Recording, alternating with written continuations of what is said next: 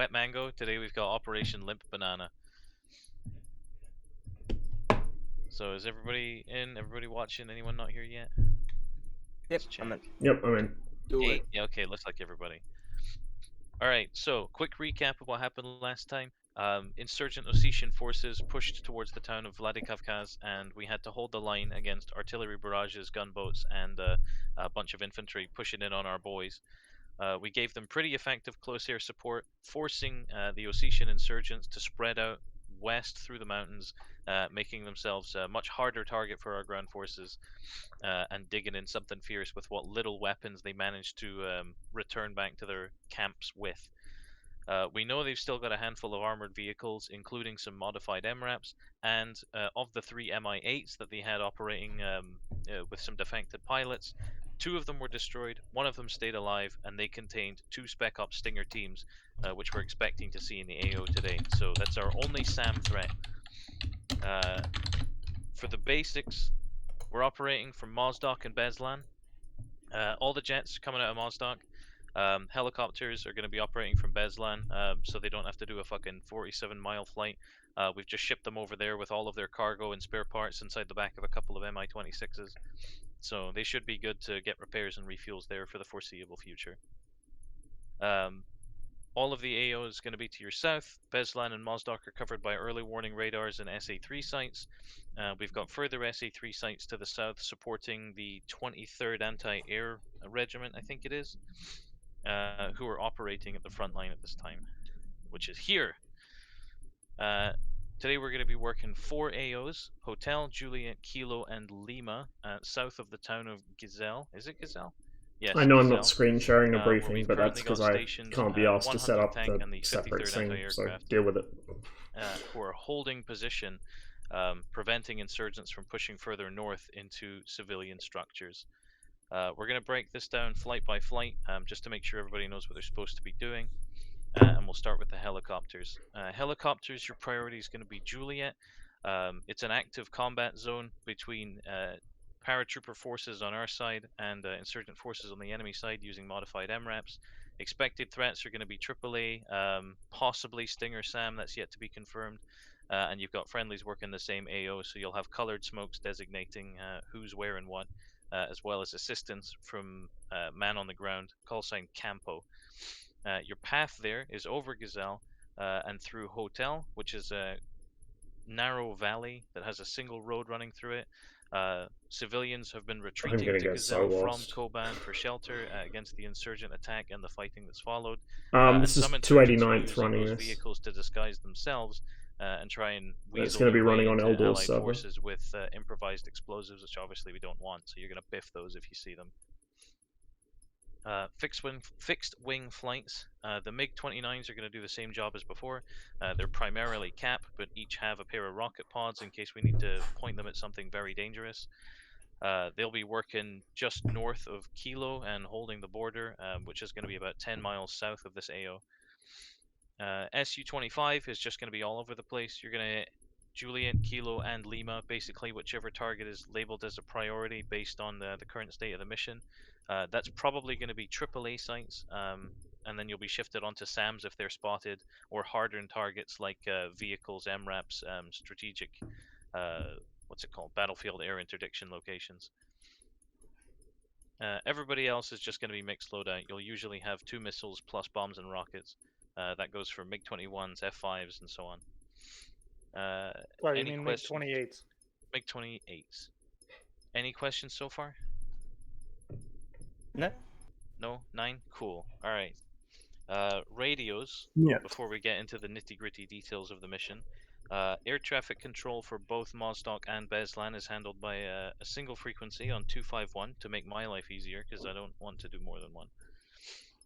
Once you're shipped out of there, if you're doing air-to-air, you're going to be on 242. If you're going to do air-to-ground, you're going to be on 230. For the MiG-21s, you've got 251 on channel 0, 242 on channel 1, and 230 on channel 3. Mi-8s, you've got 251 on channel 1, 242 on channel 2, 230 on channel 4. And if the ground forces at Koban need to communicate with the attack helicopters, they've got FM frequency 21.5, which is your backup radio, channel 1. Everybody else, I believe, is in FC3 aircraft or has standard NATO radios, so I don't need to explain any of that. Have our MI8s been equipped with the mythical, non-existent extra AM radio? I believe so, but you should have the extra channel coded into the backup. We're already using more than one radio. This is going to be interesting. Radios. Do we have any radio nav aids in the We're doing a area? Cold War, well, You'll have Cold ADF War-ish beacons mission, at like Vostok Cold and War Beslan, / but that's Caucasus spiciness. I We can't are remember suppressing there's an RSPN insurrection as well at the runways, in the mountains. But, there's no like actual No, it's PvE. logistics been deployed. There's no trucks or nav beacons or anything. That, So this will be like the first infrastructure- PvE op I've not done in infrastructure, forever. Logistics, And the units first in actually place down structured at one, this time, usually it's just as we're liberation. responding to a pretty immediate attack. We haven't had time to get that sorted yet. Any questions about the game plan so And far? I am flying a helicopter. So, Already asked that. All right, something cool. I am not competent in. So going into a bit more detail of what you guys are going to be up against. Oh, did that break it? No. Recon's taken a couple of photos of what you were expected to see in terms of AAA. Wrong photo. You're expected to see Stinger teams that have been spotted near a couple of insurgent camps in Lima and in and around Hotel before we started pushing the 100th tank in. As well as a larger amount of shoulder-mounted rocket launchers, mostly RPG-7s, from the infantry forces closer to the front line. Excuse my fidgeting. Objective Juliet, town of Koban. The battle at the time of report looks something like this. You've got 21st Air Assault holed up in a bunch of buildings, taking heavy fire from modified MRAPs, assisted by a large company of infantry that are currently trying to set up ZU-23 emplacements and supply trucks to build a FARP closer to the town of Gazelle. That's going to be the priority objective for the MI8s. If you get that entire block of infantry plus their supply trucks down, you're done as far as we're concerned. That's your job done. If you're looking for further tasking, or if we've got the time to send you elsewhere, you'll probably be sent after other infantry and infrastructure targets as well. It's going to be on the southwest. The MRAPs are going to be the focus of the Su-25, as well as the Hey, hello, Fox. MiG-29s and F-5s if we have to send them there. This is like a proper Kilo briefing with slides and has been stuff. I scouted just to haven't got mainly a just be scene an set up to infrastructure screen share target Discord, with, so 2 pairs of ZU-23s at either side, bracketing their tents and camps. We're going to look for a rocket strike here for the Su-25, and we might task the MiG-29s onto this as well if the Su-25 takes too much damage and has to turn home. There is a possible Stinger it's going threat alright. here, so Just watch out woke for up surface like to air over 2 hours ago. And the last objective, Lima. We have a series of unknown vehicles that are covered with tarps or hidden in buildings. We have no idea what they are, and we haven't been able to get recon close enough to identify them, as well as several civilian structures that have been fortified with gun turrets sticking out a couple of windows. And one of our EWR stations has essentially been ripped apart by the insurgents and is being repurposed, we don't know what for, and is currently being defended by a Stinger emplacement and a pair of ZU-23s with supply vehicles to support. Does anyone need any of this information restated, or are we pretty happy with the situation? Can we just go back one slide just for a second? There you go. Okay. And going back to the main screen, at Mike November 5-4, you'll see there's a section of the valley that's been marked as green. No, I This has actually already forgot been all swept about by it, Saber. recon moving from Koban to Barzakau. But that's not There's encouragement. absolutely no threat My of previous AAA or statement SAMs stands. whatsoever in that region, so if the helicopters need to egress south, that's a safe passageway.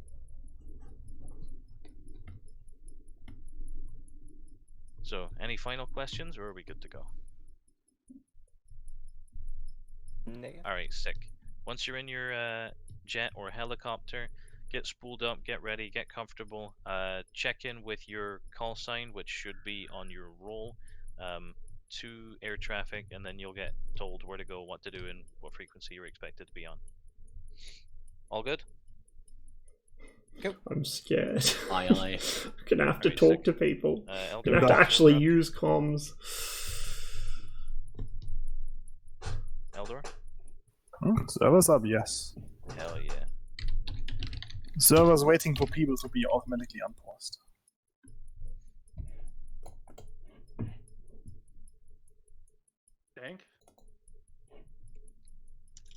Do the F5s, are we carrying rockets or bombs? Yes. Okay. Real quick, anybody would know what the rocket depression for the site is? The rockets. I was going to just chuck my music on the same as usual, some. but since we're actually going to have to be paying attention here, that might not be a good idea. I'll wait until afterwards. Depending on how long the mission takes and what's going on after, we may do some Cold War, we may do something else, I don't know. I do need to go to the shops today, but we'll see how we go. I'll take 308. Yeah, I don't want once to be you're ready, the hop in your number slot, one you're good to go. aircraft. I'll see you guys on SRS. Thanks. See ya. Go.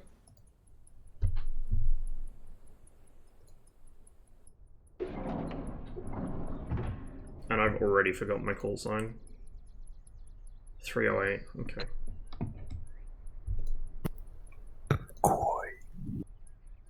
Oh, we got the spicy boys. We have the grenade launcher spicy boys, which I have never actually used before.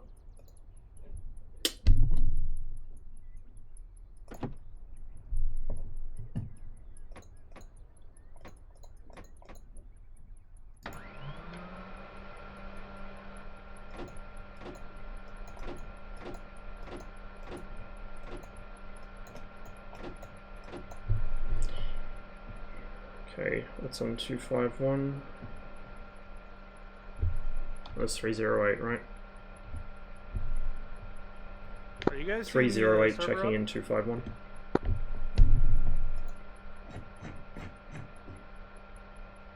I'm gonna take Yes, that. 308 Beslan has you on 251, 5x5. Just search for 289.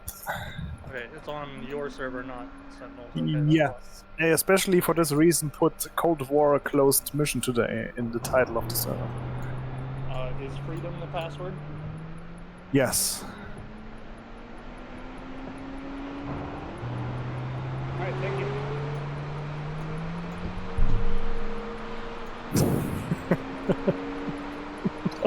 You are.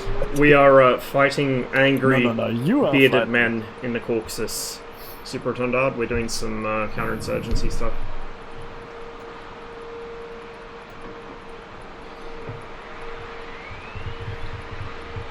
Uh, Oh, Lord. Yep.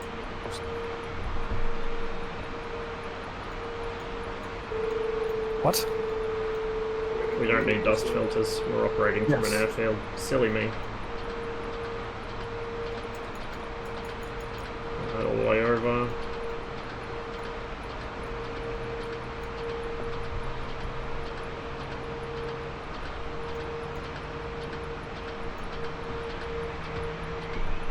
You know what, maybe I should not have that flip to start with. We'll flip it when we actually get closer to the action. I can just see myself having a fucking negligent discharge as I'm taxiing.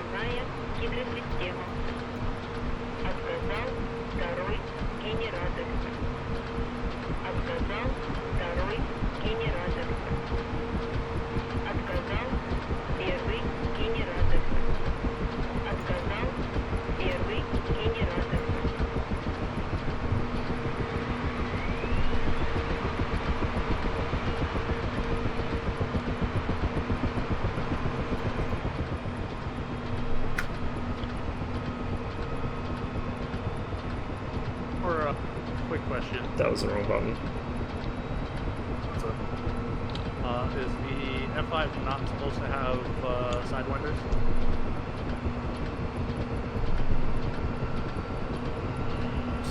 Stand by, let me ask you.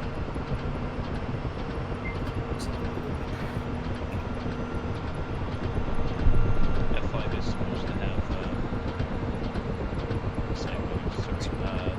whatever ones you put in. Okay, it's only the R8s, but thank you. Yeah, good luck. Alright, thanks. That was bleeding off.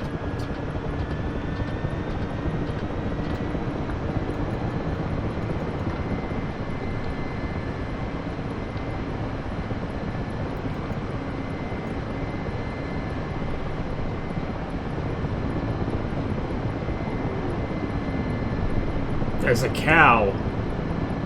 Why is there a cow? Alright, let's see, we want our lights on.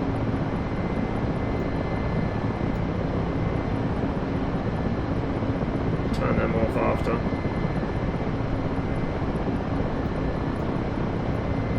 I think those are the lights for the interior.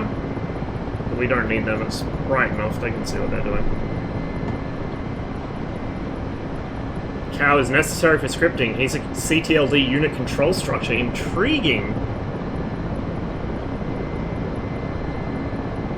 The world's most important cow right there.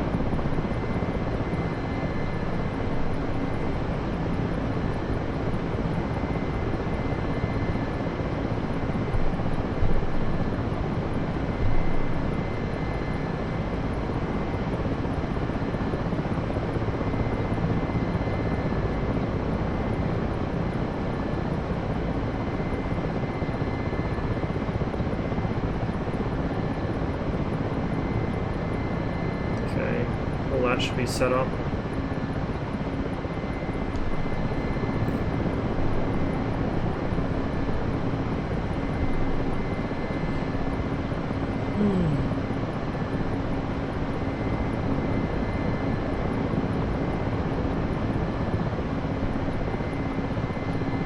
I love the rototip lights in this thing. They look so cool, especially at at night in proper darkness. They look really, really impressive.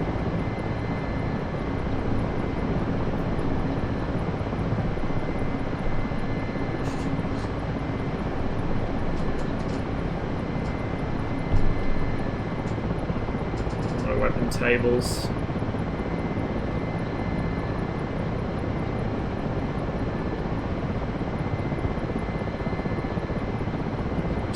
Kilometers an hour, 64.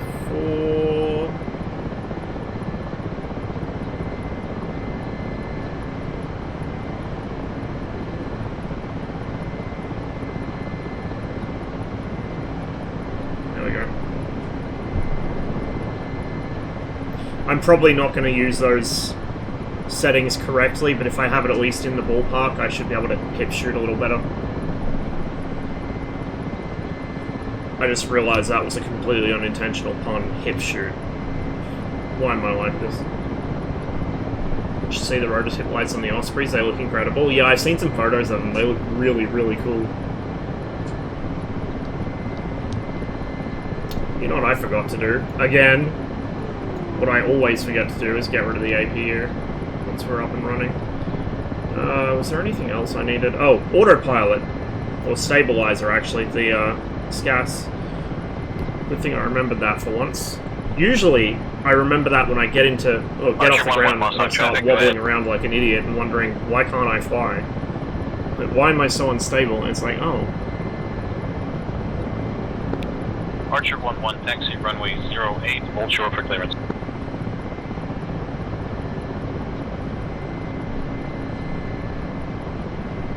So there's a few people in here.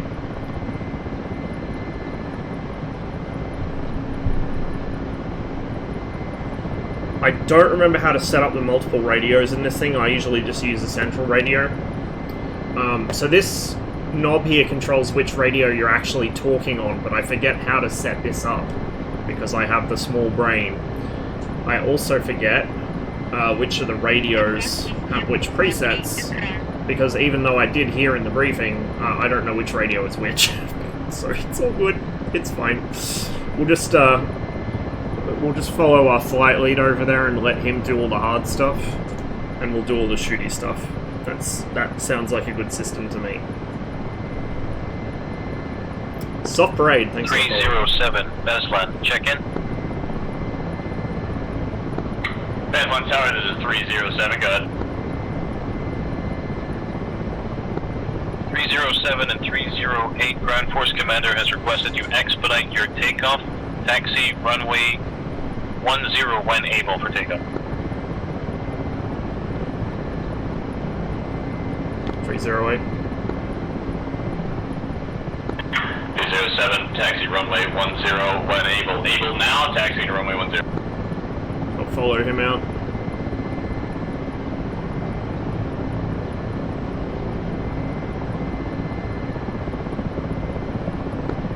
Storm runner, Mostock, taxi left for 08, fallen behind Archer 11.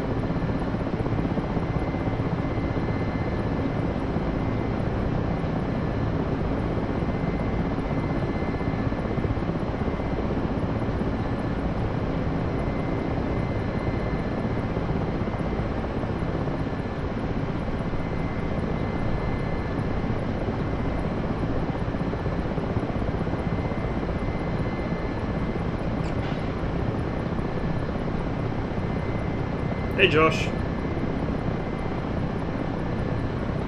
Man, the Mi-8 is such a cool helicopter.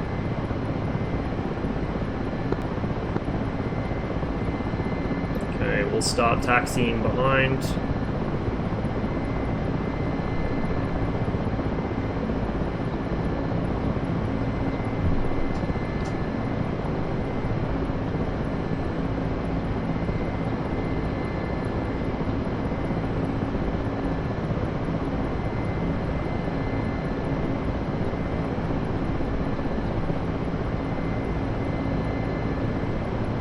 Probably what I'll get during the next sale. Yeah, I would definitely recommend it.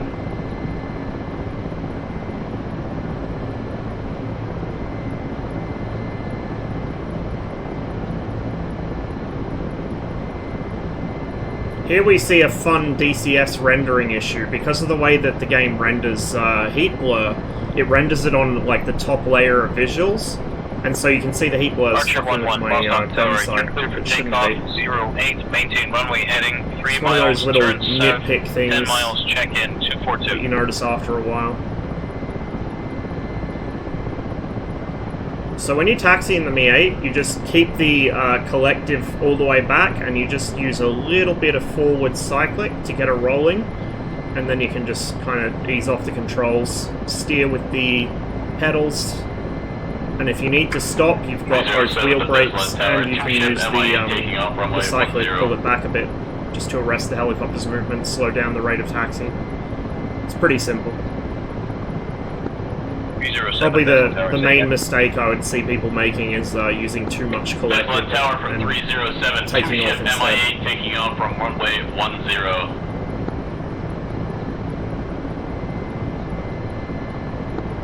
307, Beslin Tower, takeoff 10, maintain heading for 1 mile, turn south, push 230. Beslin Tower 307, takeoff, maintain heading for 1 mile, then push 230.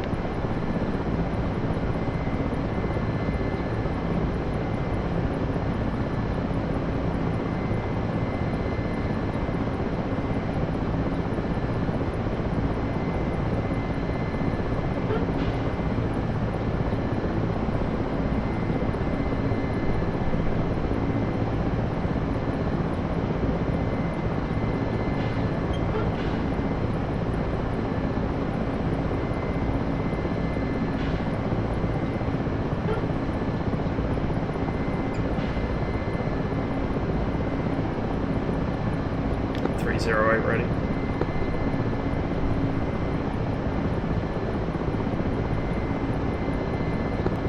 Storm runner, Vostok Tower, you're cleared for takeoff runway 08. Maintain runway heading 3 miles, then turn south.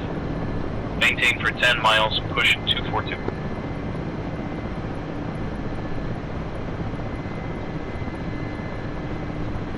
Bit of a rolling takeoff.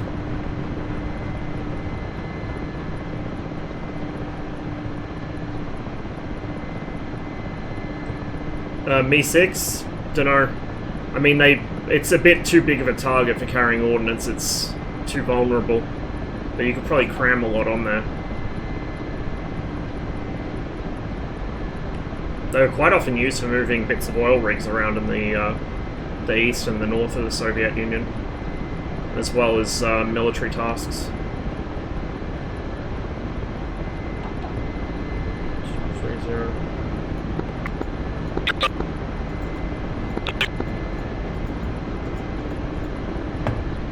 shit.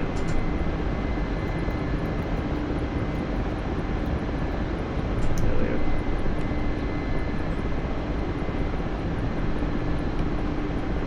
go. I'm not sure, Yellow Fox. I haven't tried it, to be fair.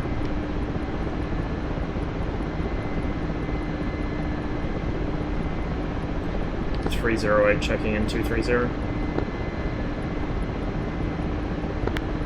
308 Campo has you 555-230. Campo, this is 307. Please be advised, our second AM radios are unable to access the mythical third digit, and therefore we can only be on 230 or 242, at least for me. Keeper?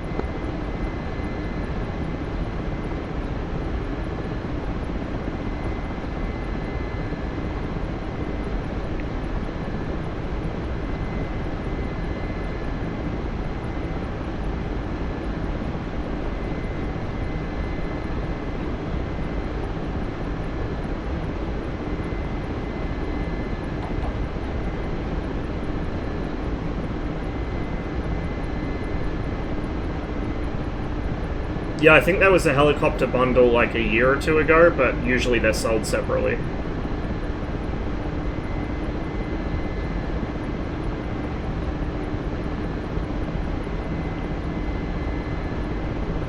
Try and pick up some altitude here because I don't want him disappearing behind my...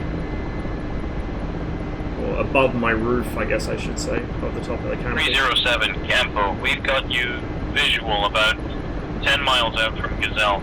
We've lined up a tank battalion as well as a bunch of Shilkas and AAA. We've got an SA-3 site under construction about 8 miles to your west, it looks like. So if you take anti-air fire or air-to-air fire, feel free to pull back into the envelope.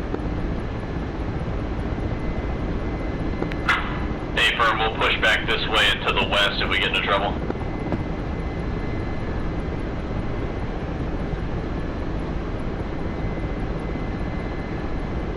I don't know if I've got these gov pods set up right because I'm used to using the ones that are just gun pods. These are the AGS pods, or AP pods I should say, AP30.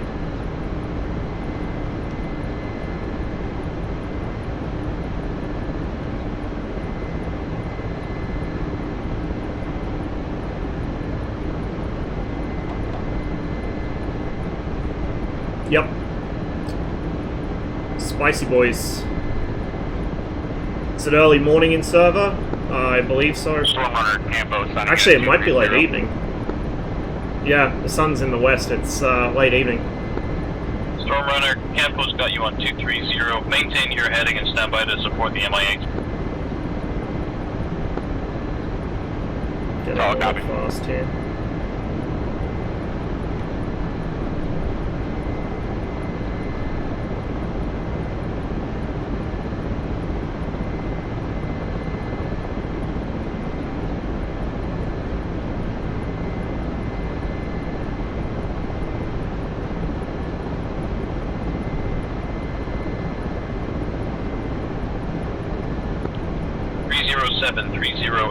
Stand by to copy Ground Force Commander orders. 307, stand by. 30. Your two ship of MI8s will station above the town of Gazelle, then proceed south, no faster than 40 knots over land. Identify any vehicles you spot on the roads towards the Y junction just east of Koban. All vehicles are to be visually identified and passed to Campo on 230, after which you will be told whether to pass or engage. If you take fire town of Gazelle, visually down to about 40 knots and visually identify vehicles only engaging when told to engage by Campo. Kind of stepped on each other there. Good readback. If you're engaged by these vehicles during Viz ID, you're clear to return fire immediately.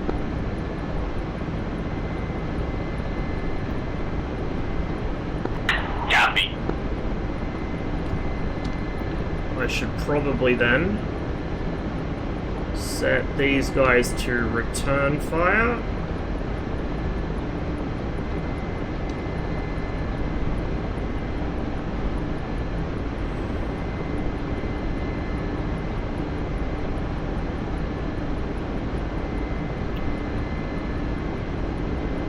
probably be using the grenades more against vehicles, to be honest, than infantry. I got the miniguns for infantry. The ACBs, I should say.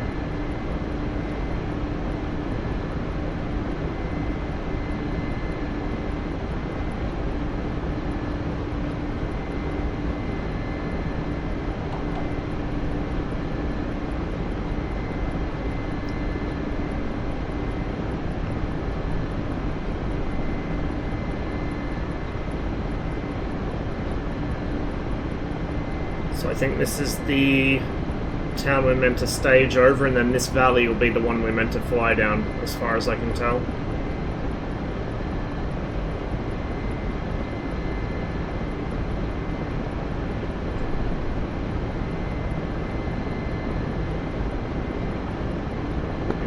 Capital from 307, just confirming that the town of Gazelle is entirely friendly forces. Town of Gazelle is controlled by friendly forces, including surface-to-air SA-9s and AAA. Got it.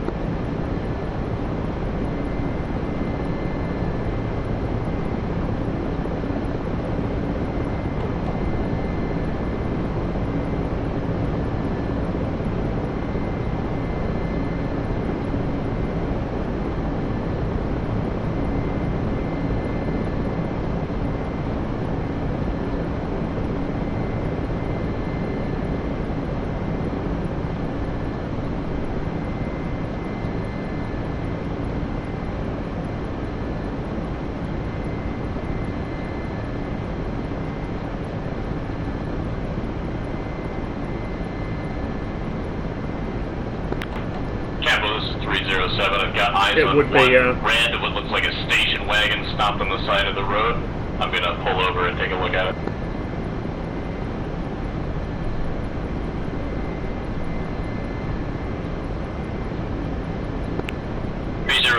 Campo, we've got BRDMs with eyes on that vehicle identified as civilian. A-firm civilian passing over. Kind of overtaking my flight lead here. Slow down a little, let him scoot out ahead. I'm used to flying this thing fucking full bore, you know, 250, 300 k's an hour.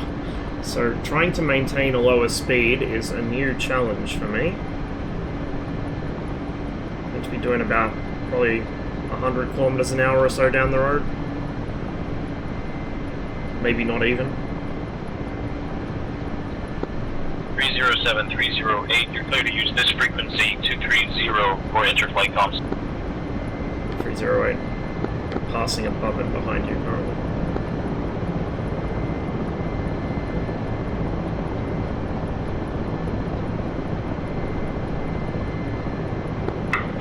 Has eyes on what looks like a rollover bus.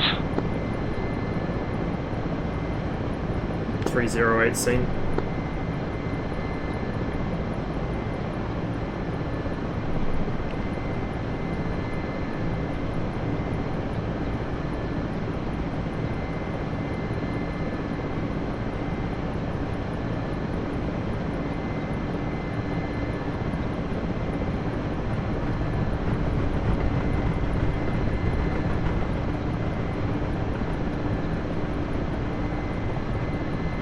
Oh, look at that. That was a Kodak moment right there. Too bad I can't screenshot because I got my hands on the controls. Oh well. Stormrunner Campo, about to fly over Gazelle now and head into Valley with that is marked as previous objective. Stormrunner, anchor your current course. Saw copy. 307, civilian vehicle described as flipped over bus has been confirmed by ground forces as an incident. Insurgents attacking civilians retreating north. Pass over. A-firm passing over.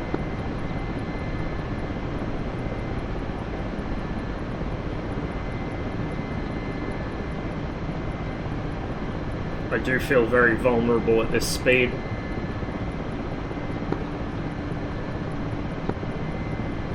Well, this speed and this altitude. Oh, you know what I forgot? Good thing I remembered now. That would have been extremely awkward.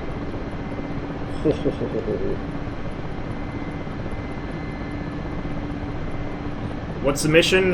We are dealing with insurgents in the Caucasus foothills. 308 from 307. I'm going to repeat it on this frequency because I wasn't sure if you heard it on the other one. I think it's a good idea if, like, I stay on the left side, you stay on the right side, we'll get a good view of the whole situation here. 308 copies.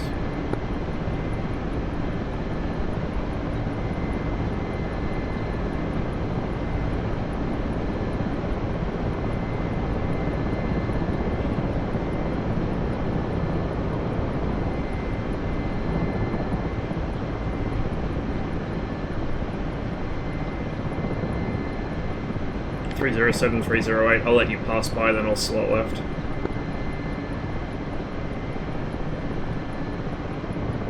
Unless you want to push over. Yeah, I'll push over to the left.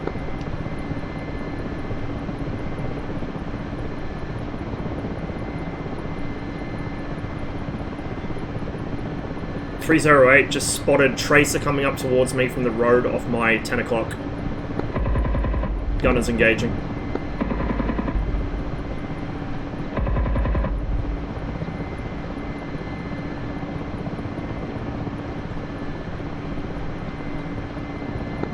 Looks like we got him. No, he's still moving.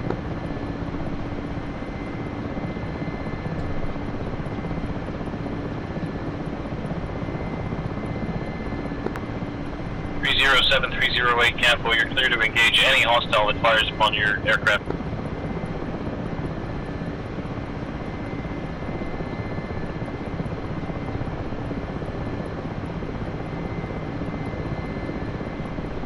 .308 coming around.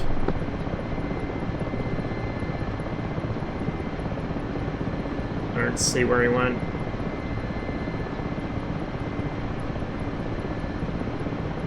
There he is.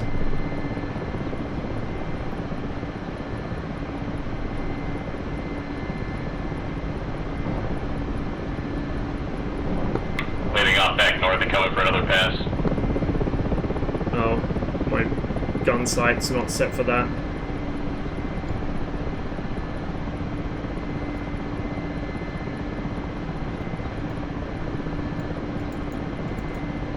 Oh. Oh.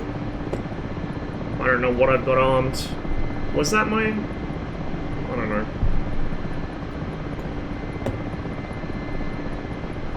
Like I said, this is the first time I've used these pods. I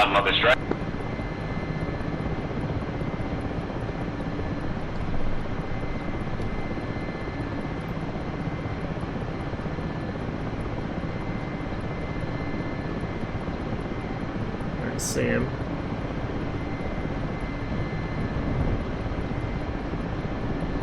Oh, there we go.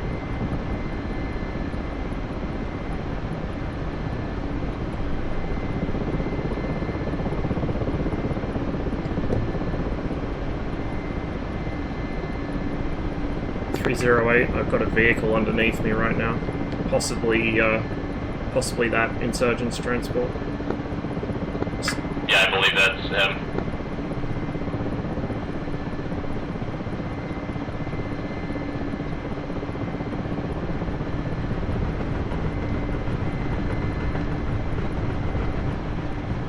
Side of my flight lead.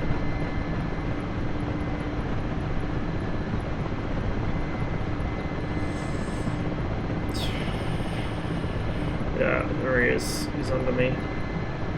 Right near that vehicle.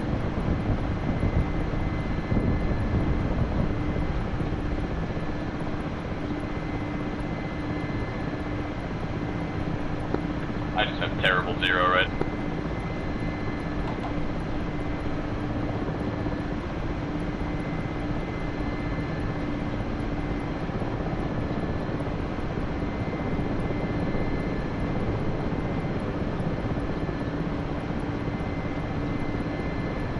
Very hard to see this dude in the bad lighting.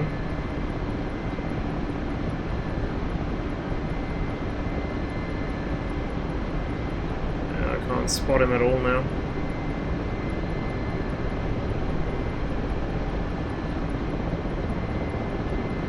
Can't even see his vehicle. He's down here somewhere.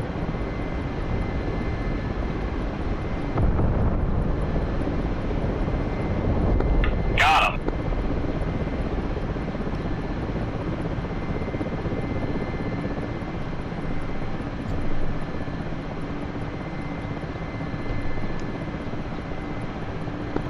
Okay, 307 is anchoring and then continuing on patrol. 308 reforming on right.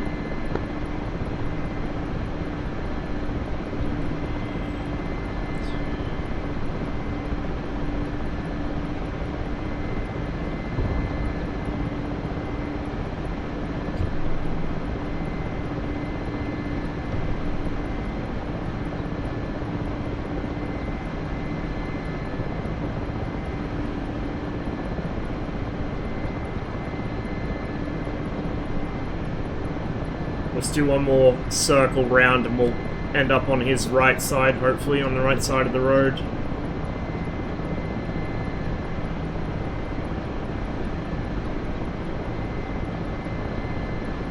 It appears that guy's still standing, but he's not shooting at us anymore. 307 is back on route, stick to the left. 308 coming around.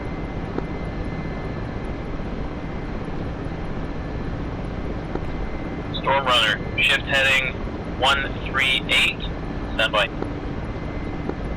Copy, shifting heading 138, standing by.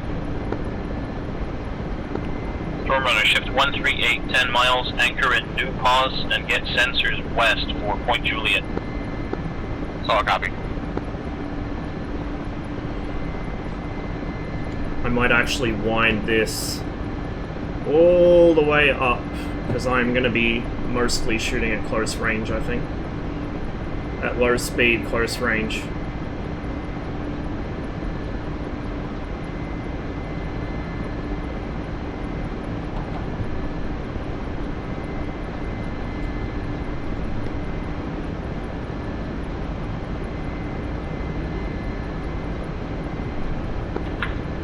At Campo, I've got eyes on a blue truck of some sort. Looks to be crashed next to a bridge.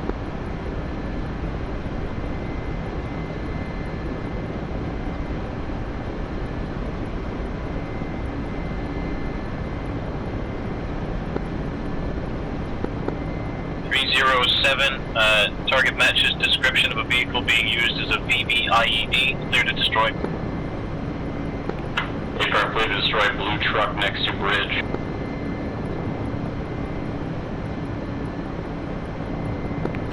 Seven's a little bit past it. Take the shot if you got it, 308. 308's past it as well, circling to the left. Circling left as well.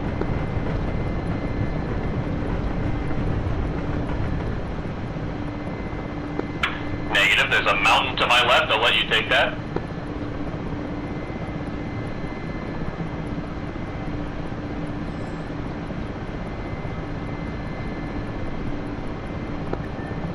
Stormrunner, Campo, currently anchor at current position, shifting sensors west.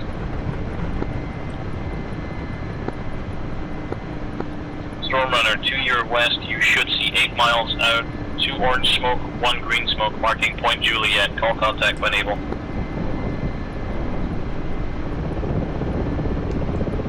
.308 missed coming back around.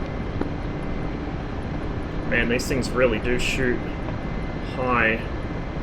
Wind the sight all the way back, and even that may not be high enough. 307's out far to the left, pushing towards the big Y junction on the river.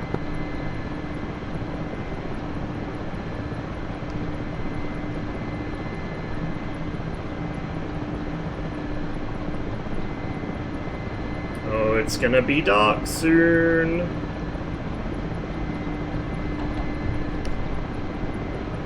Okay.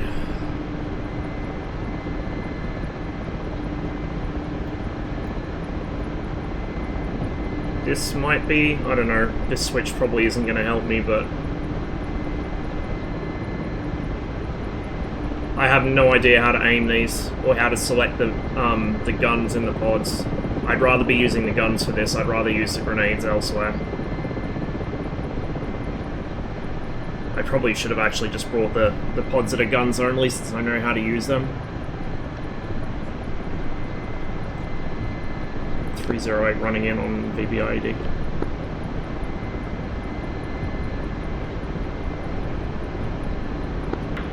Seven's gonna anchor here. I'm getting fast, I'm getting low. Stormrunner, Singleton, F5 inbound to intercept your pause. Turn north, fly back to the SA3.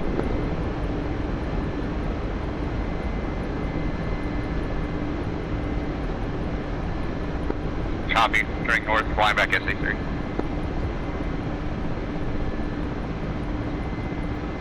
.622 is the small guns, yeah? I guess we'll find out.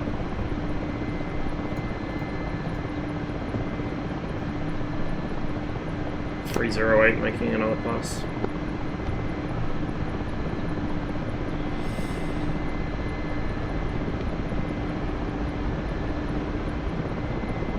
That's the other nice thing with the guns, I have tracers, so I can actually aim. I have no idea where the grenades are going.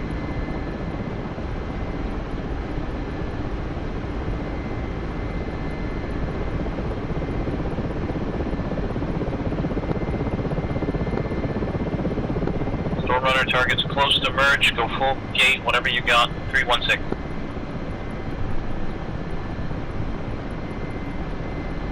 I'm also not very stable with this.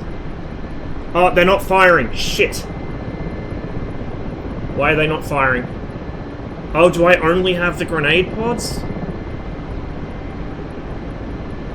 307, 308's having some technical problems with weaponry if you want to try a pass on that truck instead. Affirm, 307 hot.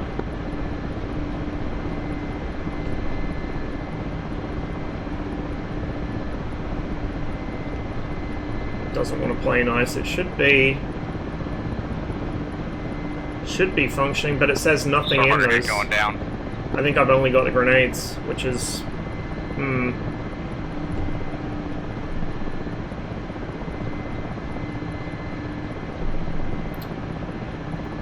oh well. 307, 308, Singleton F5's coming over the hill to your east, advise evasive. Affirm, push towards the town of Gazelle.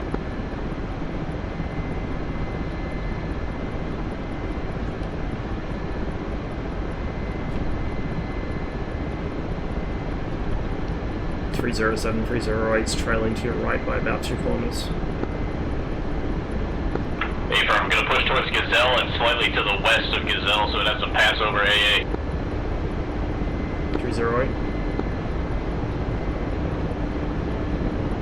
Oh, I hear it.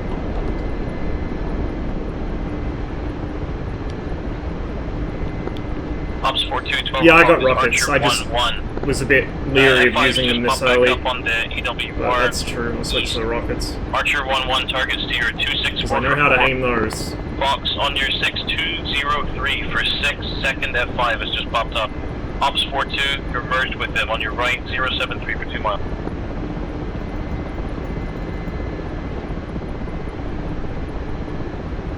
Actually, I don't even think I need to switch that out for the rockets. Maybe. We'll find out.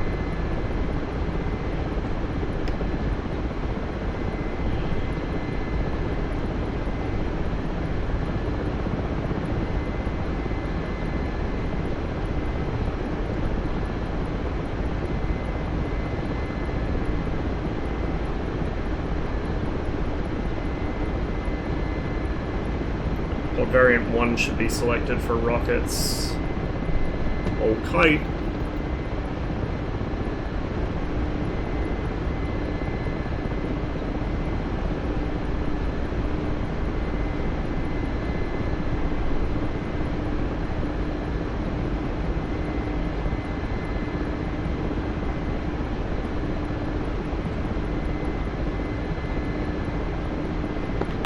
I know, right, Super Donald? Anchoring west of Gazelle. 308's in trail.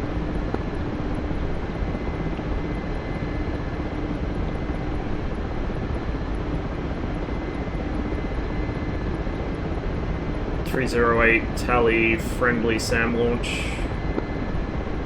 Went into the ground.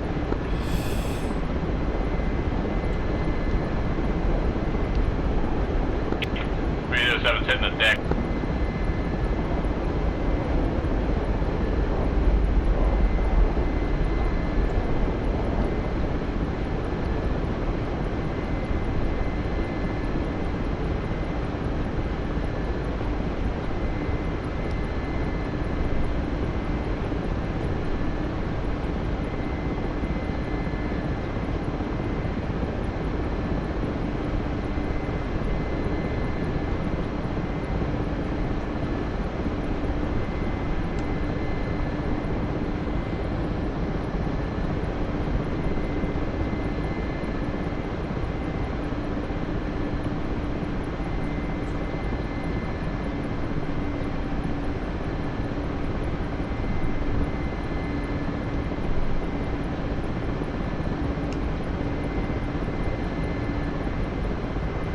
That's a tree. 307, 308, second F5's coming into the sound bubble. Advise you stay low at Poplar.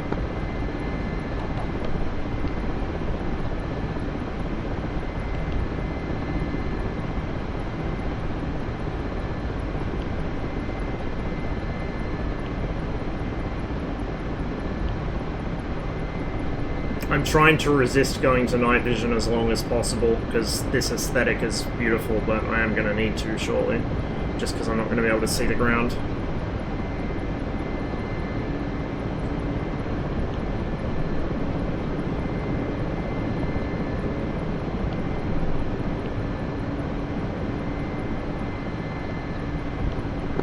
.307, can you confirm a splash on an F5?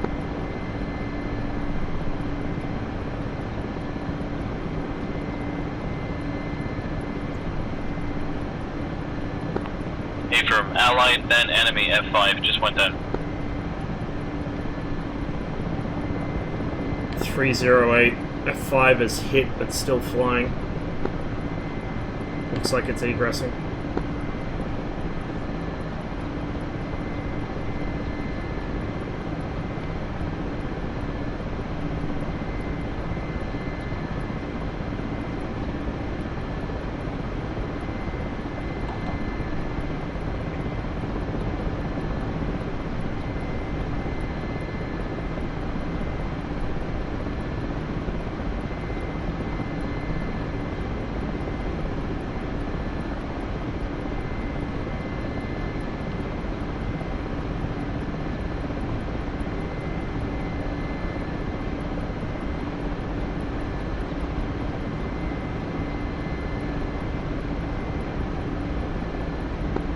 .307, 308, you're clear to continue south through hotel to town of Koban.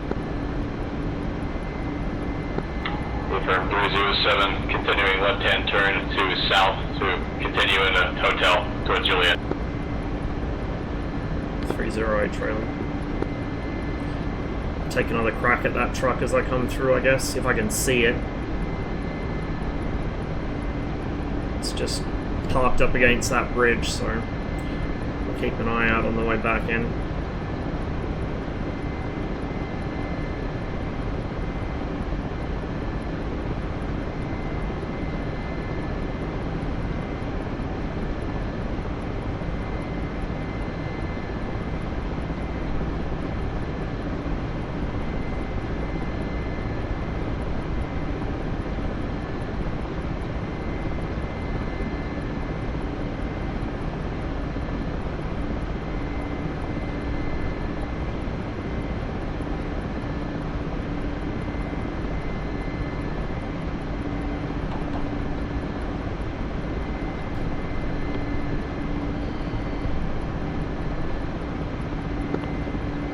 .308, two of our allied flights have taken hits and forced RTB. You have two MiG-29s overhead performing TARCAP. The rest of the mission's all you. Oh god, how do I turn the gain down on this again?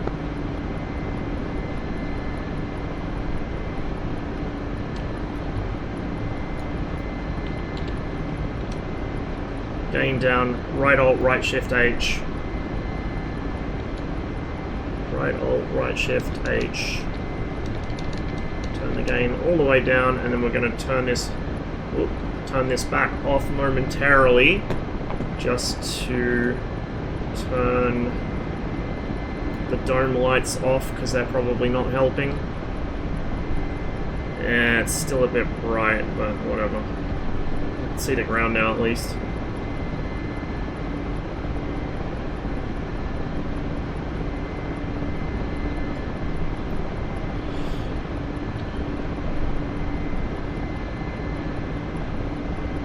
Leave the goggles off until I get closer to that bridge, I guess. Just so I can see all 307 taking left side and slowing down to around 100 kilometers. 308 taking right.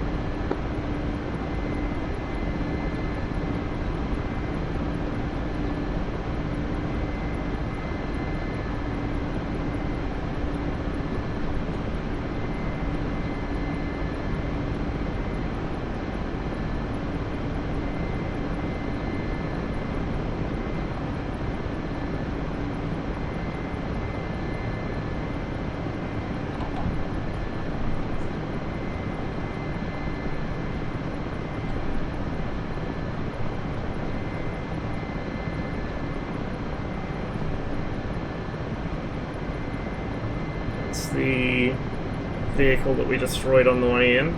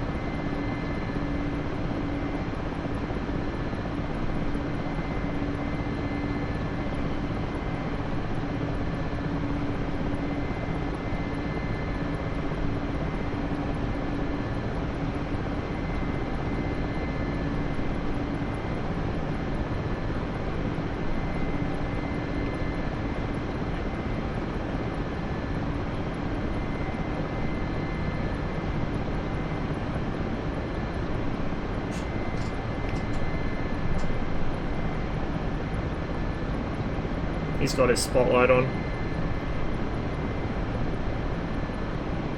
That's what that glow is that's following him. I don't actually remember if I've got mine bound to slew around. I probably do, now I think about it. It might be worth actually using. We'll see how we go. Pick up a little altitude here, I'm getting low again. Also dropping behind a bit.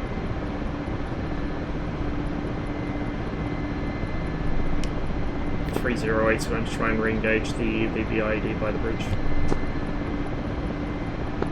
Oh, yeah, Afer. And hopefully hit this time.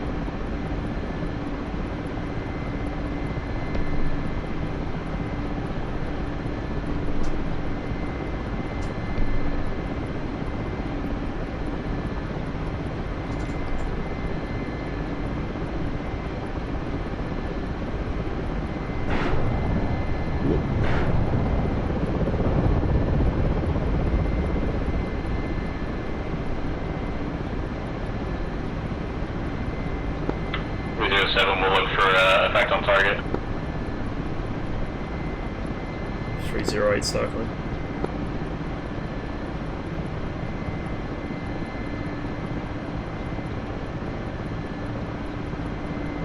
The rockets do not do wonders for my night sight. He's directly above me. Oh, there he is. 307, 308. Ground's requesting one of you push 21.5 for fire support on Allied infantry in town of Kovan.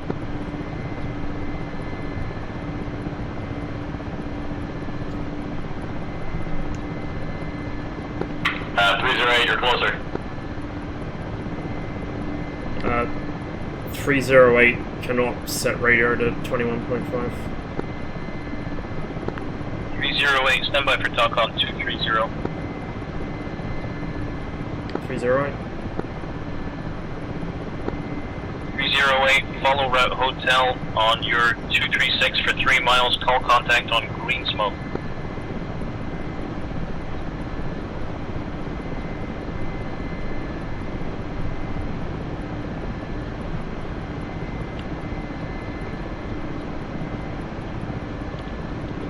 Shit, what's the fucking flashlight in this thing?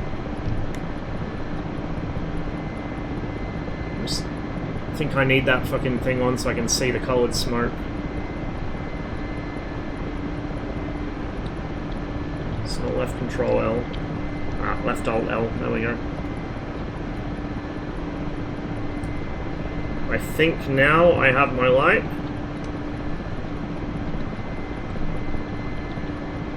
Maybe? No? Shit.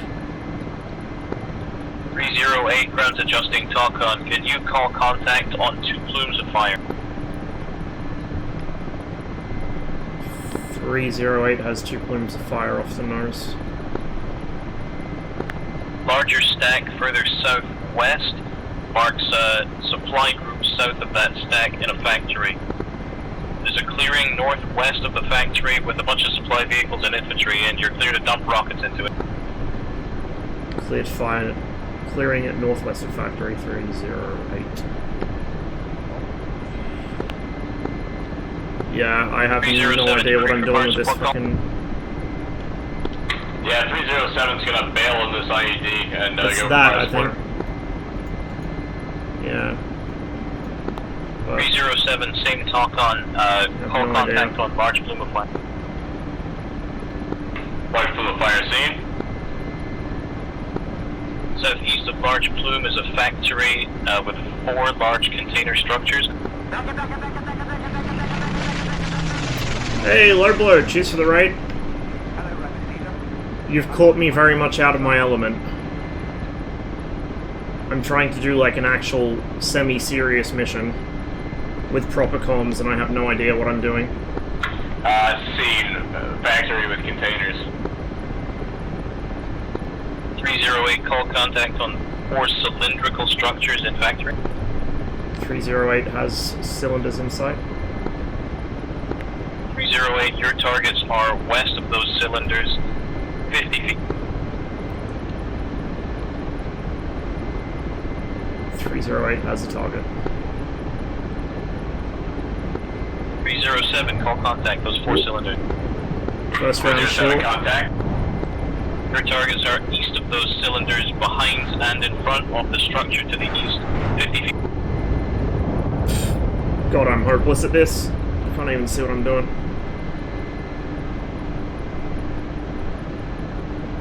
I believe I see those. I got my reticle depression set for the... 308, grounds reporting fire up at your helicopter, egress out. 308 report, aggressive.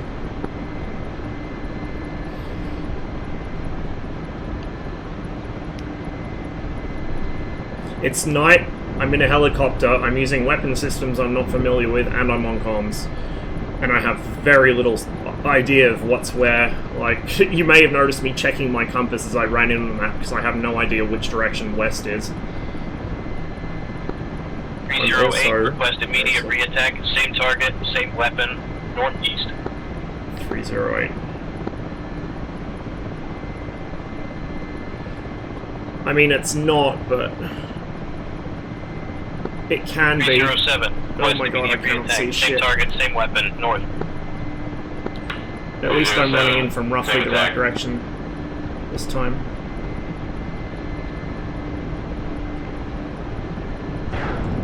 That's going to be way short and off.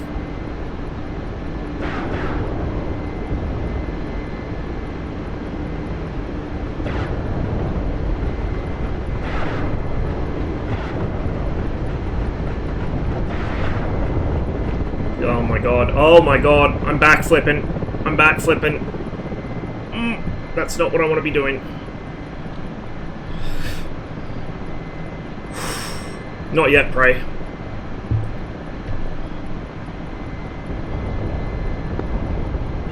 307, 308, knock off all further attacks. 308. 308, check your 2 o'clock. Do you have contact green smoke? 308. Can't see colored smoke in the darkness, but I think I just passed over it. 307, 308, top 307 onto green smoke. Yeah, 307, contact green smoke. Ground forces requesting full exfil from the TA. If both choppers touch down near green smoke, they'll load up and have RTB back to baseline. Oh my god, I cannot see it all. Fuck, how do I do my landing light? I forget. Wave room will attempt touchdown at green smoke.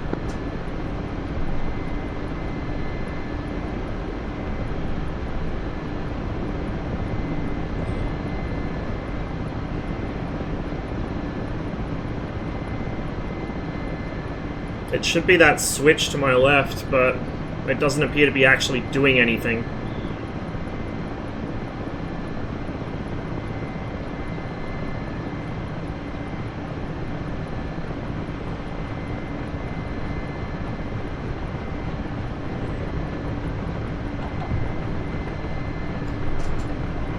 We're gonna go ahead and...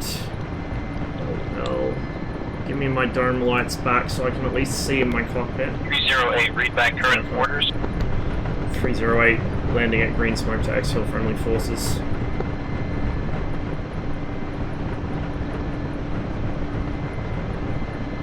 .308 currently experiencing some technical difficulties. Stand by.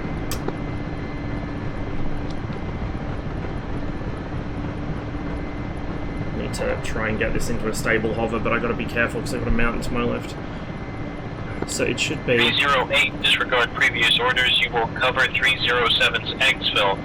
Request suppressive fire to your south, same factory, and to its northwest 100 feet. 308.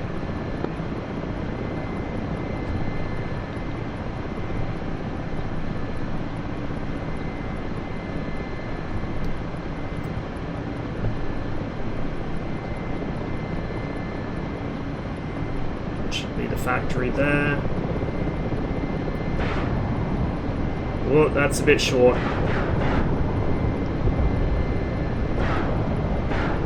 See, I'm slipping really bad, so my shit's gonna miss.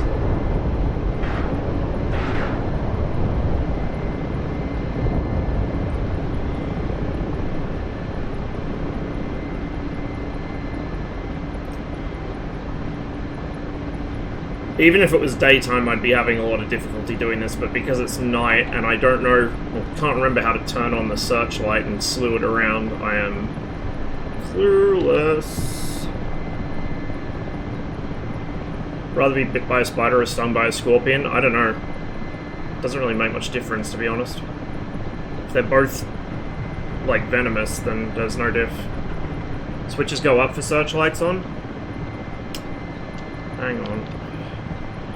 Yeah, okay. Well, that should be on, but I'm not seeing it, and I don't appear able to slew it unless I've got it bound to something other than what I thought I did. Which... I'm not seeing it. 308, Campos confirm comms that hostiles are retreating from that TA. Cover 307 during exfil, and pull back to baseline. 308. 307, how close I gotta get? Yeah, it's... 307, you were vaguely nearby, is fine. It was there all along. I was just pointing it the wrong fucking direction. Okay, there we go.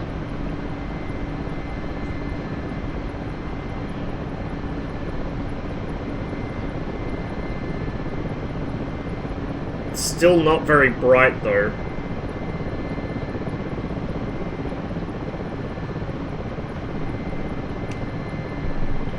And I can't even see where the other 307 is touchdown. There we go, that's better. That's better.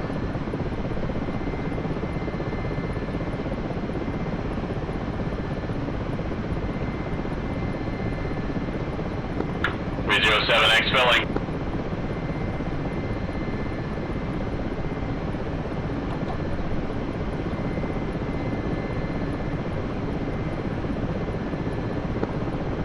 307, 308, exfil back to Beslan with Allied. 308 forming up behind 307. Once I stop swinging around like a moron. 307, 308, be advised, Georgian L39 Zulu Alphas are patrolling east-west across the border, looking like they might ingress on you in the next 2 miles.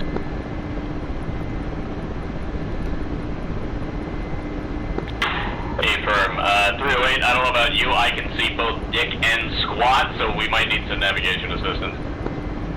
Likewise.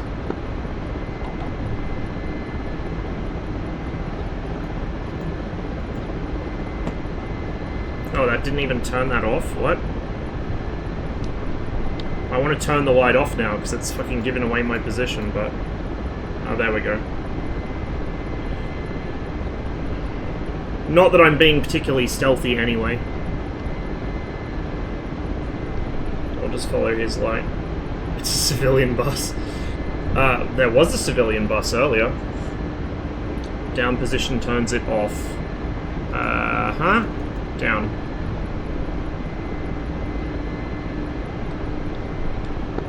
Yeah, 307's gonna have to climb over top of these mountains completely blind.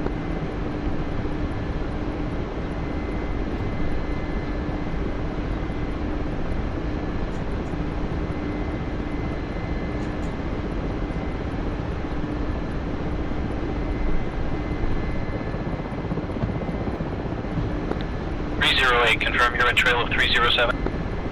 308's trailing 307. Beslan will pass nav assistance at 307 for nav back to base.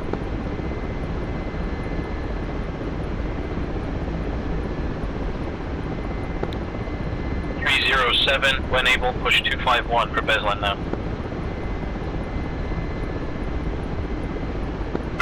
Pushing wait, what? 251?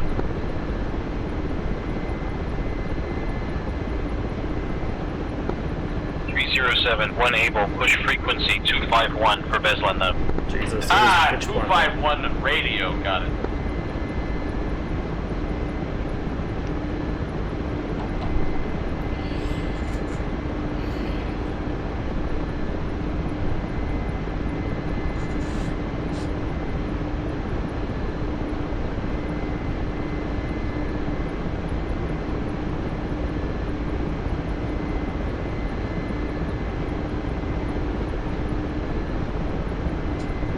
Really?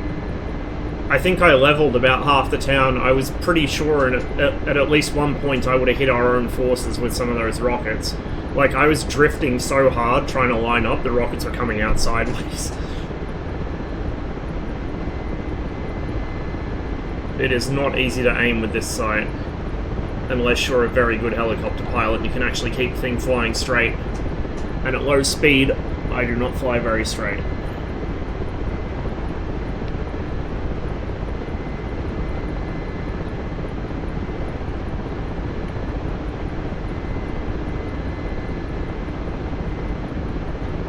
Okay, we should be under friendly SAM coverage pretty shortly, so I'm going to go ahead and, once I clear these trees, which I nearly just hit there, I'm going to go ahead and turn my landing light back on.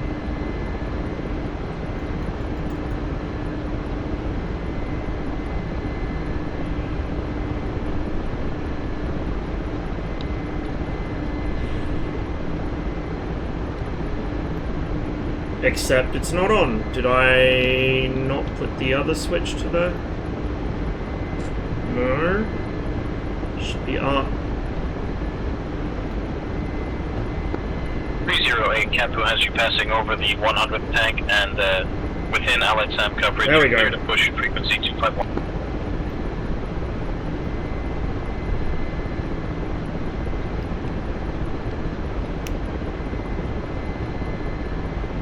Above me.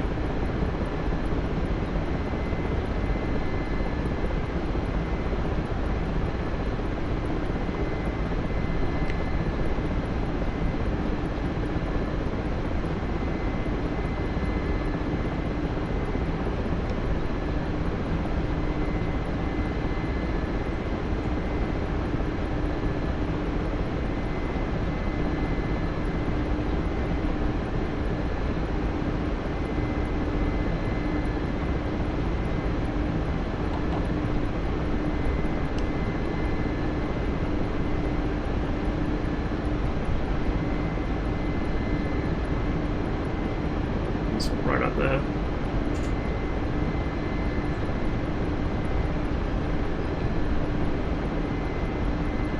I also don't want to be too high when I come into land at Bastan, or too fast, so we'll try and maintain about where I am here.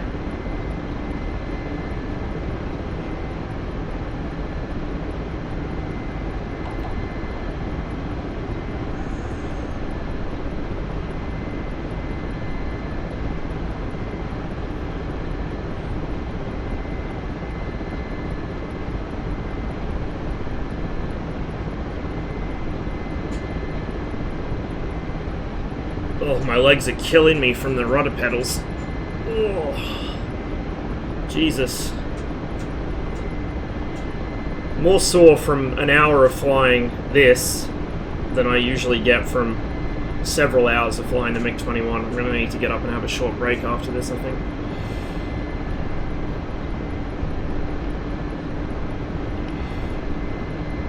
I have lost my light. Concerning. Where has it gone? Oh, there it is. It's really dim up here. Auto rudder? No, that's kind of cheaty. I don't have any of the assistance stuff turned on for auto rudder or like rudder assistance with the warbirds.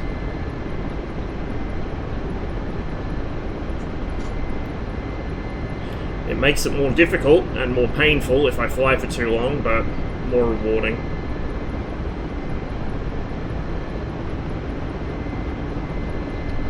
The main problem is just that my setup's not very good. Like, I'm sitting at a really sketchy angle to my pedals, so if I was sitting straight, I probably wouldn't be as sore.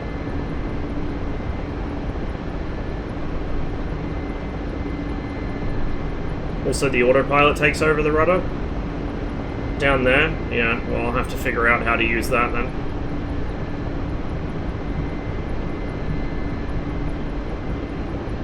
Best not to try and tinker with it at night while I'm this low to the ground.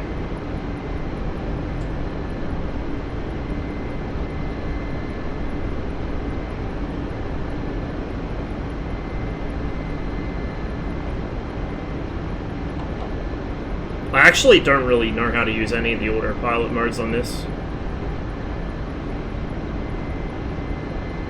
I know it's quite sophisticated though. Okay, he's still in front of me, but he's turned his light off or sleeping. 308 Beslan Tower, we have you in sight. Request frequency 251. 308, pushing 251.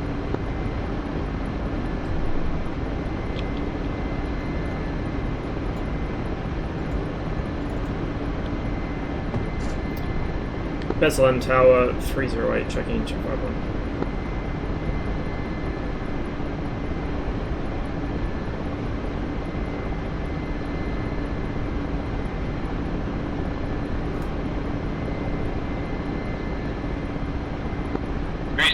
Beslan Tower, we got you 555 on 251. Your lead's doing a hover landing on runway. He's going to pop landing gear at this time.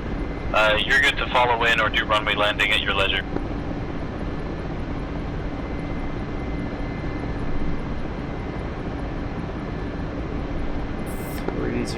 Following 307.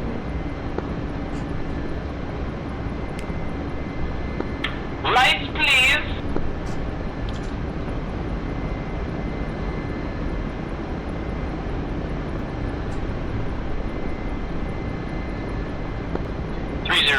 Beslan Tower, unable. Gary, the lights operator, has fallen asleep at the wheel. Lights call! God damn it, Gary!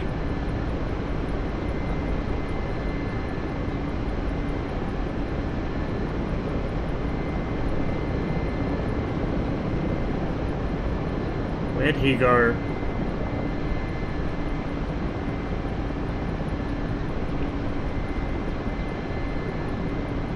.307, 308. I've lost sight of you. I think I'm below you. Yeah, 307 just passed over 308 and is in on the runway now. Ah, he can see the runway. Lucky bastard. 308 circling back around. 308 Beslin Tower, turn heading 100 for approach on runway landing. 308, turning 100.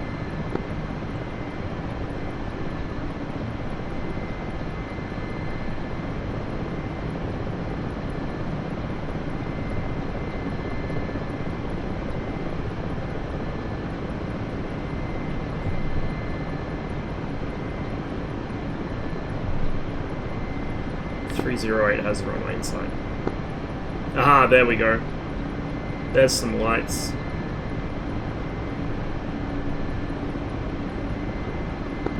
.307 is touchdown with damaged landing gear, unable to clear the runway. Affirm 307, we'll send Vix out to shift the bird. Full shutdown where you are. We'll exfil the troops at the back once we get the Vix over.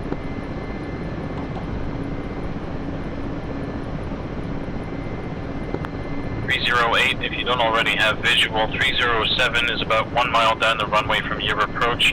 Advise slowing down and turning in for first taxiway on the right. 308 has 307 visual.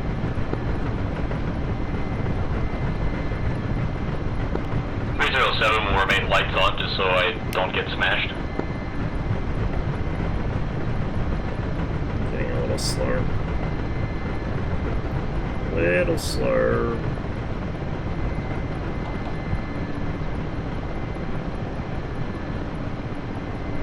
Talking to Helios. Yeah, I saw that. That would be nice having everyone on the same frequency. Very nice.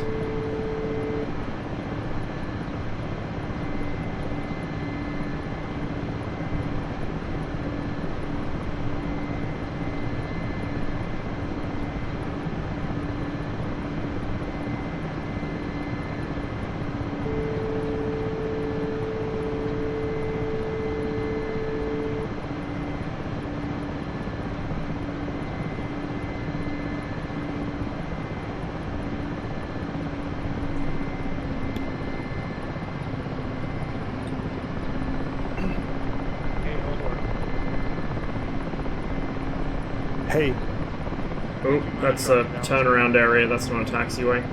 do you think? No, I shot Solidus. Solidus? Because I took a missile. I would have believed, like, because I was right on the tail of an F5. Am I the only enemy casualty? I think you are, dude. Did you made it home? No. I did. I didn't. Nice. I shot an F5, but I'm not sure if it was an MiG-29. I got. Dude, I was chasing another F5 and then I got ass clapped, like, while I was. I was pretty sure I shot the first F5. Because I launched 2 GAR 8s at them, but those are terrible. So Yeah, they are. that way. And then I was gonna go in for guns, and then all of a sudden I got clapped by something. We'll see what I Do got we have clapped. access to the attack view, Eldor? Yeah, sure. The complete one. I'm gonna let you guys the watch the I attack shot view was instead of then shot down by the SEM side. Hang on, wait, this doesn't make any I mean, sense. it's entirely possible That makes that sense. I got in the mix. There he is down there. Where I took a man pad because I wasn't near the. I am not sure, man. I apologize if it was my fault. Oh yeah, you were near the Sams. I was too.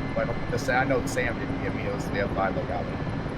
I mean, I would totally understand if you didn't team kill me. If not, like, it's all good. Those rotor lights are Oh, we beautiful. I would we had totally so- understand though, because like it was so hard to see, and Yeah, we had so much Okay. trouble with all of the visual Okay, identification. he That nose disconnected. SA page is really hard.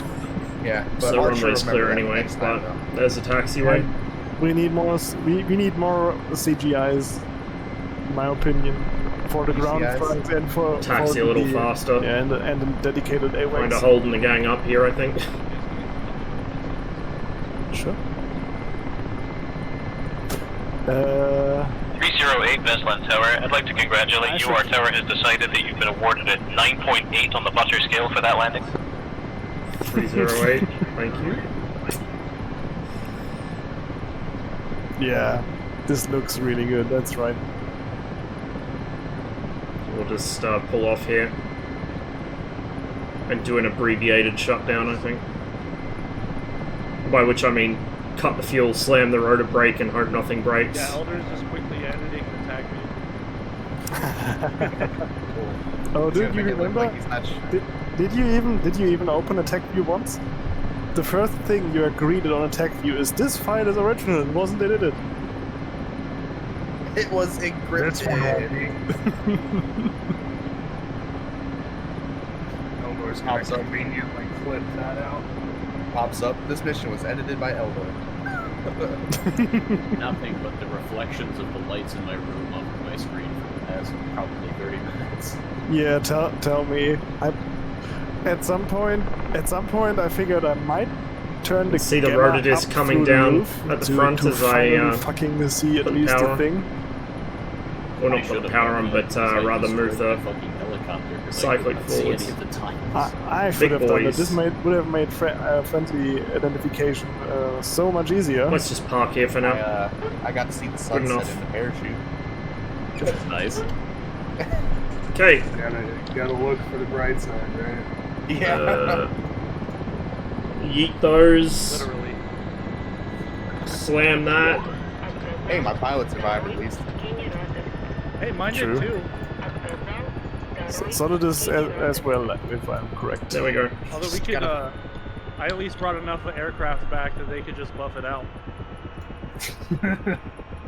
They even got like a 5 Fox 1? No, we're in Discord, but we were using SRS for comms. Just Now that screw I- the wing that I back have- on, it's Give me a fine. moment here. Finally rights to put something Oh. in the tech view. That's the wrong thing. I'll That, try. boys.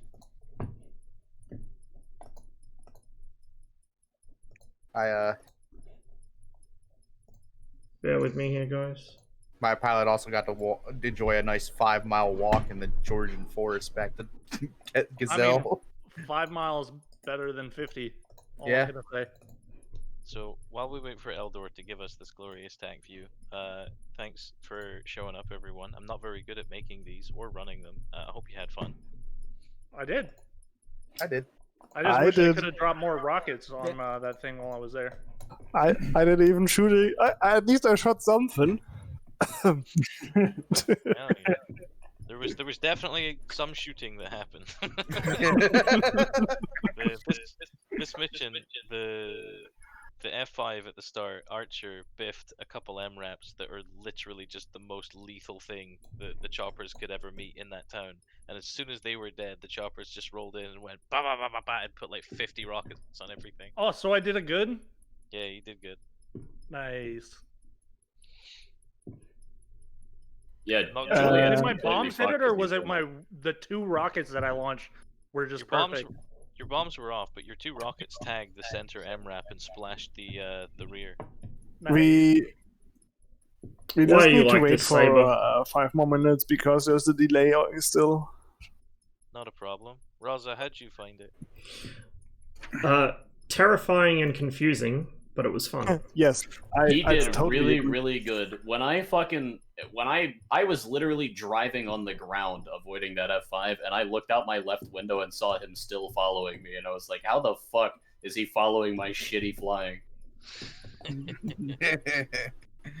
If there's one thing I can do in this helicopter, it's fly very low and very fast. I can't navigate, I can't tell what I'm looking at, I don't know how to use any of the weapons competently, but I can fly low and I can fly fast. Bro, you killed like more shit than anybody else. Hey, with- you Yeah, did that's better true. than Archer on his flight with the MI8, where he shot nothing but the Russian countryside. So I was Honestly, trying this was to the perfect mission for, well, not flying fast, but flying low and just looking at shit. I was trying to figure out what was actually enemy and what I was meant to be shooting at, and then I had my sight set wrong. Not that it would have helped anyway.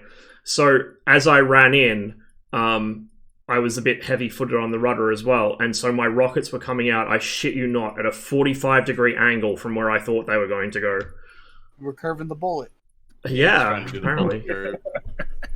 I Well- was doing that too. It's really hard to not do that. I was confusing the enemy. it's not helped as well, like, because I was watching one of those run-ins. You were coming in from the northeast, and at that point, wind was blowing straight north. So you're firing rockets into deflecting wind while strafing and rudder. So you've got like this magical fucking Angelina Jolie end of Wanted moment where you just curve it around a pillar and kill someone. It's pretty fucking cool looking though. Looking forward to attack view. I will wait long enough so we get definitely all of it.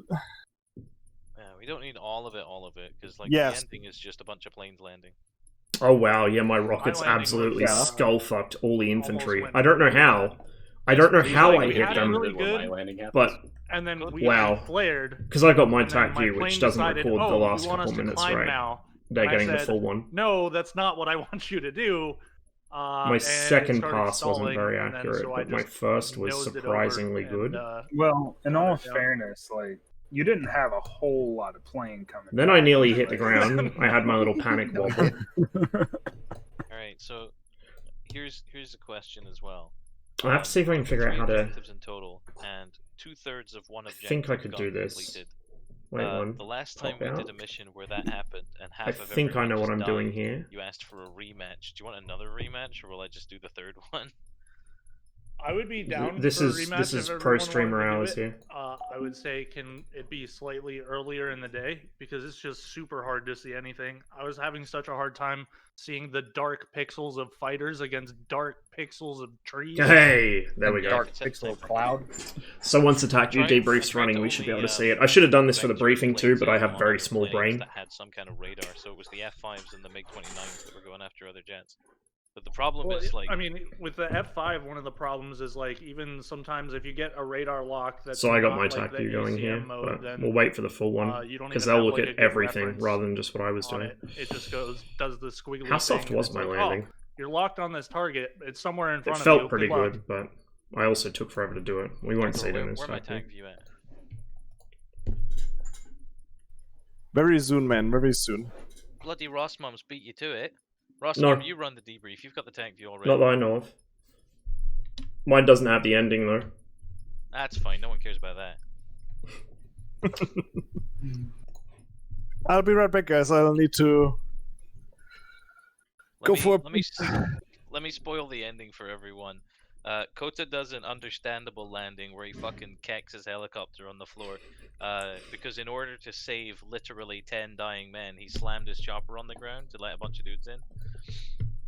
So his landing gear was fucked up, and then as he came in to land, they just collapsed on him, which is whatever. Eldor ran out of fuel and parked between two Mi-26s and did a cool light show and enjoyed a rave with the crew chief. And then Ross did like a 9.8 on the butter scale and just came in for a nice, clean textbook landing. So Yeah, that, Mine would have been like butter as well. My landing gear was broken on the start, though. I overspeeded it. you That sounds bashed it. to me. yeah, I watched Rossman fucking put down a near completely perfect landing while I was sitting there with no tail rotor because I threw it at some poor Russian guy. It was almost like the butter churn from the Amish community over up in Ohio. That smooth. Don't worry, for every one of those I do, I manage to VRS myself into my own fart pad. Man, I That's can't. exactly what I did. I can't judge anyone. I think I've VRS the KA-50 more times than anyone combined. Like some people I- don't even know that. Some people don't even know that aircraft can VRS. Yeah, You I was and I gonna have say, both like, done it. Can you VRS? Yeah, Gabe and I have both done it twice, and I have no idea how we did it either fucking time. I don't know what the fuck we're doing. I know how it happens. I just keep doing it to myself because I keep telling the helicopter, "No, be more of a plane," and it doesn't like that. And then Koi amazingly saves. I can helicopter confirm when it doesn't his like controls that. just It fucking really break on doesn't his like throttle. that. That's nothing to do with the helicopter. That's literally just me being a fucking keyboard commando. Like, as soon as my stick fell apart, I threw it out of my lap, scrambled to the fucking arrow keys, like, I'll save you, Kamov. Yeah, it was still pretty amazing to fly that helicopter with the keyboard. Nah, it's not that hard. You just whack it in autopilot and tell the flight director where you want to go. I was genuinely scared for your life watching that stream. Watching me fucking spin around like a lunatic, like an actual Beyblade. Yeah.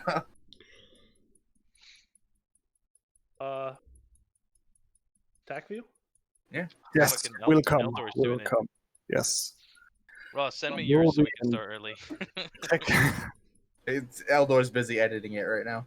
Yeah, he's clipping out the part where he shot Archer in the back. Are we waiting on like German internet or something? Because we'll be here till next week. No, it's because servers put a delay on the tank view recording to stop people from running tank view in the background to let them cheat. That makes sense. It's up in the TechView channel. Yes, mate. This is the part where I forgot to install tank view. You ready? Do you just uninstall and reinstall it?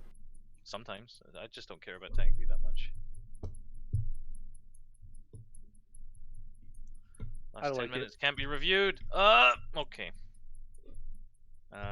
So I need to do this, and then here we go. And then After this, I'll probably grab a cup of tea, have a bit of a walk around so my legs don't die. So we'll see if before I anyone's start still in this Cold tank War. view, thanks everyone for attending. I had a lot of fun as GCI, even if I'm bad at it. Thanks for running it. Add a lot. There we go. Just Now we should ruining have it. I tank was view. like, Jesus Christ, dude. Cold War's pretty empty right now. Well, we might do the next leg of the start Spitfire with, flights in then. We'll flights see. where not much happened. This was very unfortunate. Parachutist. Yeah, I survived. Really? Okay, so Jen doesn't exist until about here. Holds short, proper comms, takes off. I tell him to anchor because there's actual death happening below him. He anchors like a good boy, and then I tell him to go this way. And around about this point is when the early warning station over here picks up this F5. I gotta figure out how to get these textures in TACView. Until about Must be like a pack you can download or something. I'm not sure. That's That's the wrong slider. It would be nice to be able to tell Round exactly about which here is towns when things when are the happening F5 over. pops up, and round about here is when I sort of realize what's happening and tell him to turn around. So that's, that's rough. And then all the other planes are coming in trying to save his life, and I'm like, he's on the deck, he's on this bearing, and I want to get a top-down view of this F5, because what our cap jets do is absolutely marvelous. Not the best. It's not a good look. I was flying in the direction you told me and scanned there. Yeah, I gave you an intercept, and then you asked for a bogey dope, and then the bogey dope was different to the intercept, because that's not where to go. That's where the You aircraft flew where he is. is and not where he's gonna be. Have you never played fucking Space Invaders? I guess not. So Jen fucking goes full whatever I think the actual order I gave him was go full gate whatever your fucking plane has, because I don't want him to die, and I don't actually know what maneuvers he can do at his skill level. And then there's not many. He's in his Su-25 against an F5 usually ends about the same way as this. No, I got up to 800 kilometers, I think, or whatever. I got up as fast. I almost got to the point where my wings would have ripped off. I was gonna say that's pretty good in a 25. That's pretty fast. Yeah. I was nose diving it as fast as it could go. So that's Jen's unfortunate end. The good news is we already own Dachnoi, thanks to last mission. So some guys just walked over and picked him up and dragged him home. So he's good. All right. So that's the unfortunate end of Jen's flight. Who else is fairly short? Let's do. I think Archer's your next shortest. Where's F5? There's F5. And we'll go back here. Alright, so Archer, first to hit the runway because he's fucking boss. Up and away. I give him vectors to start TARCAP. No one else is nearby. So he chills out. And then he gets the bombing talk on. I'm still not very good at those when I can't just give you a straight up grid and you've got a T-pod. So excellent catching the target I was trying to put you on. You pick up the wrong target. See, my main problem with the talk on was that I didn't know which direction I was pointing because I'm not familiar with the terrain. The Cobras are a threat to the choppers. The ZU-23 I couldn't make it out at 10,000 feet. So this is the problem I have is I can fly or I can navigate. I cannot do both at the same time. I really need someone else in the aircraft with me to tell me this direction is where you need to go to hit the northwestern target, or we're here right now or whatever, because I have no idea. There's nothing in this head but elevator music. It just went a little long. A little short, actually. You hit some men. Oh, the first one there, I was actually going after. There was like a group over there. Or maybe I'm thinking of like maybe my craters were somewhere else. Maybe they were short. And there's the rockets, and you nab one Cobra. He's down, I think. Let's check again. Yeah, I request the re-attack, and then you go up this way. You start doing tar cap, and you join the boys. And this is when poor old Jen needs your help. So you're over here. You're trying to chase this dude. This second guy, he's popped up on EWR, and I vector someone in on him at some point. And then he hits the deck and goes, you know what? I'm just gonna follow Yeah, this guy. I was blind on him. Yeah. Eldor's panicking. This is Then I fine. was blind on him again. And see, this is where I have them visual. Oh shit! Hey Tricker, thanks for the raid, man. I end up Hope you had a good losing stream. sight of them Hope and you guys getting are all back having a on wonderful the day. sun. We are And doing a after Eldor debrief just came in for and, Operation Limp No. Banana, which we just participated in. How do I get rid of this line? You guys will shortly see the attack view of me being This is- embarrassingly I don't want this. bad / lucky. Left click, right click. It was on a the night side mission right in the Mi-8, doing mostly ground attack, Nice. so completely out of my Just thank comfort you, zone. sorry. So But I there's a survived bit it, of which is something. maneuvering here to get everyone back on this. After this, we'll see if Cold War fills up. I'll get on Those there guard probably. aids are If it terrible. doesn't fill up, which Yeah, it looks they're a like bit might be the pissed. case at the moment, I might do Two some cleared, flight they're sim. both defeated, and then Oh, I there's hit Eldor's you. missile.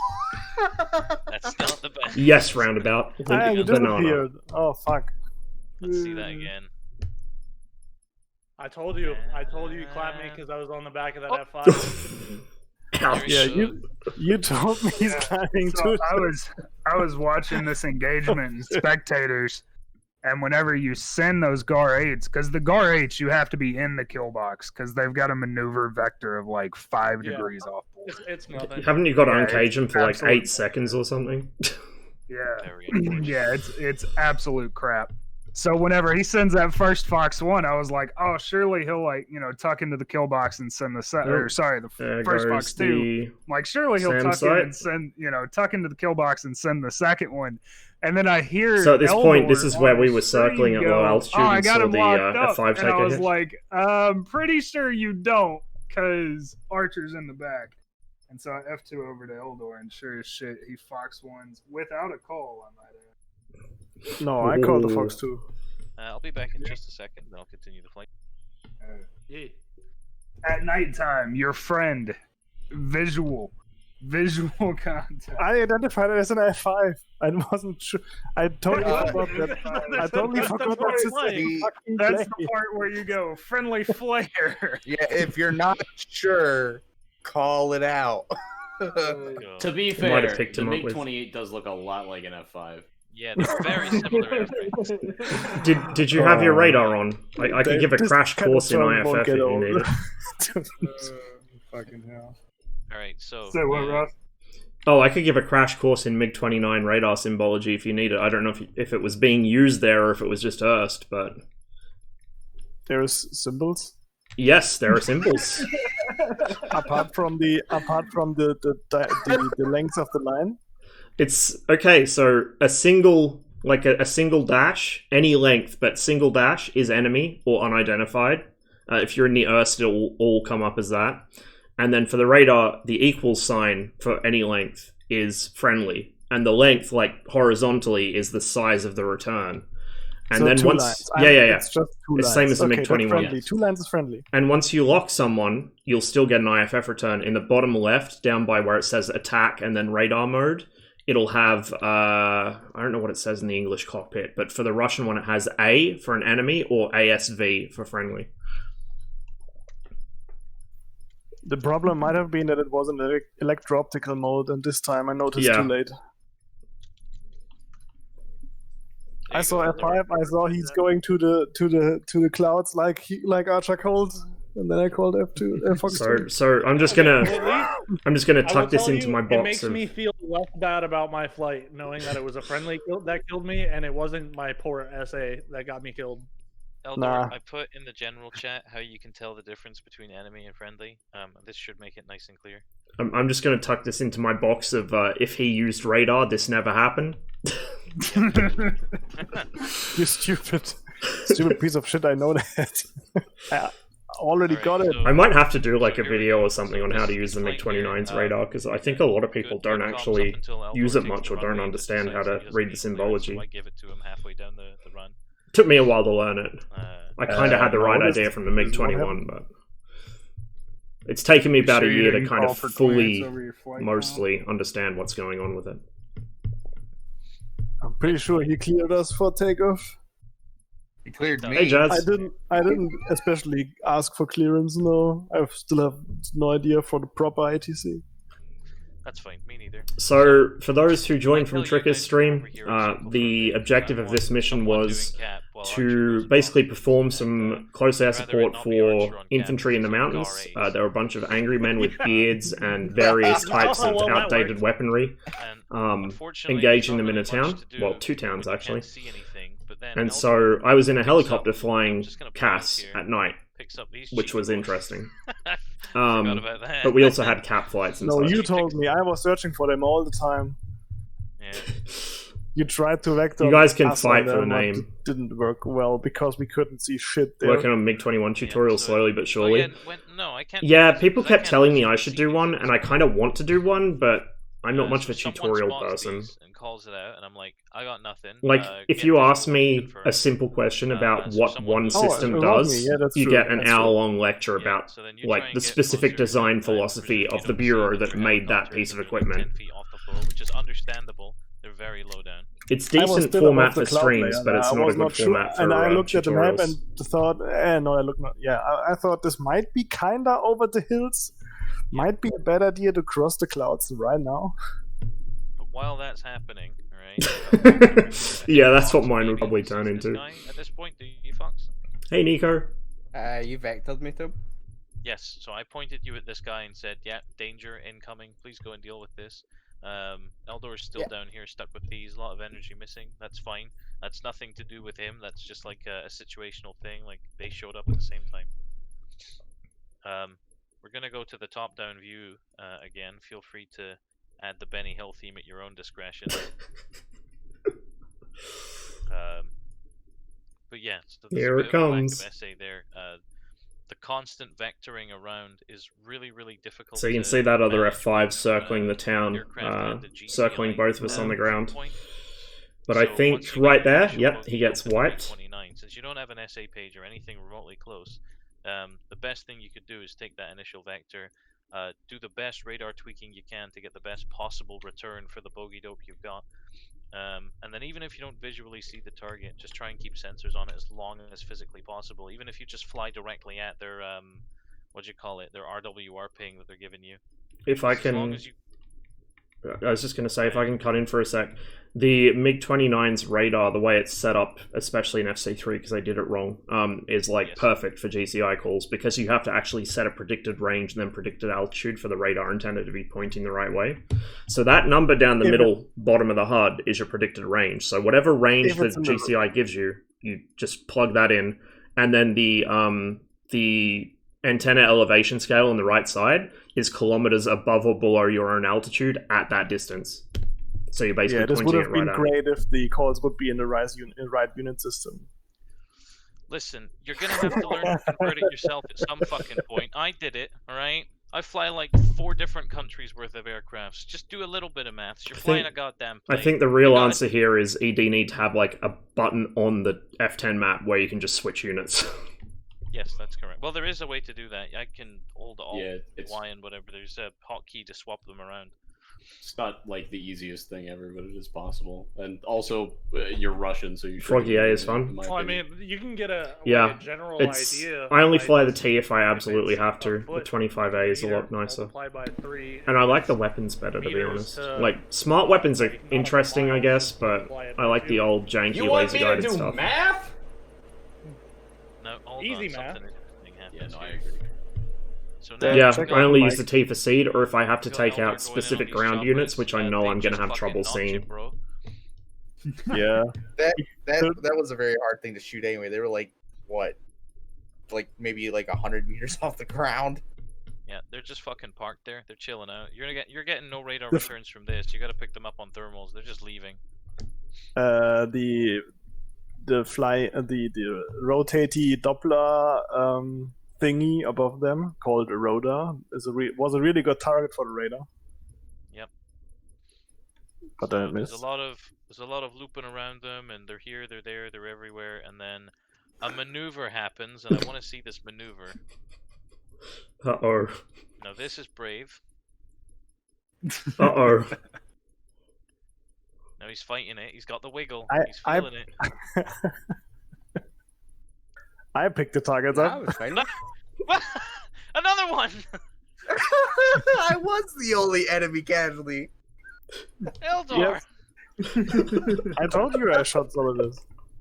I didn't hear that part. I didn't know that. Oops. That's amazing. I was wondering what happened to Solidus. I wonder if it just didn't count his team kill because I didn't lose the aircraft according Maybe. to the Yep. thing. Because I They are didn't correct. count as an aircraft loss because I got it back at So Bedlam. guys, if you ever find yourself I'll in, be honest, in I this think it was a bit of situation, a language this barrier is the happening. situation When you where called in and you said just Dash 2 was missing, turn it off the felt like radio missing, like you didn't know where and he turn was. south. And No, then I fucking- clarified. Then I clarified it that Like, at that that point, we just- lost him and there's we no need, saving it. rescue Just team. lost. Turn off the Eldor, radio, blue go Florida south. aircraft in the mission. Alright, so And you can So join the Eldor Georgian is, Air Force as a 2-kill pilot we know what already. color Most he needs valuable to be. You're already nearly halfway to ace. Nope. Eldor is a traitor. Yeah, can we just call him a rebel sympathizer and leave it at that? Alright, So his call Make sign's that gonna roll. be traitor 1-1 now.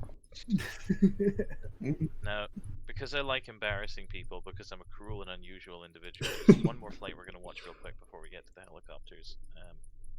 This one's not super eventful. Ooh, No, poor Gravy. poor Gravy. Oh, Very- Stop Very giving something. him the cursed Hold call on, go sign. back. Go back. Kills Yo, him I every mean time. that's his call sign that he picks. Is He London. chose Why it. does he pick it? Why curse? He lived up to his call sign. Oh, look at all Apparently. that. he Maybe- took an maybe he's actual just lawn a- dart. I have with no it idea how on. I killed all that I stuff. picked it because that's what happens half the time with me. Okay, I'm So I glad think it's the right thing. if I fly another Alright, mission in this so sort of helicopter campaign flight, setup they seem to their have mission going is here, I basically might fly to take up a the insurgency. 21 or a I 29. think they did quite a good Do job. some air defense. Good calls on the runway. Ross wasn't super comfortable with the multiple radios thing. We got that worked out. Not by at all. 3-0 basically just be interflight for the helos as well as campo comms. I think Great, I've used like, the you other know, radios in the formation, Mi-8 spacing, once. awareness while sorting out systems, that sort of thing. I do not do coordinated flight very well, so any amount of forming Likewise. up on me by Rossmum is impressive on his part. So for anyone who wasn't like part of the frequency or couldn't get like the conversation that was happening, when they flew over Gazelle, they basically got told, fly down this alleyway, call visual on what you see. If it's something we know is there and you know is good or bad or whatever, hold fire or engage it if it shoots at you. Reader's So Squadron's they're doing a really basically cool flying campaign. the Yeah, I weapon saw into that. Various things that are going to I kill them, and might. they have to I might respond just. to it calmly and appropriately in helicopters that they're not comfortable with, and with weapons that are not easy to use. So they did quite an excellent job here. Oh, let me just go back because I think There's a at lot of some point- swoosing around because I see something and then it takes some time for Campo to respond, and I don't want to fly over top of it or past it while I don't know Yeah. what it is. So Yeah, there's can we two. just take a minute to appreciate the fact that Coda made it back, even with damaging his aircraft and getting shot at? Oh yeah, Yeah. I was down a landing gear, and on my landing I lost tail rotor as well. But you know, But yeah, so the first, best part of this whole thing, and you'll see it, is a fucking. At one point, I was flying over a SAM site, and oh wow, he hit me really. Yeah, he I actually wanna took talk small about arms there. this. I was waiting for you to finish. The first two vehicles that you pass over, you call them in. They're nothing. They're non-factor. This guy shoots up at Ross. You immediately return fire. Then Ross's gunner returns fire as well, and you absolutely fucking shred these Georgian M4s. The vehicle drives off, and you just pin it down and kill it from two sides. The split and forcing the fire to go two different ways. Great formation flight. This is like peak fucking attack helicopter. And it also looks like a set of gonads. It sure Does does. It does look like a set of gonads, and I'm It not- really does. We fuck up the zero like 6 times, and I'm like, you know what? This guy's just getting a shit ton of rockets. I don't give a fuck. I kind of wish I'd switched to rockets earlier. I've never used the 30 mils before, and I was kind of hoping I could lean on the 7.62 Gatlings, but they didn't have Yeah. ammo. This guy also tanked a couple of the grenades, so I just. Or was like, actually, fuck no. rockets. No, the secret special move of AP-30 pods don't even have Gatlings in them, do It's they? being really interesting to have to ID. I think it's just the grenade launcher in the pod. I don't use them, so I don't know. The vehicle that has no weapons on it and is not a threat to you, this is the chance that you get to zero your weapons in properly. So I was hoping that that would be a thing that was sorted before you got to the objective.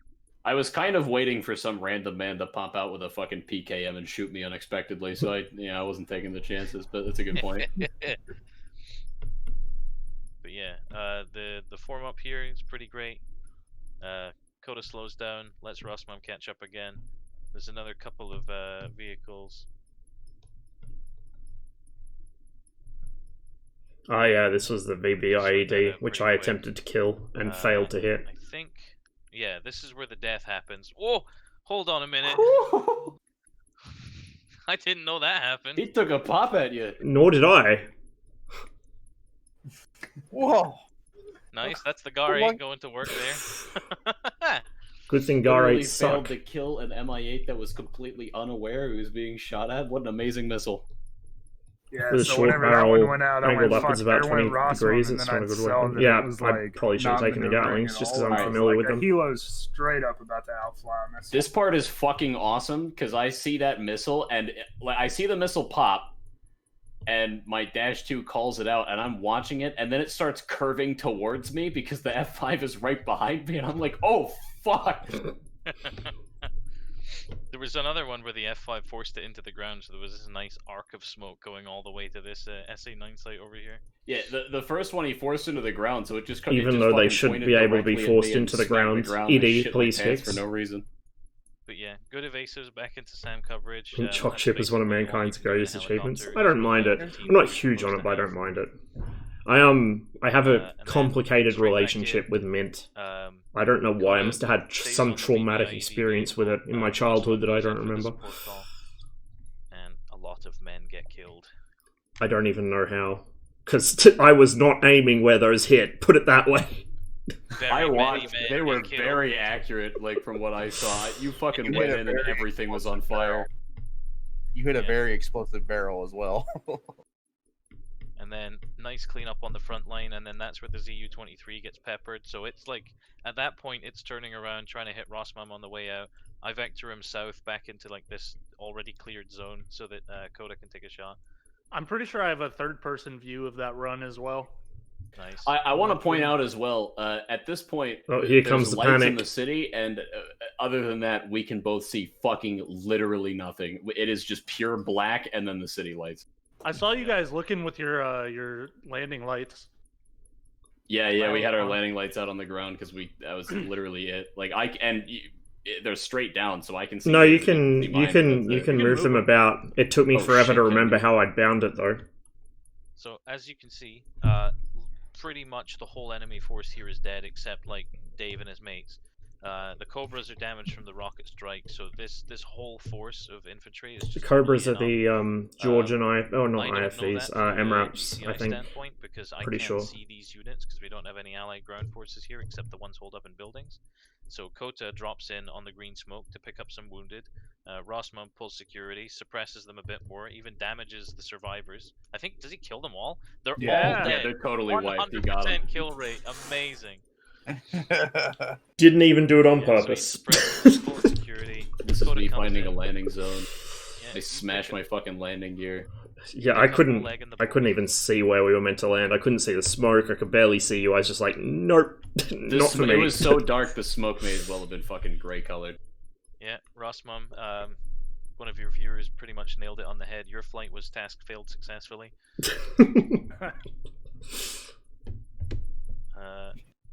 And then it's just nav assistance back to the runway. And I think it's a pretty excellent flight from the MI8s. It was so hard to see the dials with my fucking mole vision that I had to stare at any one of them for like 1 or 2 whole seconds just to see what it was saying. That was excellent. Well, at least somebody was successful. But yeah, that was pretty great. Blind fire, yeah. Honestly, you know what, Tenkilla, you were more successful. It wasn't even really blind fire because I could see what I wanted to shoot at, but the rockets were going that way. Like, they were not going where they wanted, where they everything were Coy intended asked to me to do. You did. You literally did exactly what GCI told you to do, and there was nothing I could do to save you, and it's my fault. I have a better air-to-air record than Eldor does.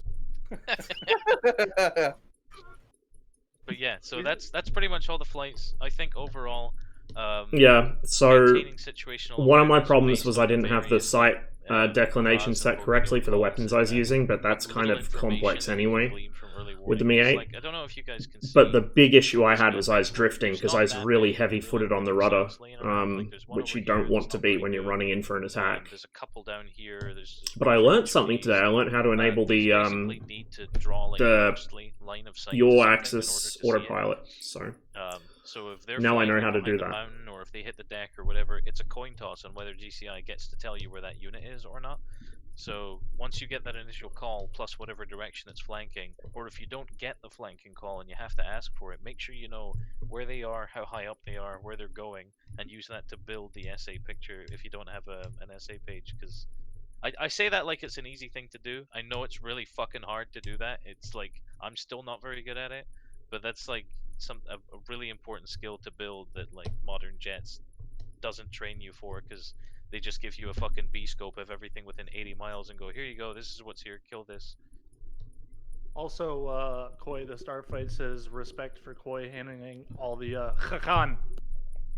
I did diddle a few Kakans, yeah, but you know, there's only so many canals I can do. I might try and do a like a MiG-29 radar tutorial thing. Yeah, so I'll just have to figure out how to set up in a mission editor. I'm gonna do another one next week. I'll ask again, can you Rockets knew better go than back me? to They my- really did. my me They really did. shooting Solidus. Yes.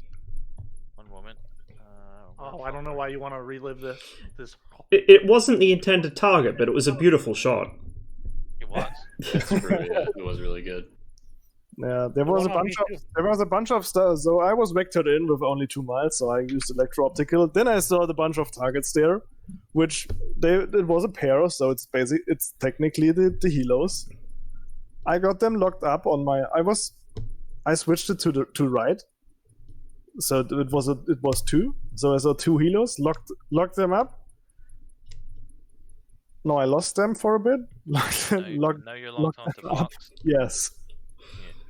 Beautiful, yeah. Electro-optical is... Eldor, I was watching your So stream when fun. you shot Solidus down, and you fired at a pair of, well, he was afterburning, and I saw that on your screen. Yeah, as I saw the afterburner, I called him to flare as fast as I fucking could. I mean, if you would have sound on, you would have noticed that. I mean, it's understandable. I mean, as soon as you see the classic Mi-24 full afterburner, you know it's a good time to shoot. Yeah. Yes. I'm not even certain flares would have saved him. That was a really fucking good shot. I think he still would have got him. Yeah, Russian the radar tactics. If I see signal, I shoot it. Fuck you all. We still love you though. It makes you feel After burning high to be pretty darn another cool. bottle of Stolichnaya. I don't know. The Huey's got an afterburner, but it's one that you don't want to enable. It's just that I've never seen him this flustered before, and it's making me warm. I like these missions Yeah, because just we're all continue. really bad at it. Yes, That's exactly where a lot of the fun comes in at it, Yeah, right? me- Because like I actually, before anyone says anything else, I do want to stress this is not an easy mission. These are not like this is by no means a walk in the park. These are difficult planes to fly in a really difficult environment with very little information, and you pretty much just have to rely on your own ability to build SA picture in your own head. The fact that an Which in my objective case got is done is an achievement. So not I feel easy. bad. There's not a lot going Hey, on Connor, in can I there. ask you something? Yes. Well, there's a lot Can going you, on in there, but none relevant look to at my what's going 1 on minute in the flight mission. there and see if the flaps ripped off before I crash, because Yeah, copy that. You got it. Let's see. Where is he? What happened? I don't know. I fell out of the Well, sky. he was trying to take off in a MiG-21, and that's all. Well- Oh no, I can see what happened. Well, I had bound my my landing gear, but the little switch that you have to get out of the way to flip Yeah, it up. I bound that I too. didn't have that bound to anything, and I'm like, why is Oh, my landing yeah. gear not going up? So I'm looking down, and then I'm not looking out. Oh, then you're well that and you're a little slow on your rotate too. Hang on. No, the rotate's fine. Well, let me what I let me meant try is and read speed. into this situation. So Tail he goes strike. back here. Yeah, Yeah. he tail strikes here, And as he's pulling up and he's getting lift, he takes his head off the HUD, looks down at his gear handle, doesn't notice the nose pitch down from the tail strike, realizes the ground's changing shape, so pulls back up again, gets slight left here. No, he wouldn't have ripped. There's no way he would have ripped. He probably just he stalled it. Right there, wing shake. Yeah, he's pretty much on the edge of a stall right there. There's the Russ. Correct me if I'm wrong, because I'm trying to learn more about the MiG. There's a moment. I'm gonna pick it out. Right. Wait, not here. It's after the bounce. Right here, where the tail gets more authority than the left wing at this speed. It'll kick itself over. Yeah, he I don't think he did it there because it would be really visible. But if you get a really high angle of attack with one, kind of there it does it. If you get a high angle of attack with one wing dropped, it'll throw the tail into aerodynamic shadow, which will cause the aircraft to slip to whichever direction it was going. Then it'll hit the free air and it'll kick it back the other way, and you get this really nasty kind of wobble. Yeah, that looks like what happened right there. The tail, yeah. Right there, he blocks the fucking tail and just. What drifts. speed did he come out of Afterburner? I didn't come out of Afterburner. Okay. Yeah, this is well, you're doing all right, because that's usually the first mistake people make. Is as soon as the wheels come off the ground, they come out of burner and they just face plant. Yeah. Well, I got the landing gear sorted out, and then I'm like, frick, I don't have the flaps bound. I'm like looking in the and then by the time I looked up, I'm like, that's a tree. I'll give you a little pro tip for the MiG-21. Don't worry about the flaps. You can raise them at leisure. They will auto retract. You can't overspeed them. Oh, okay. I think there's a point here as well where you see it going out onto the right. You see the nose. Yeah, and then it kicks left. Right. And I think it kicks left so hard because you see the nose going right, and I think you're auto-correcting left at this point, Gravy. Because what happens is this massive rollover and pull if up you kills you. If you feed aileron into it when it's trying to do that wing rock, you'll kill yourself. You'll end up upside down or just stalled out completely. It won't usually spin.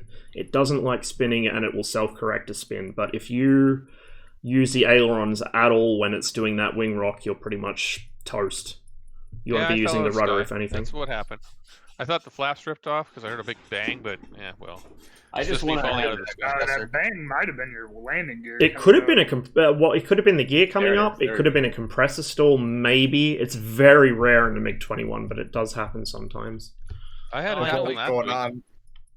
With what was going on, a compressor stall could have been possible.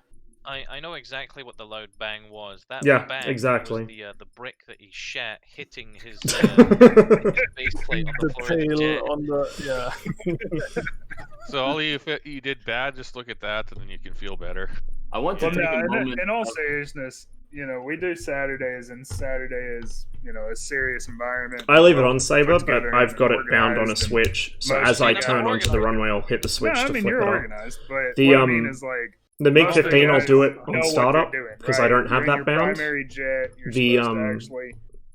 MiG-19, I don't have it bound. Well, actually, I do, but I don't use it because it does it automatically. Many people's primary jet outside of Rossbum is a fucking Cold War tin can, So, like, everybody's out of their element. And I think that's what makes Thursdays so much fun, especially for me, because I get in it and I'm like, fuck, I know how to cold start this thing, but I have no idea how to be effective.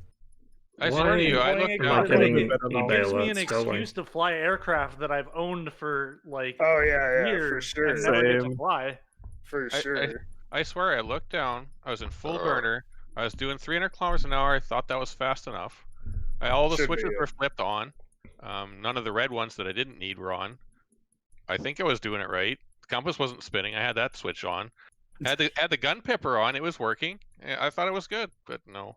I want to take a moment to appreciate the dedication involved with Gravy, never once considering saving his own life instead of that jet, even in that horrible situation. Hero of the Soviet mentality for sure.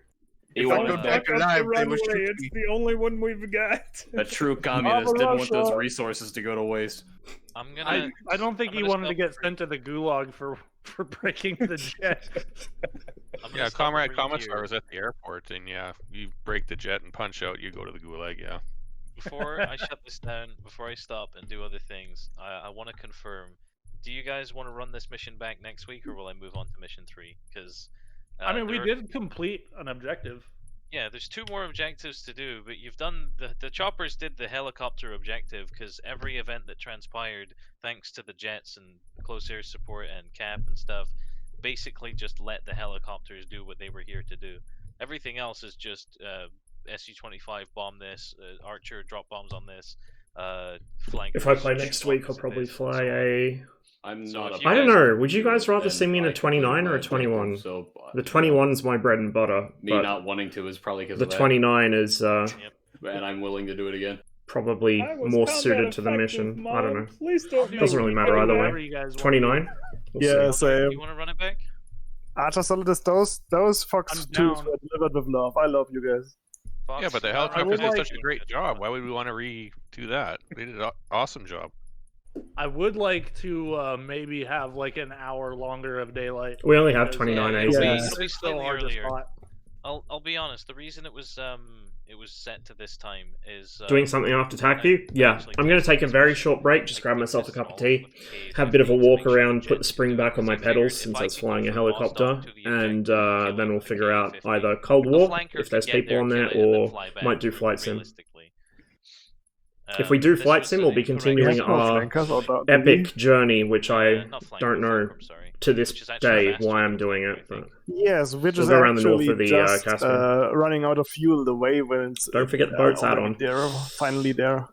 if it's not something I can get in the marketplace in game, No, I don't want to open my browser right now to actually guys install got it. trial. Saying it's an interceptor, man. But yeah, I do need to get sorry, that. Big 28. I apologize. But yeah, I mean, I can open my browser without crashing No, my no, we'll PC talk now. about It's it, one of but the if you wanna wonderful run it things back, about run my it new back PC, again. but I just If don't not, want I've got to go missions through the ready hassle to of go, closing find all out the what everybody windows. wants to do. But thanks everyone for showing up. 29? And Yeah, I have we'll do a 29 quick then. thing for Koi and Gravy. Are you guys coming to Piercing Fury tomorrow? Piercing Fury. Tomorrow at 11 my time, I have to go out and do very nefarious things in Pollock Shields. I don't know when I'm gonna get back, but if I get back in time, yes. Okay, cool. I should be able to be there. Because that means you have what, 5 hours Probably. I don't know. to I do think it's whatever. 4 actually. Because mine starts at 11 my time, so you have whatever time difference. Yeah, you're right. Oh no, it's 4 hours then, because fucking. Hopefully Pollock as Shields well, is if I do fly next Wow. week, I'll be able to show you guys what I was talking Yeah, about Archie, with the just be 29 prepared for radar. my GBU 38 It's not very to good do for that, independent right? You can't search, drop but the it is button in very, there. very good if you Oh, talk yeah. onto a Okay, target, to because you can prevent have the that, radar make sure you preset, don't just basically. Push the But it's pixel. not realistic. Make sure you hold the pixel So until it actually the comes predicted distance thing should not be Otherwise- manually otherwise set you'll like get, it is like, in an invalid DCS. It teaching should thing and follow the the bomb will be TDC gutted. pipper. So the little selection bracket you've got for the radar, it should follow that, same as the Thank you MiG-23. for showing up to my mission. I'm sorry it was a Thank bit you for boom. running it. No, it was awesome I, having Ross here. I was just Show up next week. Play I had a vote with chat, and apparently I'm flying a MiG-29 next time. Hell yeah. Hell yeah, finally a flight lead that knows what he's doing. Let's not go too far. Every time Olsen I get John, someone who's thanks for good, the they follow. switch to a jet. Do you need me to come back to an MI8? Because I will. Look, you're always welcome. Fly what you want. I'll mean, take as many I can't MIA promise boards as I the whole- can. I can't promise the whole being good thing, but I know how to start it. Are any of Hey, us really? that's good enough. Switch No, scenes It's for a actually minute. really not. It's very hard to fly. We will work it out for next week, but until then, thanks again, everyone. It was great fun. I'm gonna go take care of myself and decrustify. I'll see you guys soon. Yee. Thanks for Yes. Thank Also, you. is anybody And, on right now, Ross? Are you going to be streaming for a little bit? I'm just about to take a very short break, but yeah, I'll probably be on for a bit. Cool. I'm gonna send you all the peeps Yes, Awesome. dude. because we've been streaming for almost 9 hours, Oh Jesus. 8.5 hours. Yeah. so- Who does I that? know that. Who does that, right? 24-hour stream went. Oh, dude, I did a 12-hour stream and it was awful. Oh, I think my 24 hours. longest is 11.5 so far. Even 10 hours is already a bit. I haven't done a 24-hour stream, but I have moderated 4 hours. All right, I will be right back. Ross, Rob, what are you doing right now, or in the next, let's say, hour? Oh, Cold War's nearly dead. Looks like I was gonna hop on Cold War. It's pretty dead. We might get on there for a bit, but I was gonna do some Flight Sim 2020 if it doesn't fill up. Hey, has your flight sim fucked off on you, Ross? Kinda. I get like slowdowns every now and then, but it's not too bad. Mine's running at like a consistent 22 FPS now. Mine gets pretty sluggish over really large cities, sometimes more than others. I seem to get performance issues when it's actually loading terrain, so I'll have like beautiful smooth performance and then it slows down and then it clears up again and it's just random. I think it's when it's loading stuff. Yeah. Hey Archer, that's the right man. My average is roughly 45, 55, somewhere in there. But anytime I like, and it might be a terrain load thing, but anytime I'm like crossing a state line or, you know, fucking over forest, it really doesn't like forest. It's like 10 FPS, 20 FPS. I mean, it's nauseating. So. Have you tried turning down the trees a little bit? Nah, fuck that, dude.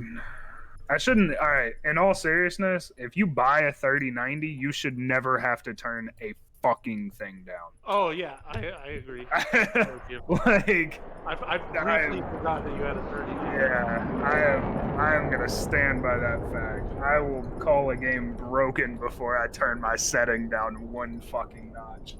I've had to turn mine down, dude. Stable frames without it. Guys, I'm gonna head out. Thank you for the mission. I'll probably be on next week as well. Alright, bear with me, chat. I will be back in a couple minutes. I just need to grab a drink, take a short break, have a bit of a walk around because my legs are a bit dead, and then we will be doing some F5 by the looks of it because blue team is severely on demand.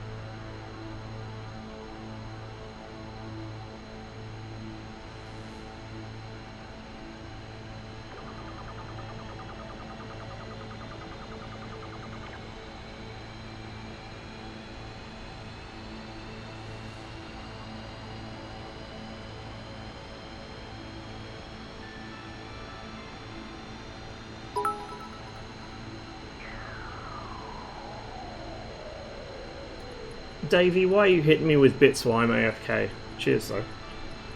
Just to like another minute or two, guys, and grabbing myself a drink. Just for a heads up as well, this is one of the early Cold War missions, so I'm going to be stuck with GAR 8s. So we'll be seeing just how terrible they really are, because I don't really use them. They're definitely not going to be as good as the 9Ps we usually get.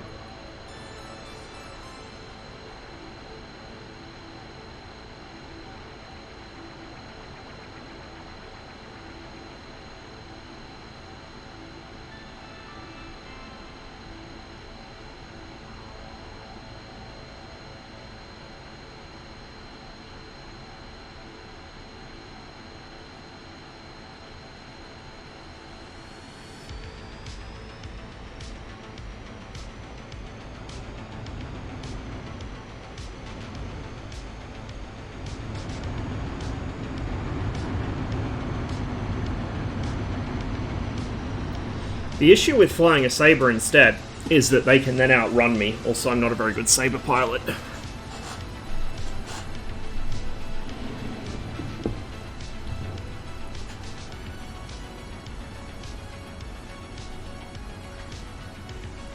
Okay, just fidget myself around here and try and get comfortable to what extent I can. That should do.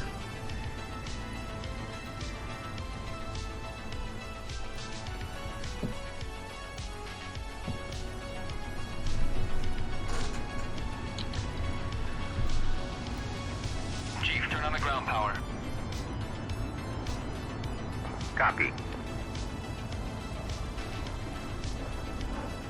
Ground power is now on.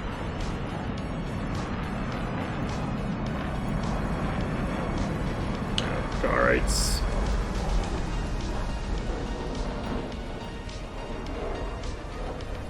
Request rearming. Copy. Been a little while since I've flown the F5.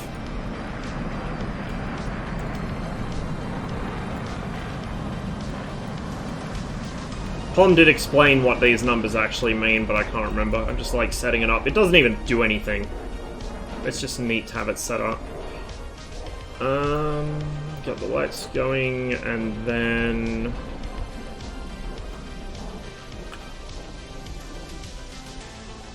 fuel tanks, left low, external fuel on.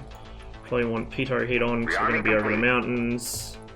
Get that on, and then actually, we'll probably start right first. Wait, no, because I got to do ground air in the F5. It's been so long since I've flown this thing. What the fuck? Chief, connect ground air supply. When was the last time I flew the F5? It was before I moved, for sure. Ground air supply is now connected. By ground air supply. Copy. Air is now applied. Yeah, they apply it to the left engine first, so I guess we'll start left.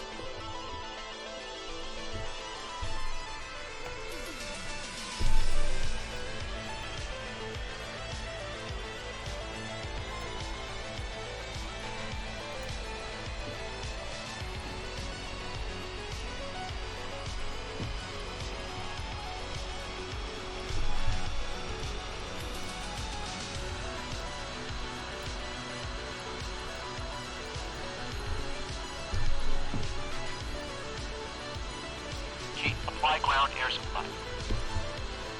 Copy. Air is now applied.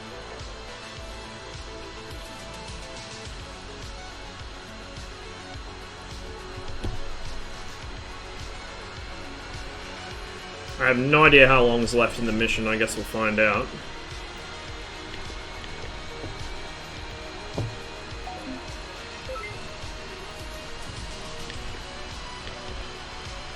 My SRS doesn't appear to be playing nice with me. Oh, you know why? Because the radio's off. Big brain. Okay, that should be all of that set up. Close the canopy. Get rid of the power and air. Chief, turn off the ground power. Copy. Chief, disconnect ground air supply. Ground power is now off. Leave that at normal. Ground air supply is now disconnected. Turn the brightness up, audio up. I think they are actually already maxed. And I don't remember if my mod is still working for the F5 RWR or not, but I guess we'll find out.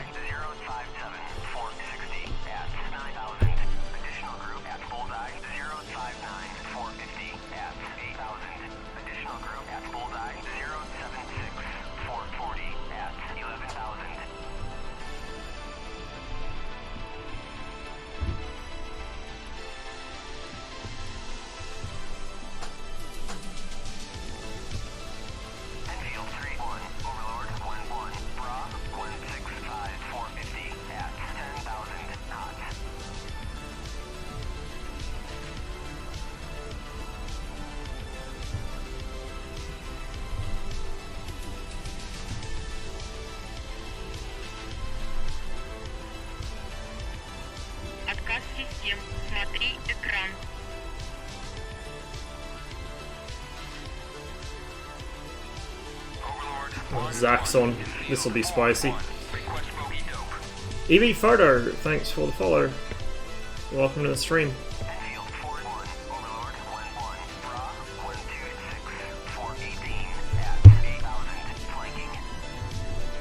I forgot something. I forgot my trim. There we go.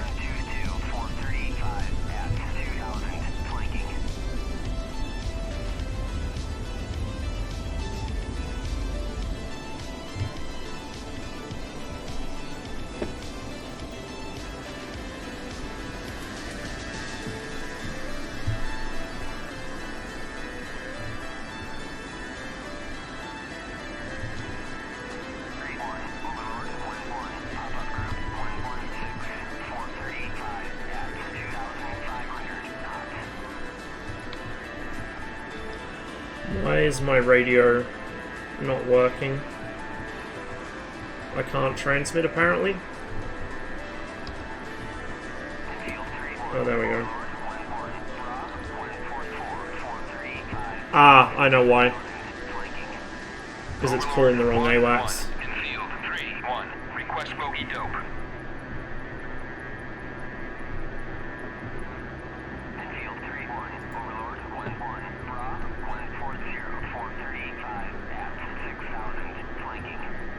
I can actually see him. Right there. That is such bullshit. He's like 100 kilometers away and I can see him from here. Bro. ED, please.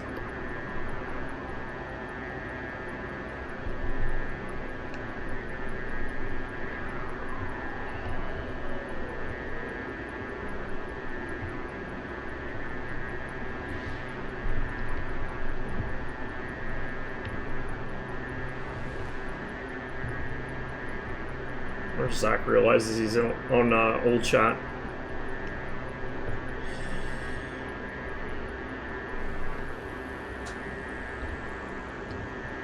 Overlord 1-1 in field 3-1. Request bogey dope. In field 3-1. Overlord 1-1. Bra 1-2-1 425 at 4,500 flanking.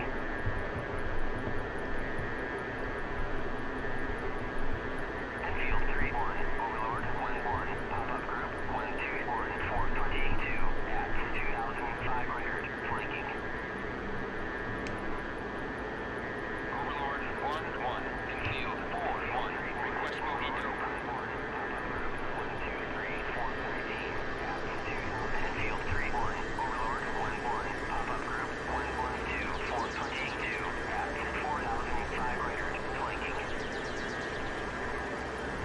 Right there in front of me. Field 3-1. Overlord 1-1. Pop-up group 131 413 at 4,000 flanking.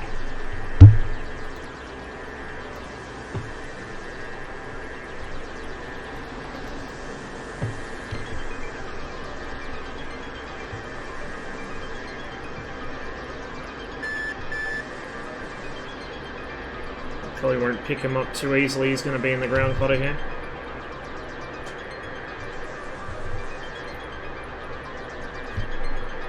Use dogfight mode.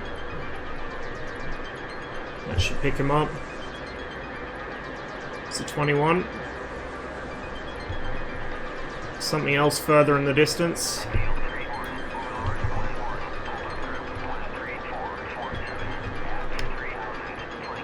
Yeah, that is for sure a 21.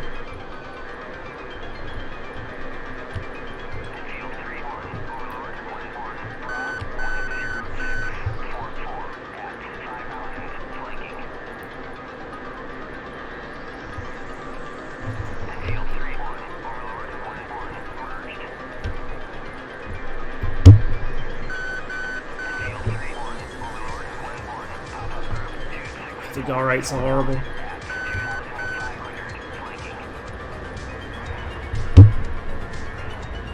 That's Zachrix. Of course I'd be merged with Zach.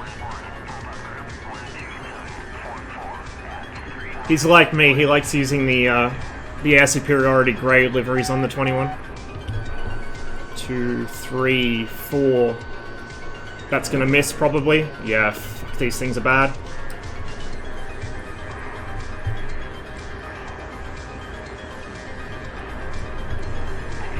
Oh, close. But there'll be another coming in.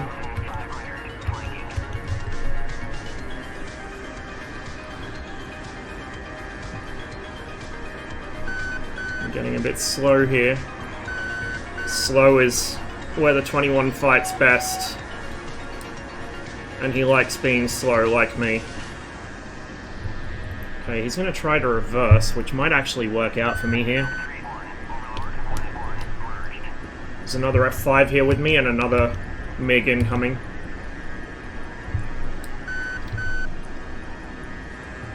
Other F5, he's on you. Fuck.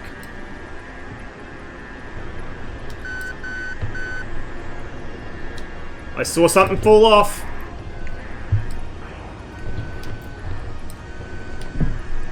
You got the other F5 though.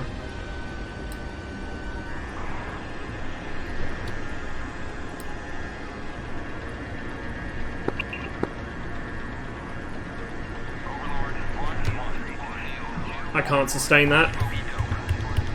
We're gonna break out. Regain some speed. I just took a hit off something.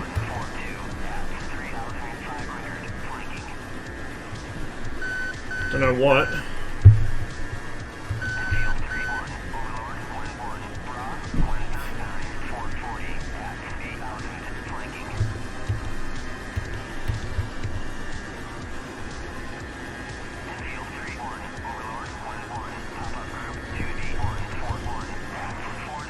We're not alone in this, sadly.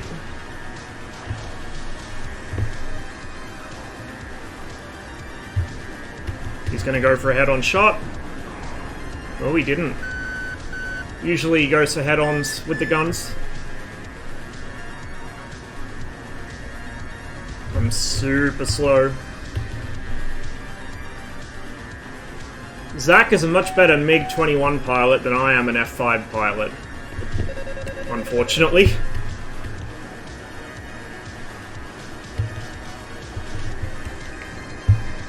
So we might try and... Oh, no, he's right behind me already.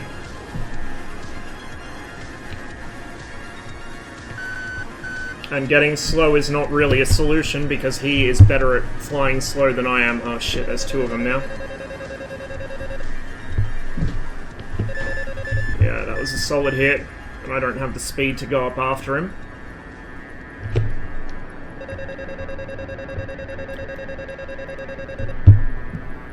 Oh, they're both in grey, actually. I'm dead.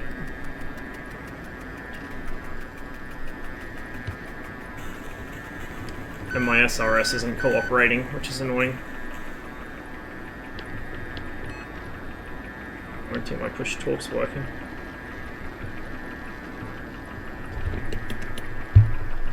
Out of flares, not that matters. They do have R55s, which are fairly horrible, but less horrible than GAR 8s. But their guns are the real threat here.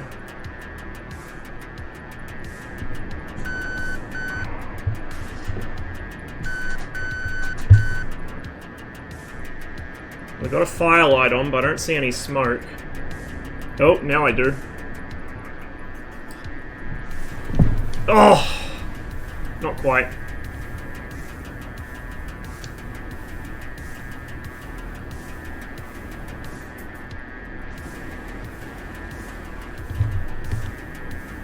other MiG's sitting right on my tail. The F5 will just slightly outsustain the MiG at higher speed. At lower speed, the MiG will outsustain the F5. The problem is, with two MiGs here, I can't hit my sustained turn speed, because as soon as I try and unload the aircraft for speed, the guy behind me just pulls in tighter and gets his nose on for a shot. He's broken off, actually. They must be low on fuel. They're quite far from home. I don't know why my push-to-talk's not working in the F5. I'm still slow. My sustained turn's like 400, 420 knots, something like that.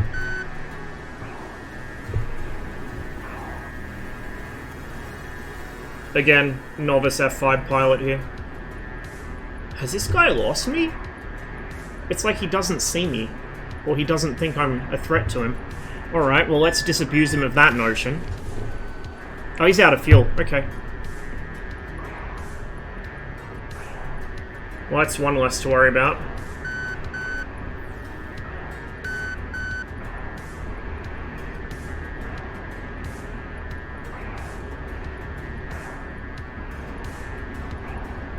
Still a little slow, but I think we are getting some winning cues here. Yeah, we're getting winning cues. We're getting winning cues for days, boys. I can just hold my speed around here. 380, 390 knots. Oh, come on. One more circle. One more circle.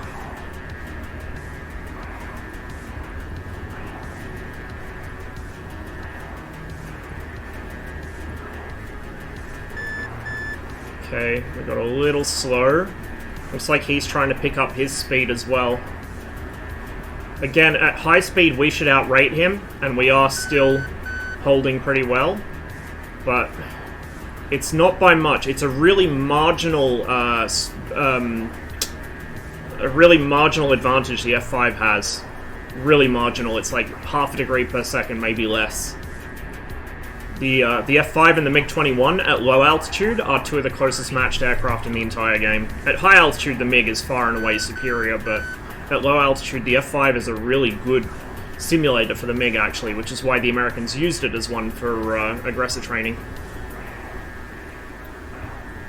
Up to about Mach 1.2. Above that speed, it can't simulate the MiG-21 because it can't go fast enough. Okay, I'm getting greedy here. I'm caching it a bit, but... Come on, come on. At the very least, we can run this guy out of fuel. Okay, unload. The other thing I'd like is if he goes one circle. That makes my life a lot easier. Come on, come on. I shouldn't have cached all my chips there. But might have a chance here if I cache him.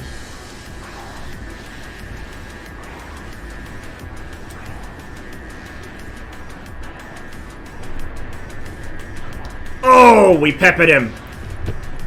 Yes. Let's go home. Let's go home.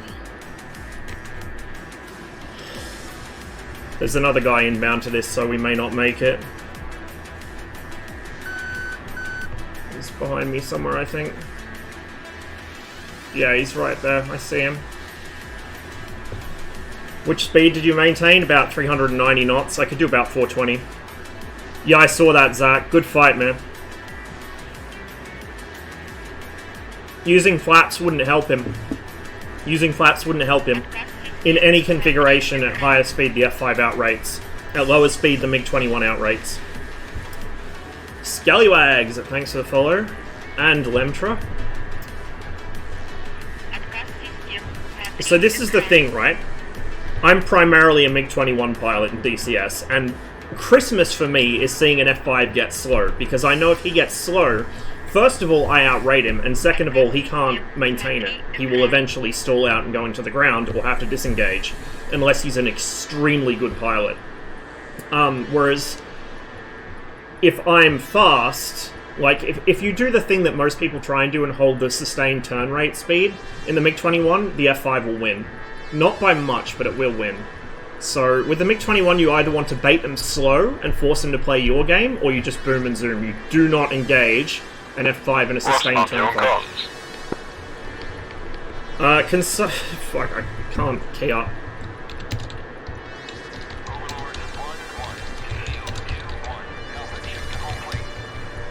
There we go. I don't know why my push-to-talk's not working.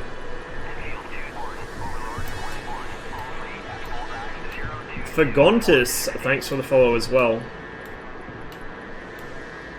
Now I gotta find, where are we flying from? My cop. Should be around here somewhere. I have to figure out what TACAN it is, if there is one. There might not be one, I think it's over there.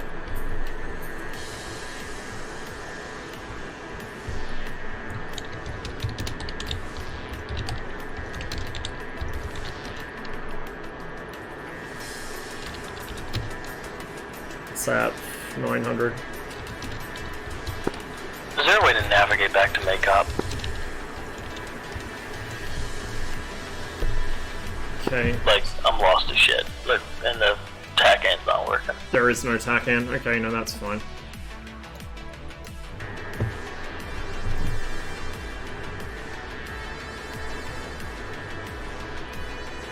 I know roughly where I am.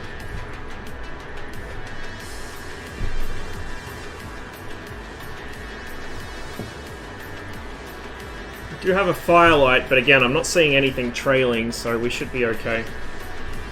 Is there even a way to fight the Saber aside from boom and zoom? In the 15, at certain altitudes, you'll outturn him. But the thing is, again, the Saber and the 15 are kind of like the F5 and the MiG at low alt. The Saber and the 15 are probably the two closest matched aircraft in the game. There is not much between them. The Saber has a speed advantage because it can tolerate higher speeds than the MiG can. The MiG will, like the ailerons will lock up and you lose control authority at high speed, but once they get into a turn fight, there's not much to choose between them. The MiG has more power, the Saber is a little aerodynamically better, so to speak.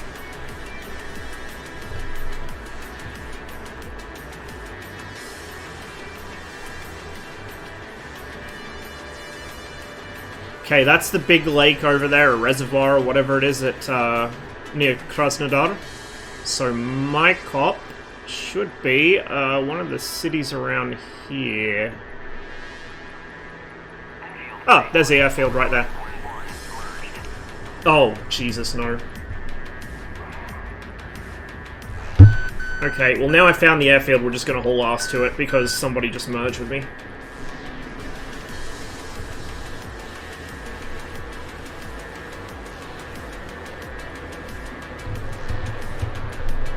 No flares though, so I better hope he doesn't have missiles.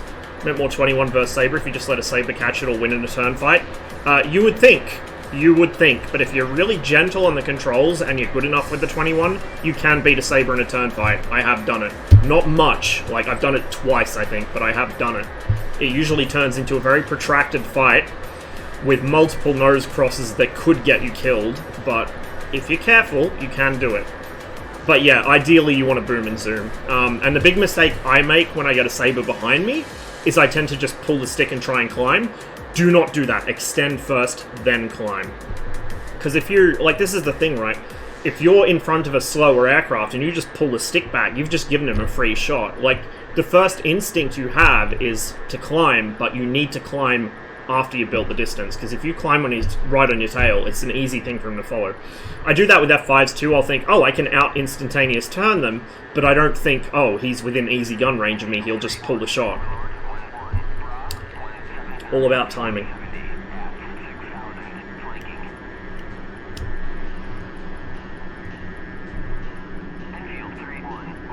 We are full of holes. Yeah, it really does, Saber. It really, really does. There's the missile. That would have been an R-55, because that's a MiG-21. Oh well, we made it most of the way home. Now the real question is, why is my push-to-talk not working?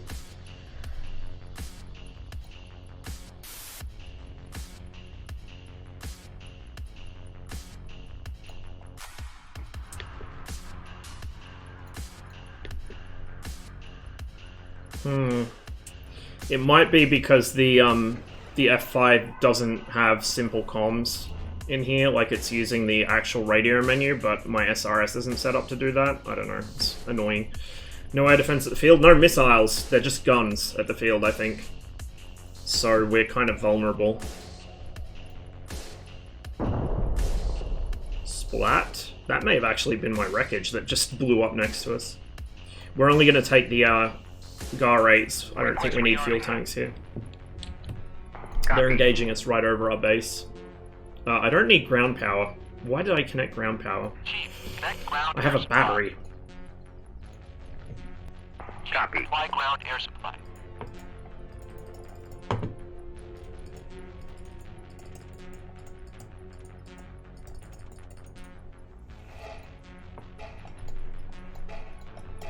Nine Ps in the menu? That's only the preset. There shouldn't be any 9 Ps in this mission. Coming back. I just got splashed when I was trying to land, so I gotta take off again first. That was a fucking good fight, man. As soon as I saw the grey livery, I was like, ah, shit. The one person I didn't want to run into. Oh, well. I do need the practice in this thing. It has been some time, so we'll take it as a good thing. Okay, I want left flow tanks on. Not that, because we're not carrying a belly tank. Radio to both. They haven't spun my engine up yet. Apply ground air supply. Copy. Air is now applied. Overlord 1-1. Bra 161 450 at 9,000 knots.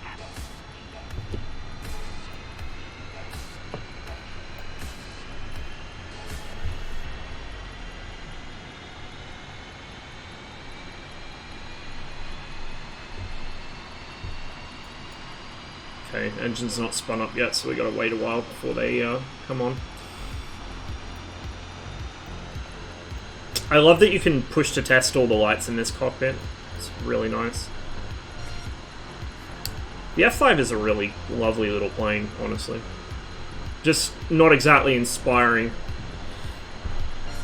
Like, it handles nicely, almost too nicely.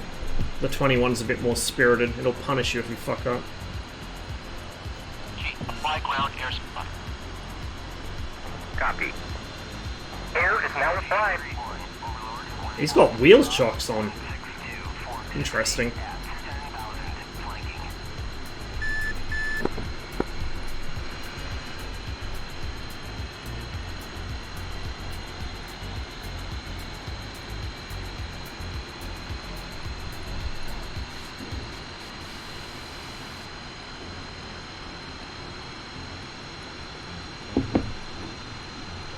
You guys are getting on in 15s?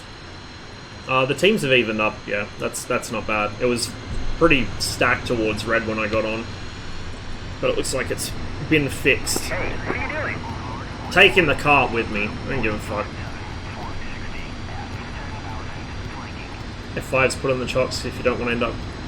If you don't and you fuck up putting the gas in too early, you go flying down the pad. Yeah. I mean, I've had my throttle bug out and do that, but usually I don't have issues with it. For the longest time, I thought the F5 needed to be at full wheel to taxi, but it actually turned out that I had my brake axis reversed. Big brain.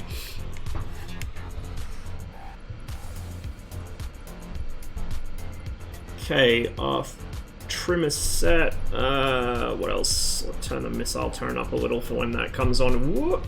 Let's not taxi into the grass, because this thing will never ever get out of it.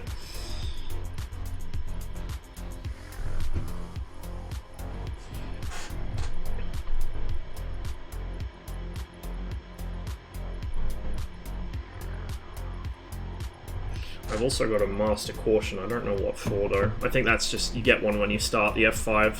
I don't know why.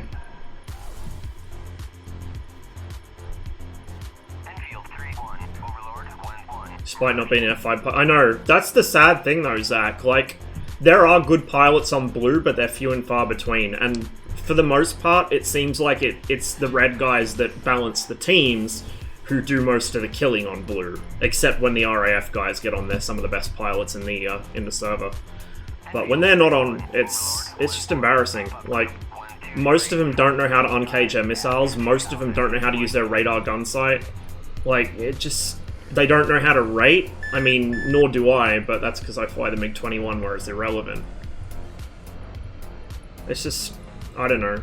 Like, I don't want to sound too much like I have some fucking snooty disregard of blue team. It's more that I'm just depressed that they fly the plane that often and they still don't fucking know how to use it. Like, any blue team players watching, feel free to learn from what I do and apply it, because you guys really need help. It's no fun for us to just stomp all over someone that clearly doesn't know how to fly their plane, you know what I mean?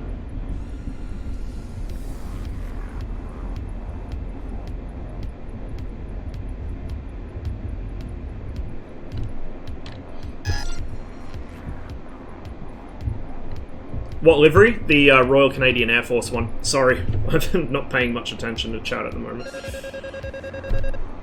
Yeah, we got a little slow there, I know.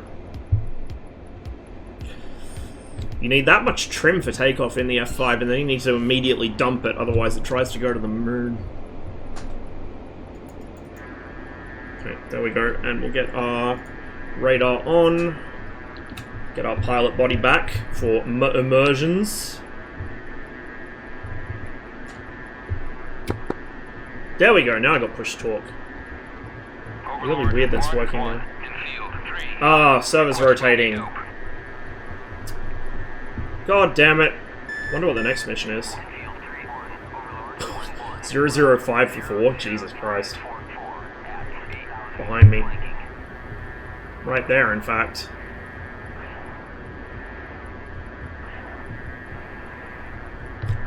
And there goes the server.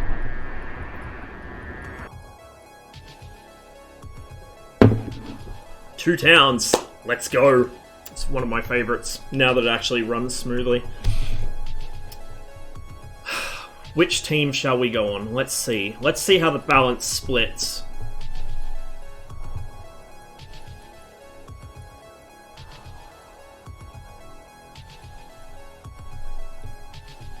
Okay, we got 1 and 1. Let's see how we go. Get on blue, need competency. Okay, yep, we can do that. We can do that. Let's get on blue. Someone else will have to do the ground attack stuff though, because I ain't got a clue how to do any of that shit in the F5. Ground air. Connect. Connect ground air supply.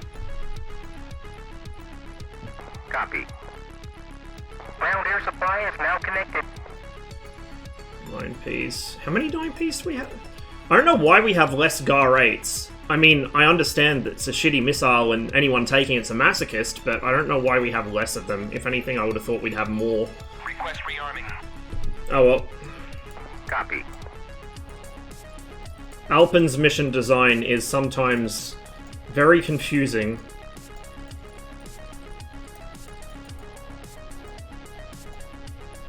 I know he had a purpose when he did that, I just do not understand what that purpose was. And probably never will.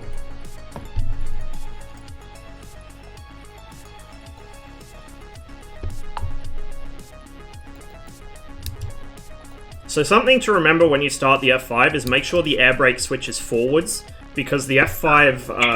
Rearming complete. Loud and clear. The F5 spawns in with its hydraulic system depressurized, so the speed brake droops, and if you do not have it forwards, it won't pull the speed brake up before you take off, and you're going to have a bad day.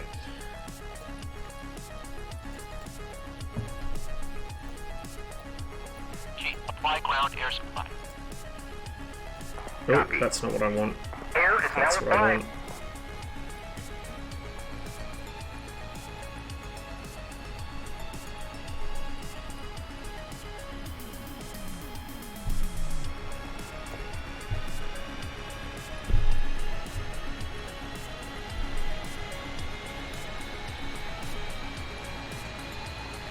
Now I actually have decent missiles. Good missiles, even.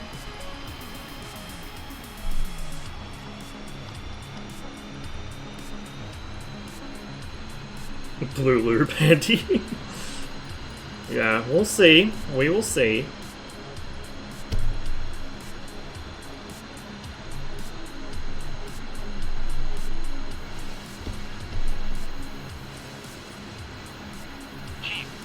What am I doing?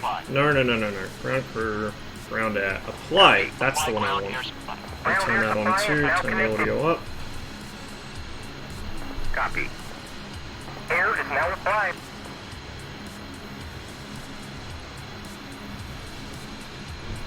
There we go. Right. Am I missing anything? I shouldn't be. Oxygen, IFF. Fuel's good. Radio's on. Weapons are good. I've just got to turn the master arm on. This should all be configured. Stab augs are on. Raise the nose, and I think we're good to taxi. And, so we don't take the cart with us this time, we'll disconnect. Disconnect ground air supply. Copy. Ground air supply is now disconnected.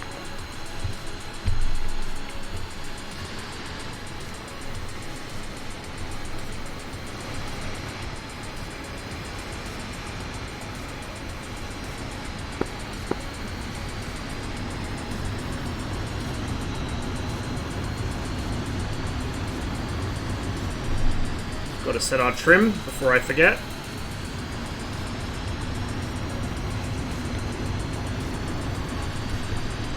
Two bags, huh? Interesting.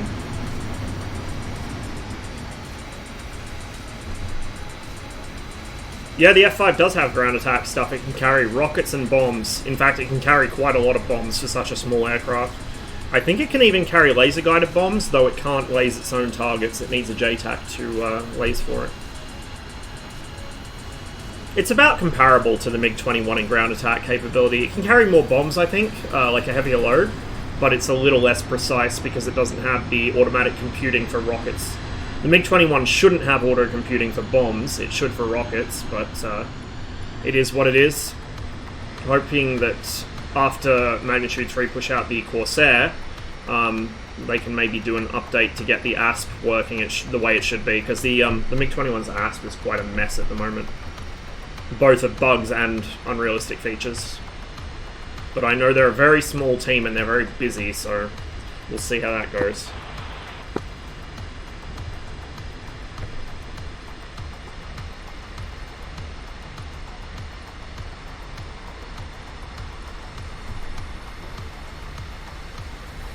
Reds have less than 30 R13s, leading Red Massacres take R13s instead, yeah.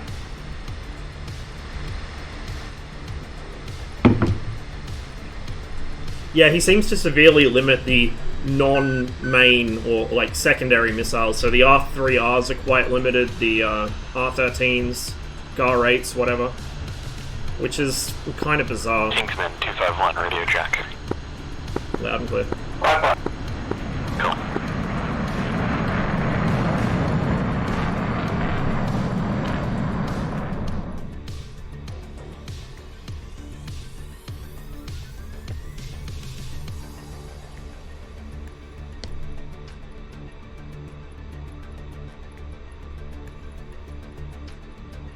Yeah, this is open beta. If you want to do multiplayer, especially PvP, open beta is pretty much the only way to go.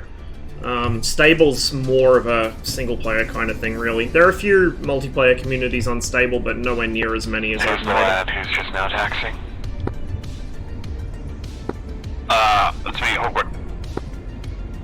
Honestly, unless you've got like a squadron you fly with on Stable or something, like some definitive reason to be on Stable, I would just only install open beta. I wouldn't bother with Stable at all.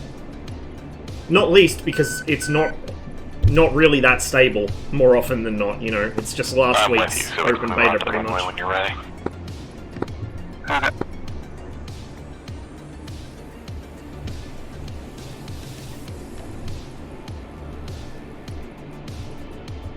Get rid of that trim.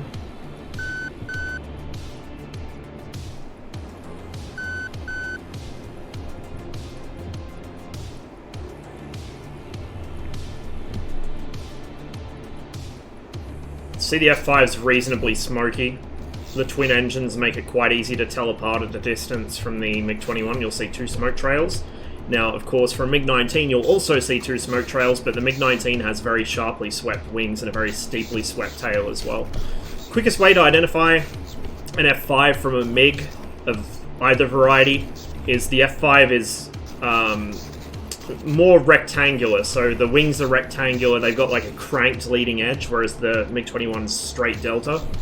And the tail. The tail is the big one. The F5 has a tall, almost rectangular tail fin, and the MiG-21 and MiG-19 both have very long, tall, like swept back tails. In fact, on the MiG-21 it runs nearly a third of the length of the entire aircraft. The F5 is very short, very tall. Silly question, what is beta? So beta is just more features. So whatever is new to the game goes to beta first, and then stable usually gets it a couple weeks or months later.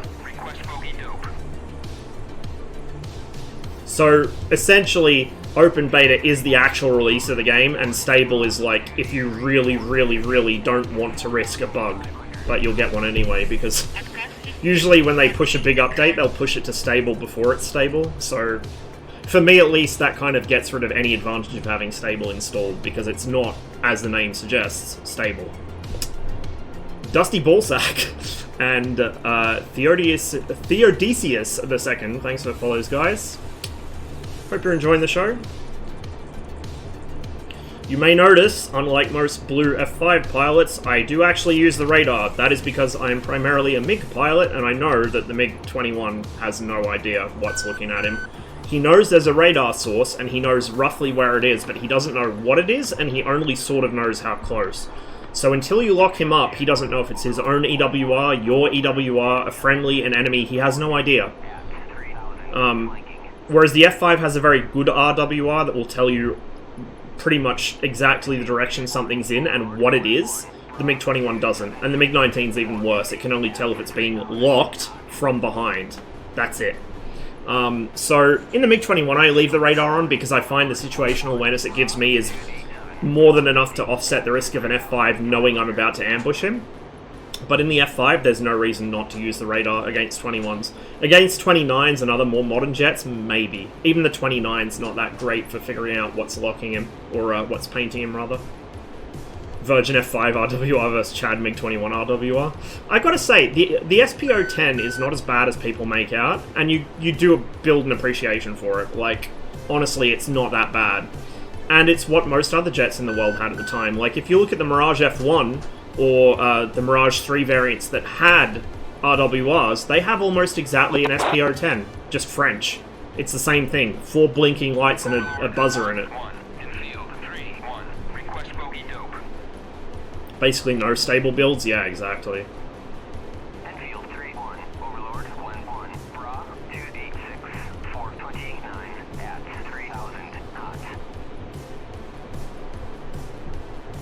Yeah, Hawkeye.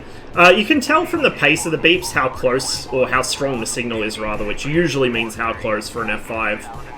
But that's about it. 3 beeps in rapid succession is a strong signal. 1 beep every now and then is a weak signal.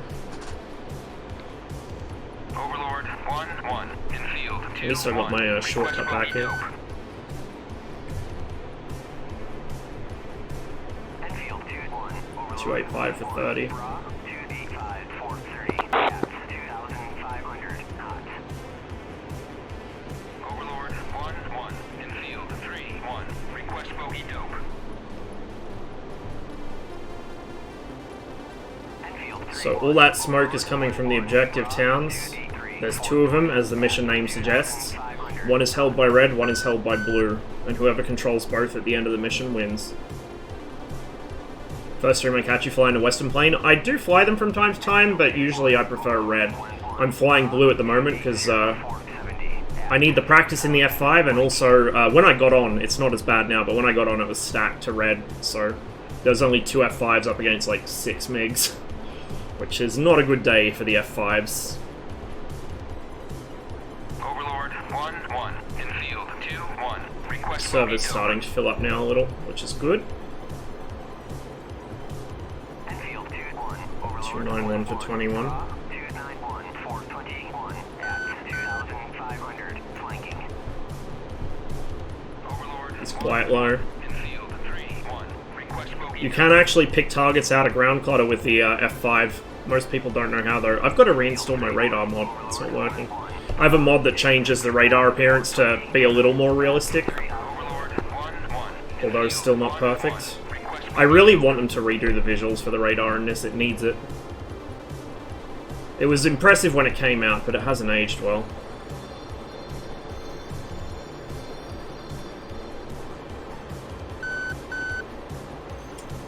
No, it's ground returns. You can actually lock people in ground clutter with the F5. I don't think it should be able to do that realistically, but you can do it. It's a little tricky, it involves a lot of fiddle fucking with the radar controls, but it is possible. A lot of people don't realize it's possible. 285 for 10, but I don't want to get too close to their far.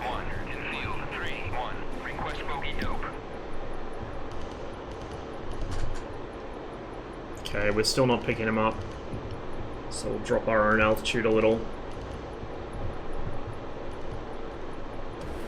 Which is risky, but I think they have an igloo in that town. Overlord 1-1 in field 1-1. Request bogey dope. Oh, right there. Close one's an F5, but I saw something else there. Overlord 1-1 in field 2-1. It's like that F5 might have seen something, or got a call. 281 for 2. Right there. Another F5. I'll let him take the shot. I don't want to risk hitting him. Flare, flare! Missile on you, F5. Okay. Ain't nobody got time for this other F5. Oh, you know what helps? Master Arm. We're too close here. It's probably fucking Zach as well, knowing my luck.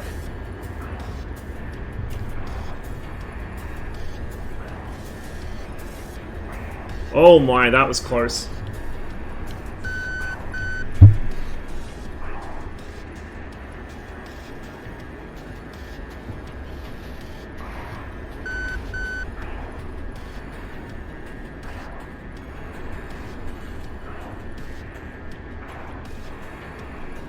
Whoever the other F5 is with me in this merge, take the shot if you have it.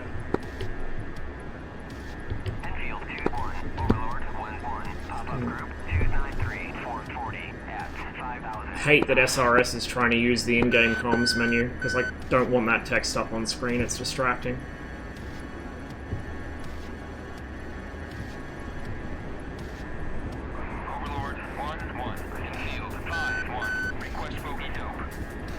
Now we're taking ground fire, because we're over the enemy town.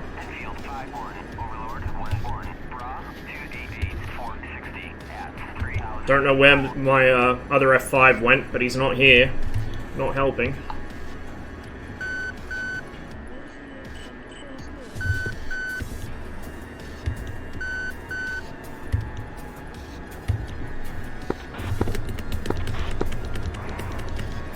I just saw him go vertical and then fucking vanish on me. Overlord 1-1 in field 5-1. Request bogey dope. Enfield 5-1. Overlord 1-1. Bra 2D. Any F5s near the objective, I'm low in a right-hand turn over the enemy town with a MiG behind me. I need help. And I just got hit. Probably by ground fire.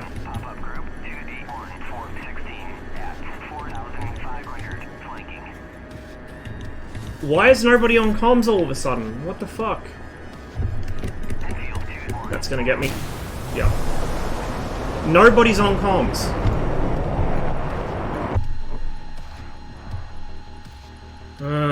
I don't know. I should have remembered the Master Arm. I would have killed him in that first merge, but that other F5... He got in the way, and he like, let this be a little thing, right? If you are in a merge with multiple aircraft, and you've got a friendly behind you that probably has a better shot than you, either shit or get off the pot. Because I couldn't fire reasonably. Well, I couldn't fire because my Master Arm was off, but we'll just pretend that wasn't the thing right here.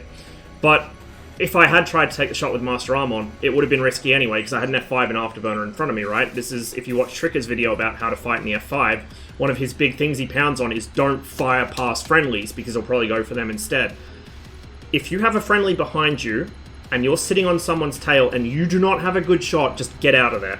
Like, do not sit on someone's tail if you do not have a shot, because all you're doing is cock-blocking any support you have from being able to take the guy out. And there's... like, it doesn't matter here nor there who actually gets the kill. All that matters is that the enemy aircraft is killed. Right? Copy.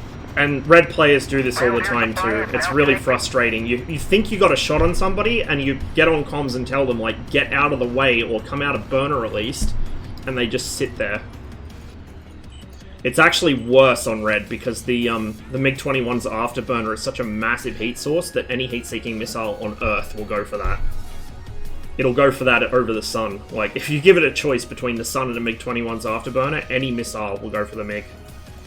So I've had a couple times on stream here where I've had a friendly MiG that was in trouble, and I couldn't do anything to save him because he insisted on staying in afterburner, or there was another MiG that cut between us in afterburner, and I just couldn't take the shot safely. Yeah, they are hot. They're very hot. Apply ground air supply. Anyway, I should shut up and get this jet started.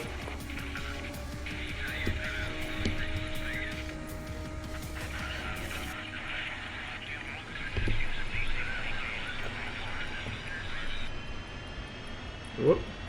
There we go.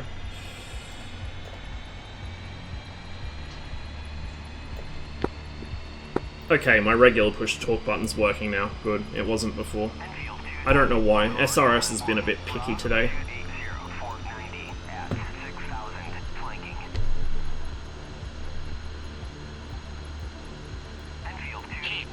What am I doing?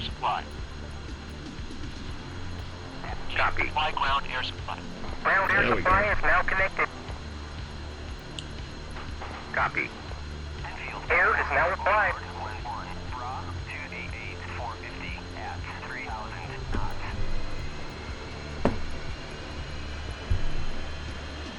How do you learn to startup flow? I just find one that's good for me. Like, I usually do the tutorials to find out what the official one is, and then given enough times, I'll just work out my own flow. So the F5s is fairly rigid. Like, there's a certain order you have to do things in, whereas the MiG-21s I developed my own flow, which is much easier to remember than the official one. I don't remember if it comes with an actual checklist, but you can download them, and the module does come with a training mission that actually physically walks you through the startup. Like, it'll put a little glowing highlight around whatever switch you're meant to throw, and it'll go through it, like, step by step, basically.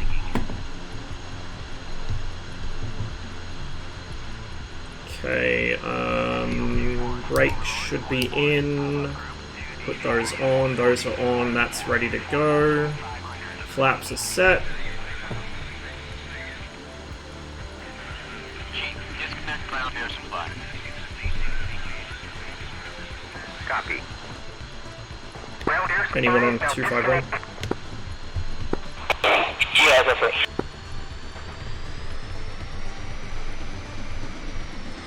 Helps if I actually remember to arm my plane, doesn't it?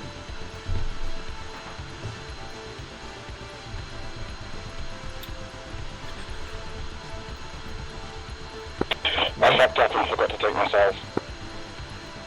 There we go. Request rearming. As I said after the mission before, there is nothing in here but elevator music today. I don't know why. Just one of those days. Just discovered this sim literally yesterday. Welcome to many years of bad financial decisions and frustration. Honestly though, I'm so glad I got into DCS. I have played almost nothing else for the past 3 years? Yeah, 3 years. Rearming complete.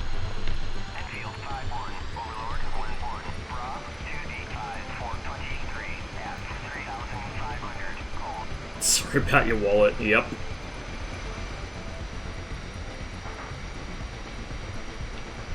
I know, Zach. Like, I just saw him go vertical.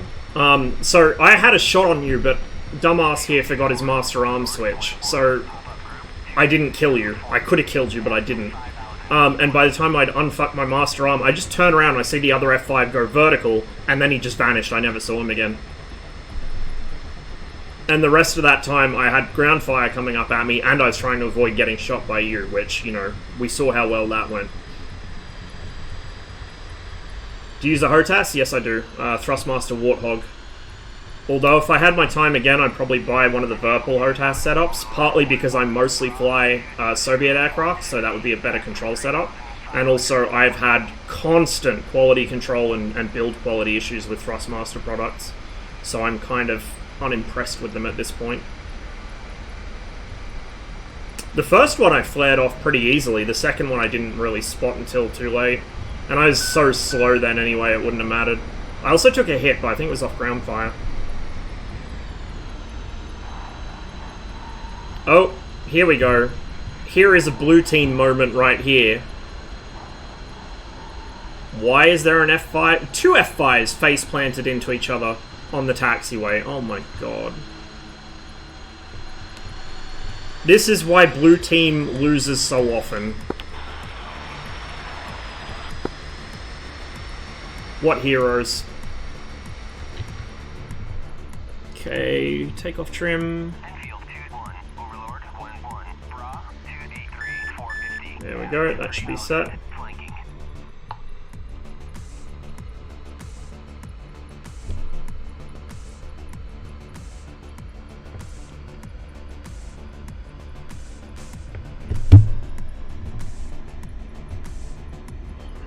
I've got to remember my master arm switch this time. That really helps. I'm so used to the MiG-21, which doesn't actually have a master arm as such. You just energize the weapon systems, and then when you're ready to go, you're ready to go. Whereas the F5 has a master arm switch.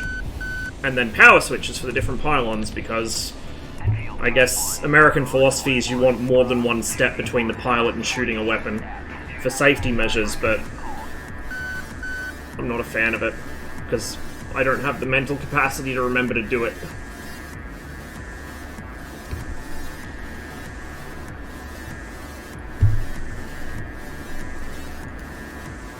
Okay. So I gotta remember... You know what? I think my, yeah. Okay, my RWR mod's broken as well. So that would explain a few things. So after the stream, I'm going to have to reinstall my radar mod and my RWR mod. So the radar mod just changes the visuals to be a bit more realistic. Like, it changes the jizzle band, so it's basically just noise. Looks a bit more like it's sweeping clutter. And then it changes, oh sorry, the RWR mod changes the RWR so it's always displaying search. And you actually have to press this to filter out the search radars, which is how this is meant to work in an American F5, but I think for a Swiss one this may actually be correct. So this is based on a Swiss F5, that's why it's J3085 instead of like a 7 or 8 digit US Air Force serial. But it also has US Air Force radios and US Air Force navigation equipment, whereas the Swiss ones have an INS and they have Swiss radios. Well, not Swiss radios, but like Swiss spec radios.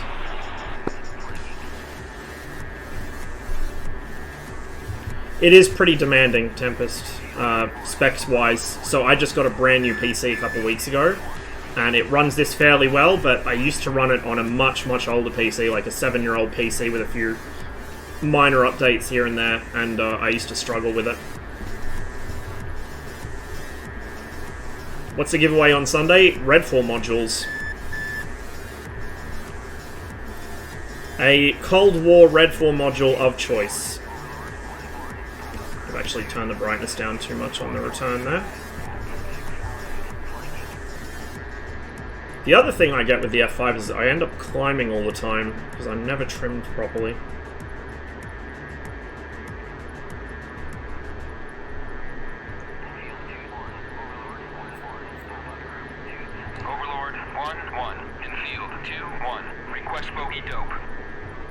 Perfect opportunity to pick up the MiG-21. Or the 19 if you already have the 21.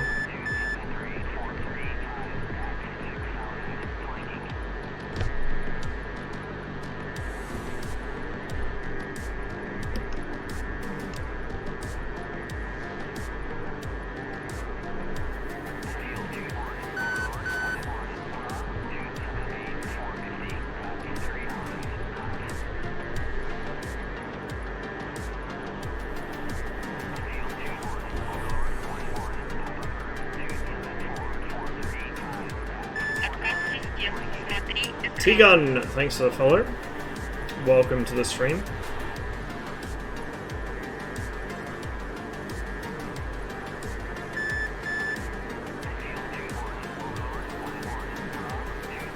Let's try something a little different this time. Come in from a different approach. We definitely have our missiles on, because I can hear the tone. Or hear the growl, rather. It's so frustrating. I could have had him if I'd remembered that switch. It's not the first time it's happened, though. And in fact, last stream, when I was flying with Zach in the MiG-21, I kept forgetting to arm my guns, because I was so focused on trying to fly formation off of him. Me being someone that rarely flies formation, I forgot to arm my gun both times. And in one instance, that cost me a kill. He got the guy, but it cost me the kill.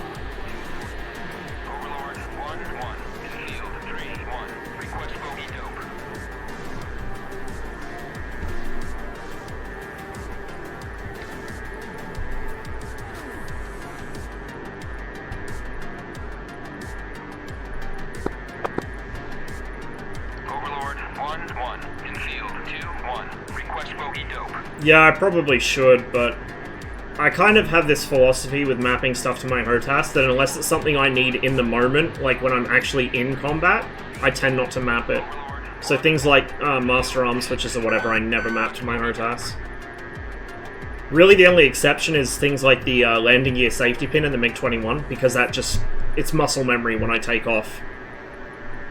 And in the 21 especially, you have to do the right sequence of inputs so quickly, rather than trying to look down and click around while I'm taking off and at low speed, which is quite dangerous. It's easy for me to just have it down to HOTAS, because in real life you'd have muscle memory for that. I guess in real life you'd also have muscle memory for the master arm switch, though.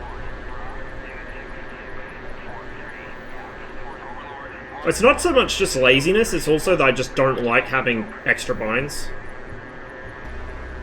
Especially if I don't feel like I'm going to use them. There's something right off my nose crossing left to right. But I don't think I got him on radar yet. Or if I do, I can't quite pick him out of the clutter. Those trees right in front of me are going to be a pain. Now, unlike the MiG-21, the F5's radar cannot IFF, which is probably its biggest disadvantage. In most cases, it's a really nice radar. There are a few other things I don't like the symbology is not the best, and the way that the radar elevation works, I'm not a fan of, but it's got better range than the MiG-21. It's quite decent in terms of actually detecting and tracking targets. It gives you steering cues when you've got it in the right mode, but I just wish it could IFF, and I wish the antenna elevation was a little differently handled. Ooh. A little bit of a stutter there.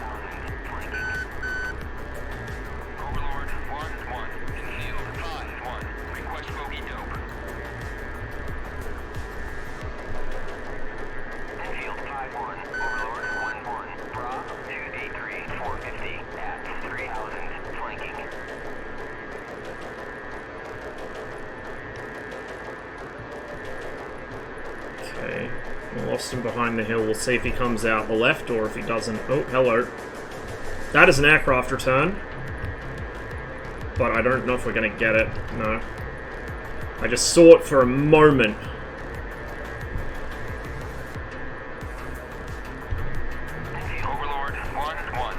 Okay, 211. If we don't pick him up soon, we can go to bore site and that'll pick him up. 241 for 8. Right there. See? Locked him. I think it's actually a 2-ship.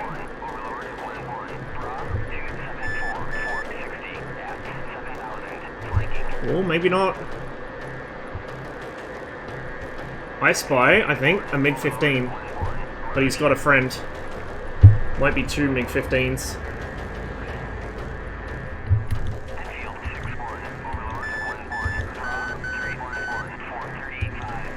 I should not play with him.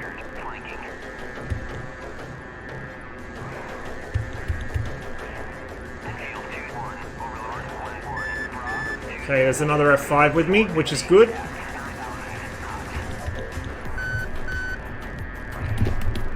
Ooh, there's a MiG-15 right up my tail, in fact. So we need to extend. Oh! Never mind!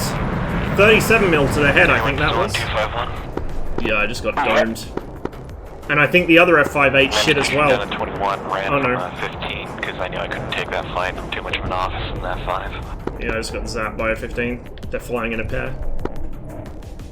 Ah. Okay.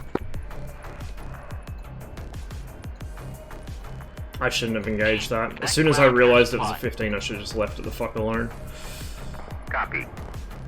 It looked like I had, like, it looked like he was unaware, but that was a trap. That was a very good trap.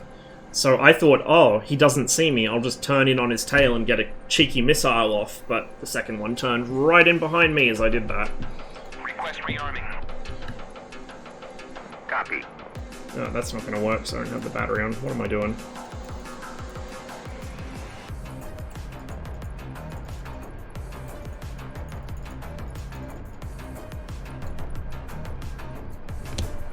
Yeah, that was me. That was a very nice trap. Very, very nice trap. There was another F5 with me too. But I think he got one of the 15s. So he got one of you guys, but after I already got popped. Rearming complete. Toxic. Very toxic. Okay, get that set, get the break-in. Need to wind the, wind at least one of the engines up before you can put the stab-orgs on. They require engine power to actually boot up. Air is now applied.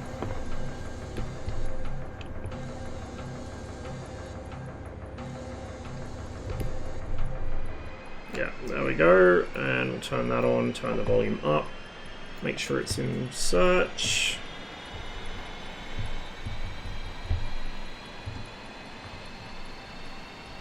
Enfield 2-1, Overlord 1-1, pop-up group 2D1 445 at 5,000, flanking. Apply ground air supply. Copy. Air is now applied.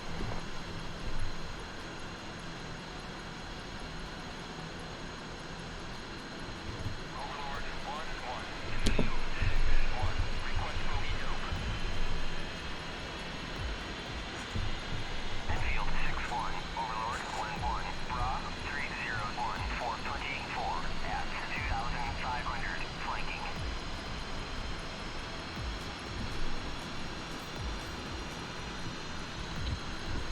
Yeah, you did, Davey. Right in the head. It was a beautiful shot.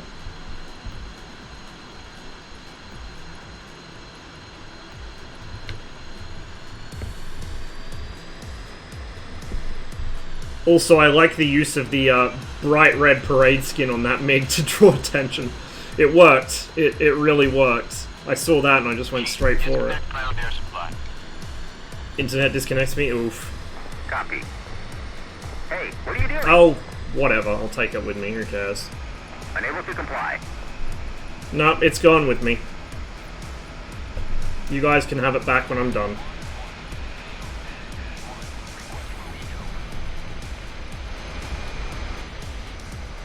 Enfield 6-1, Overlord 1-1, Bra 307 418 at 6,000, flanking.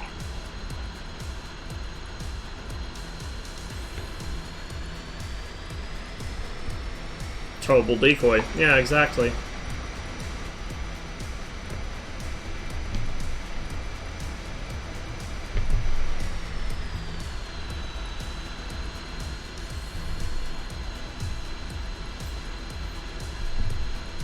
It's really weird, to be honest. I kind of feel... Yeah, I kind of feel like I have better situational awareness in the MiG-21 than I do in the F5. Despite the fact this technically has the better radar and has much better forwards visibility. 21's better to the rear, but I don't know. Just I'm more at home in the 21, I guess. That probably helps. I actually understand how that plane works. Mostly.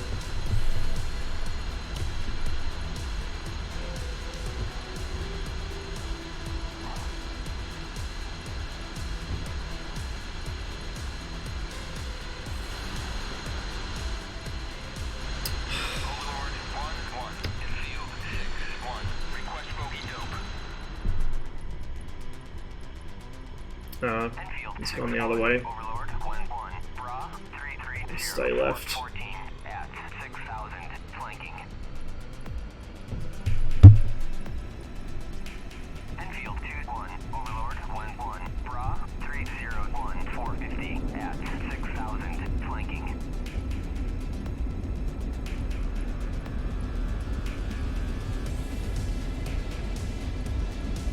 Hey, Maple.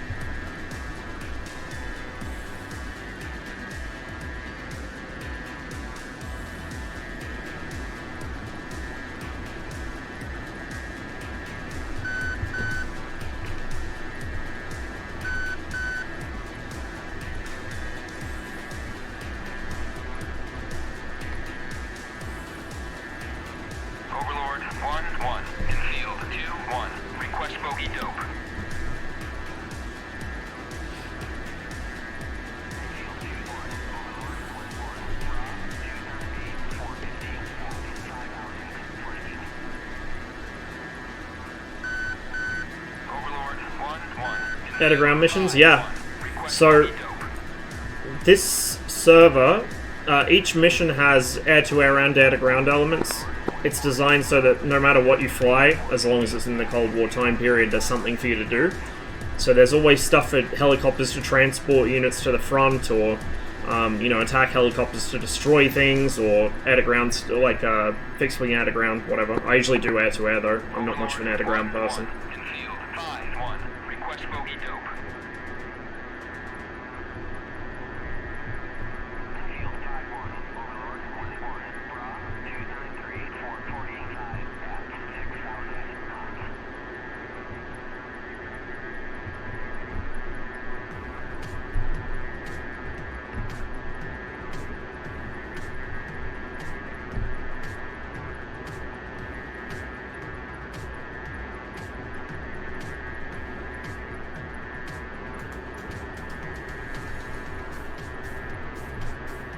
What's the name of the server? Cold War 1947 to 1991.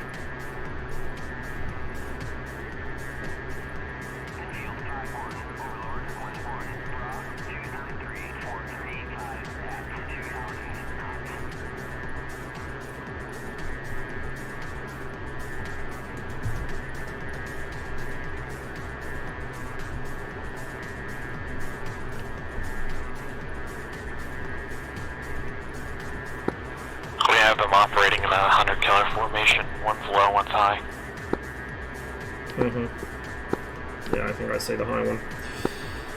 They're going to be trying to bait us. Yeah, they're bearing 30 from Tbilisi.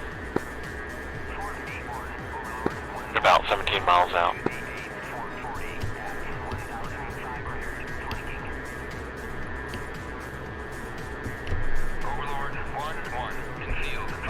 Somebody very high up over there.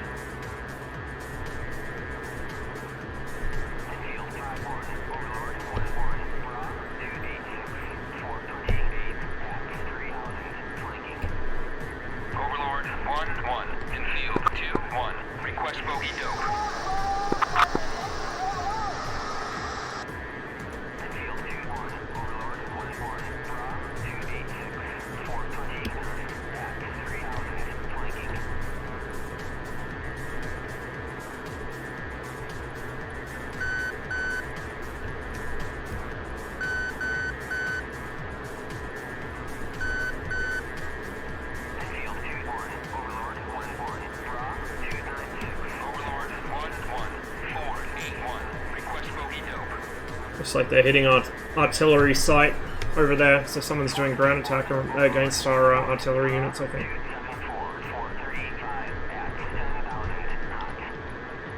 Server's still pretty quiet, but at least this mission's a little better for low player counts, because it's in a fairly small area. The other one's very hard when there's not many people on.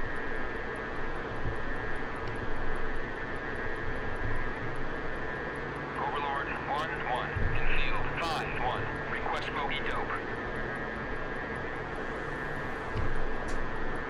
Field 5-1, Overlord 1-1, Bra 286, 411, at 3,500 knots.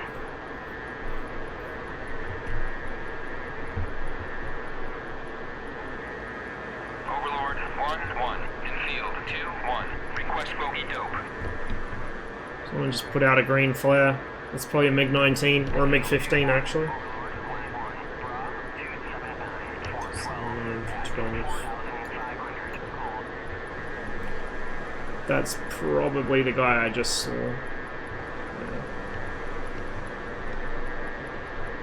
Looks like we've got one flying between our town and our artillery emplacement. I think it's a 15 or a 19. I just saw put out a green flare.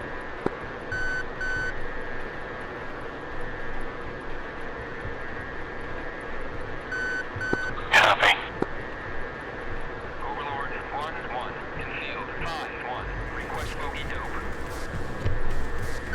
Oh, the force sensing sticks? Yeah, I've heard of them. But I'm not sure that would really work too well for me. It's more marketed towards, I think, people that fly the F-16 a lot, because that's what the F-16 actually has. I fly World War II stuff, and I don't think it would work very well with that. I do need to mount my stick on the floor eventually and get a stick extension for it, so it's the right length for like a Spitfire or a MiG-21 or something, but I just gotta get the space to do it first.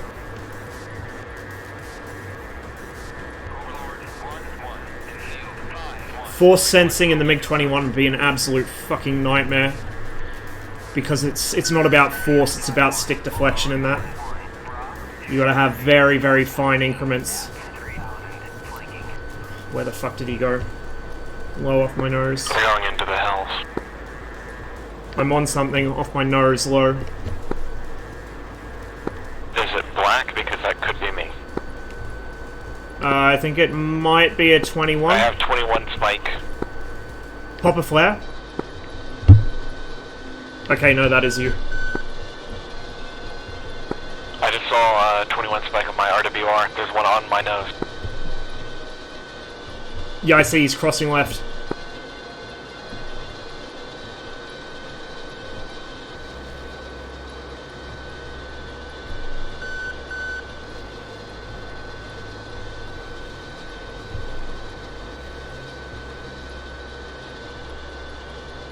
I lost.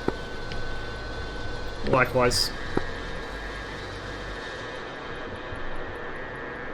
Overlord 1-1, in field 2-1, request bogey dope. I see another one over the hill. Tally. I'm supporting.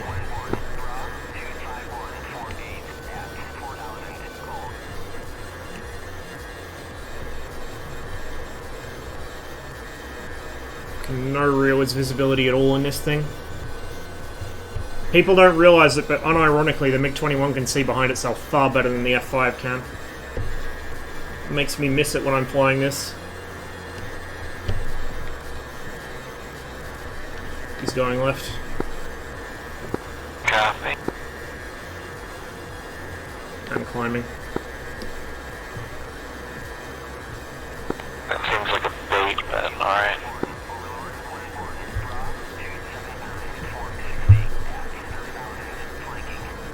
I lost him against the horizon. I got him locked. I'm having trouble seeing him, but I got him on radar. Copy. Fuck, where is he? I can't see him. He's right in front of me. Yeah, I'm shooting up under him, turning in. Copy.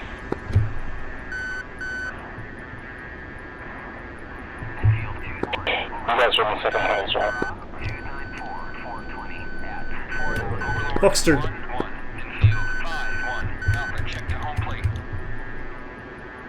Splash. Good work. Just a nice guy. Thanks for the prime sub. Appreciate it.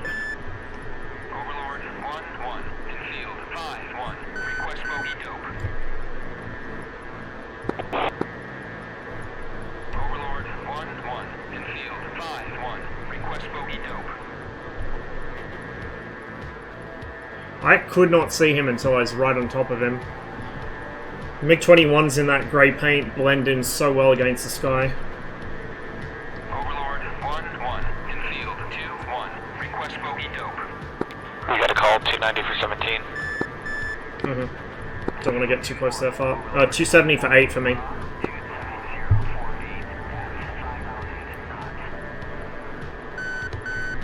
No joy. Tally, left, low over the hills. Copy. Overlord 1-1 in field 5-1. Request bogey dope.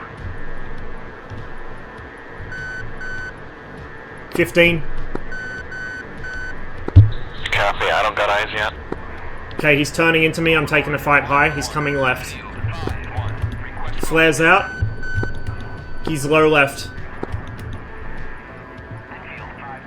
I lost sight of him, but he's down below me somewhere. Enjoy on your flank.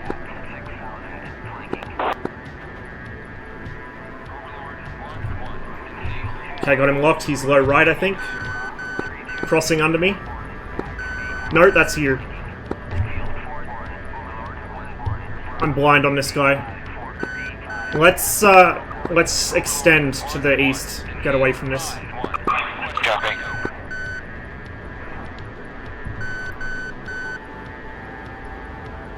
I had turn for a second there. Echo Fisher front line, guys. Come on, split flanks. Overlord 1-1 in field 2-1. Request bogey dope. Tally something off my left.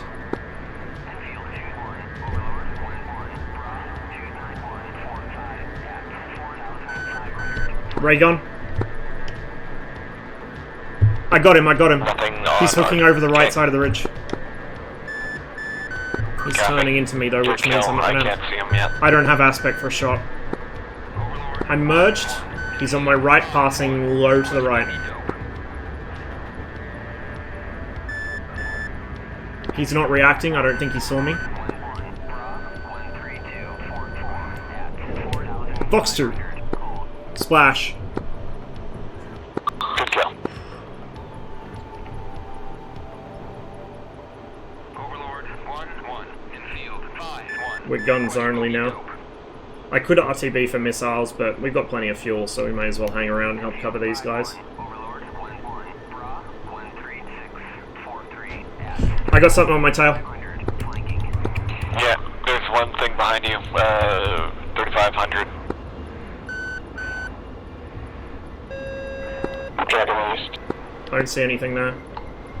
Overlord 1-1 in field 5-1. Request bogey dope. It could have been ground fire, but I don't know. I'll just extend east. Field 5-1. Overlord 1-1 bra 34242. Oh shoot, they're on my tail. 500 knots. Left fuel pressure. My fuel is gone.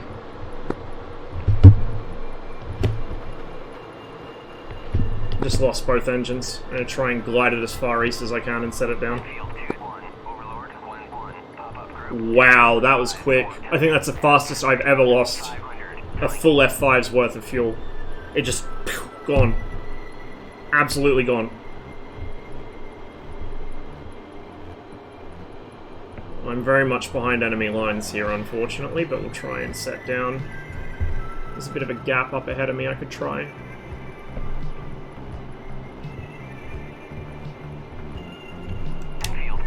We're going to pull the flaps up. I don't want them deploying and washing my speed off.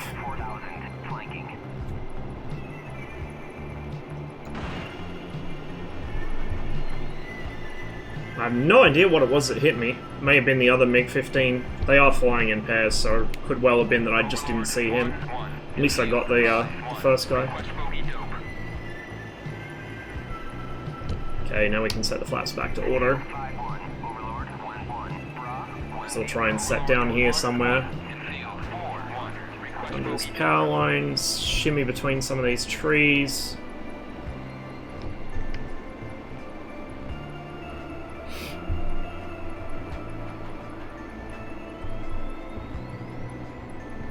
Landing wheels up. You never want to land wheels down if it's a forced landing off a runway. You can get away with it in some planes in DCS, but honestly, you really shouldn't. It's not realistic.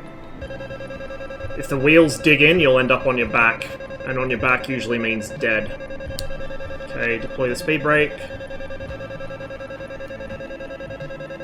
Set it down right across here.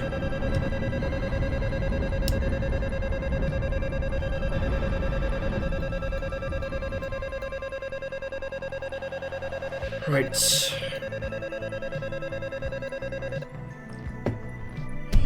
Well, we're down safely. Let's survey the damage. Unfortunately, you can't climb out of the tank, so we're going to have to eject... plane, so we have to eject. Tank is what I wish I didn't have a hole in. Oh, that's rude. That's very rude. Speaking of tanks, I think one just fired at me. Oh, that's cheeky. That's very cheeky. Alright, well... let's get the fuck away from the plane, then.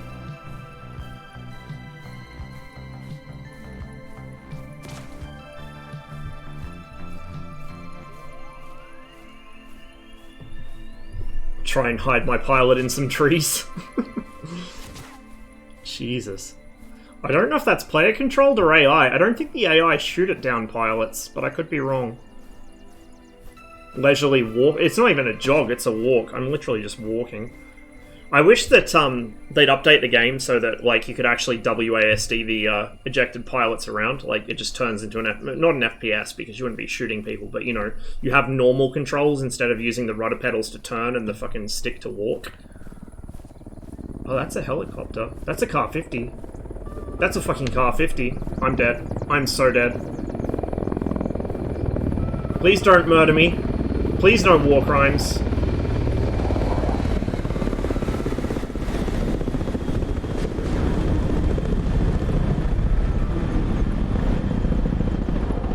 You can make the pilot walk just using the joystick and rudder pedals. So you push the stick forwards to move forwards, and then use the rudder pedals to turn left or right.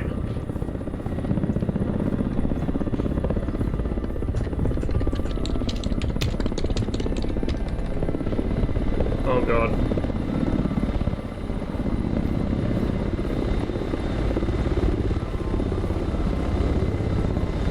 I can't run, I can only walk.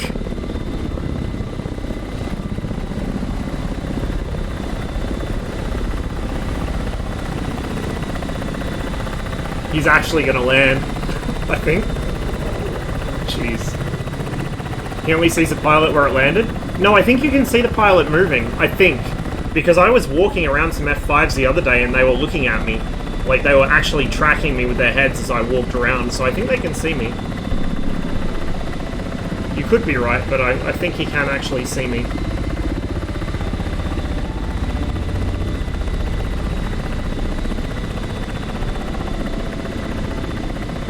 He can see me, yeah.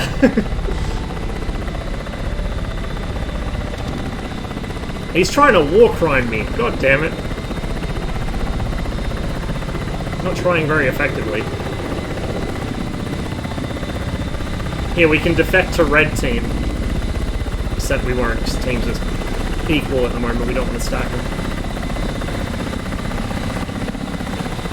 You could always do what the Royal Marines did with the Apache and hold on to the outside of it. Wow. He could have captured that. It would have been an intelligence gold mine.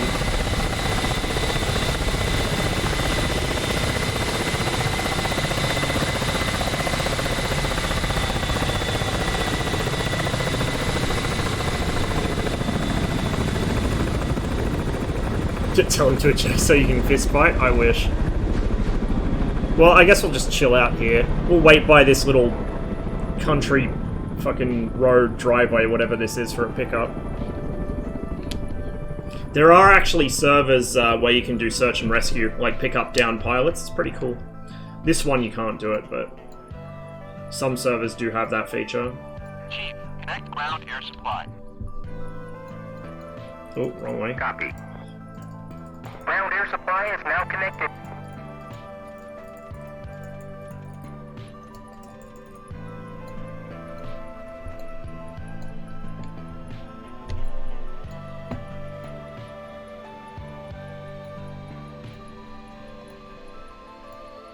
Request rearming. Oh shit.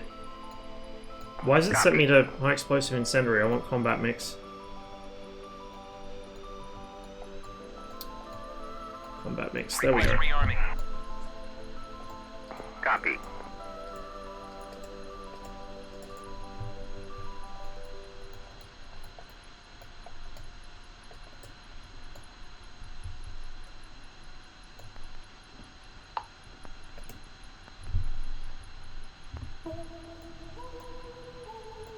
Apply ground air supply. Copy. Rearming complete. Air is now applied. Yeah, DDCS does it. Oh, wait, no, sorry, DDCS doesn't. ATWG does. I think there was plans to make it do that on DDCS, but I don't know if it ever actually ended up happening. So ATWG does it. I think some of the single-player servers do it. Or not single-player, some of the co-op servers, rather, like PvE. It's not a very common feature, but it is a feature that exists.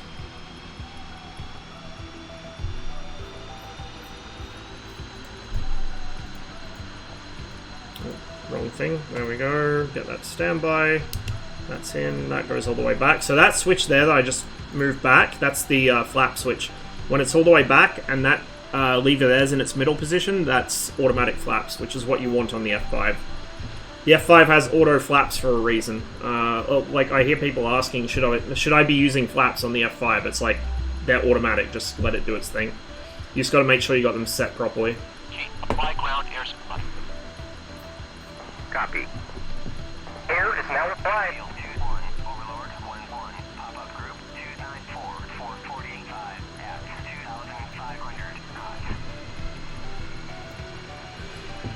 2,500 knots. Right, let's try not to get shot down this time. So it's 1, 2, 3, 4, 5 reds and 5 blues. Perfectly balanced. There we go. Happy days.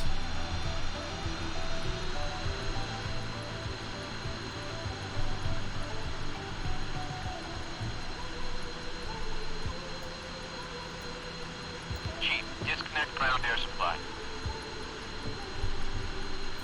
Copy. Ground air supply is now disconnected. I'm still starting back up, dude.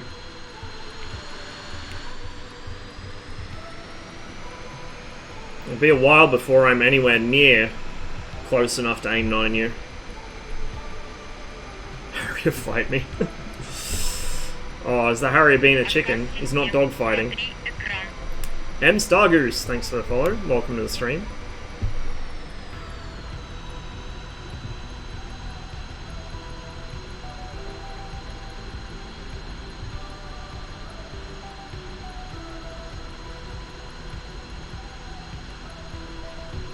Actually, I would like one day for this server to have a search and rescue system. Like a way to pick up down pilots and then you unlock the slot again or something. I'd also like it to, well, this would be a DCS feature more so than a server feature, because this is a bit beyond the scope of what Alpin can script, I think. I'd like there to be a feature where if you belly land an aircraft, like it's not destroyed, it's just belly landed or whatever, or you have to land it on a roadway or a neutral airbase, you should be able to crane it out with a big helicopter. You could kind of do it with a Mi-8, I guess, just the same way the Mi-8 currently slings tanks, which it shouldn't do in real life, obviously. But I really hope we get like a Chinook module or like a Mi-6. Mi-26 would be good too, but the 6 just fits a Cold War aesthetic better. So I'd prefer that.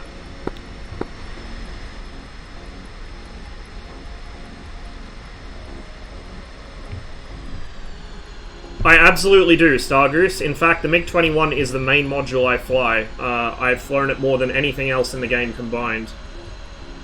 but I'm on blue today because when I got on the server they were a bit short-handed.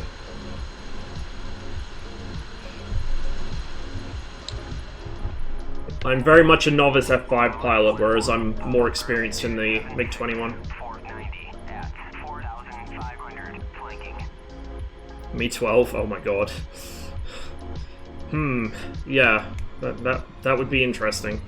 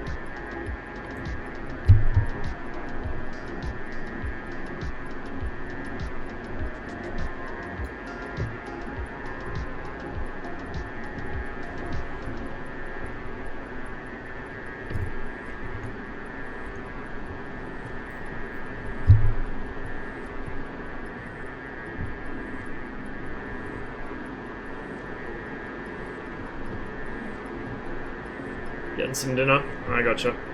From Lowblow's channel. Aha, so you'll be used to much more modern planes, I suspect, than what I fly. But a fellow Mirage appreciator. Probably my second most flown module after the MiG-21 is the Mirage 2000. I mostly just use it for dogfighting. I'm utterly incompetent at anything else, and arguably incompetent at that too. But the Mirage is just so fun to dogfight in. Something about Delta wings, they're just special. Straight wings are for squares. Normally on the other side of the MiG-15 versus F5 equation. Yeah. Not only can't accelerate, but how quickly it dumps all its speed and it can't pick it back up. Even if you unload the aircraft, it doesn't have the power.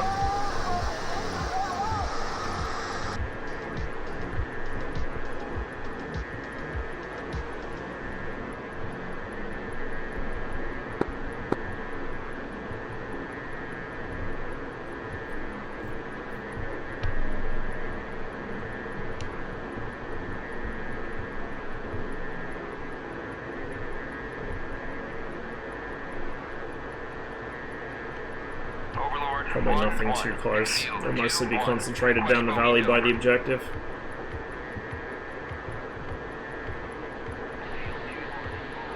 Yeah, 40 miles. 9,000 feet, that is surprisingly high. Suggest either they're heading home or they're trying to do a high-low split. Big Nuthead, thanks for the follow. Welcome. High-low splits in the MiG-21 are quite effective, because the bottom MiG can get up to the same altitude as the top guy very quickly, because he got so much power. So you get the top guy to play bait, something goes after him, and the bottom guy comes straight up after them and puts an R3R or an R60 up their back end. Whereas with the F5, you just don't have the thrust to pull that kind of trick off very easily. They do attempt it from time to time, but more often than not, the top guy ends up just being a free meal for whichever MiG sees him first. Catches an R3R to the face. That was ground clutter, but it looked like it was a track for a second there. I'd like to get better in the 21 and the F5, but Gen 4 thrust is too alluring and distracting. The MiG-21 at low altitude with the emergency afterburner on actually has, like, Gen 4 level thrust. Doesn't have the fly-by-wire or any of the other fancy handling characteristics, but it does have Gen 4 thrust. Of course, as soon as you go above 4,000 meters barometric, you lose that. You're back to more ordinary levels. Not bad, but more ordinary. Yeah, Seraphim. Blue team were outnumbered when I joined the server, so we're getting some F5 practice in. Oh, I see something. Way off in the distance there.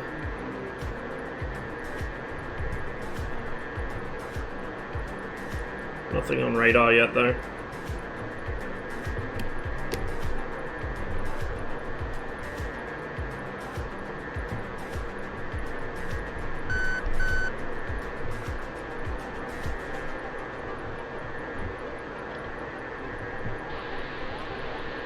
That was Conquer.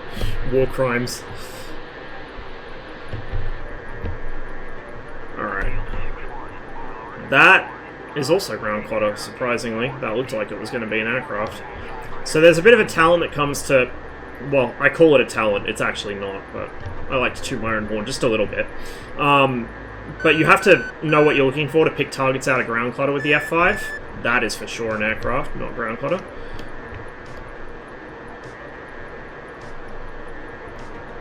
But we've lost him. I think he dived. So you look for something that's moving towards you consistently. Single it out, then wiggle the antenna elevation around. But in this case, I caught him too slow. Ooh. Right there. Hello.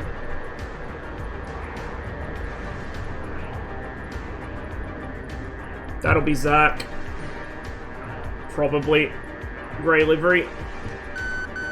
Probably try for a head-on shot here, maybe. Ooh. Yeah.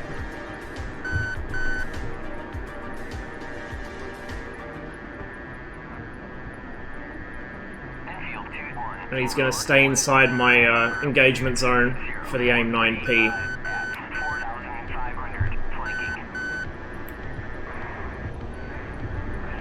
So he's going to try and keep this fight as close as possible because he knows my missile can't steer well enough to hit him at this range. Merge with Zach over our artillery position.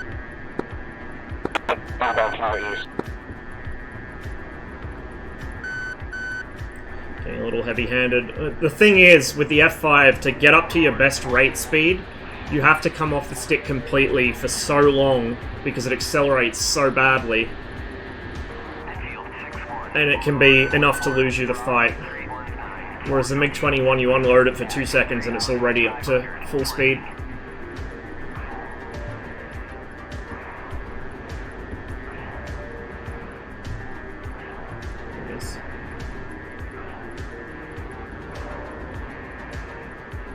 We're in a right-hand two-circle, pretty much straight over the artillery.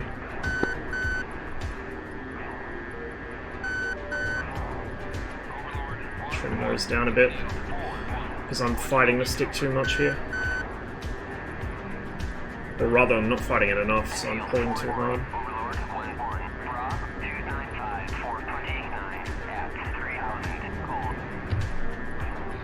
Again, the difference in sustained turn rate is so small that you've got to really hold your speed well, and I'm still a bit slow. In fact, I'm getting slower.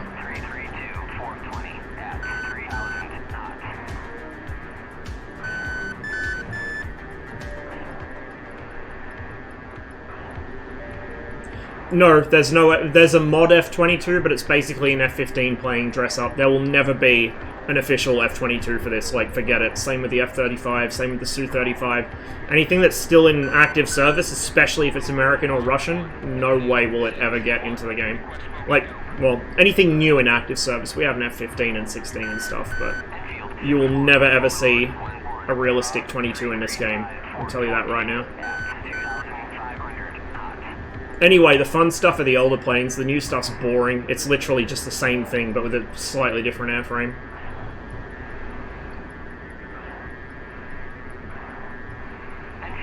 Whereas with the older planes, every single one has their little quirks.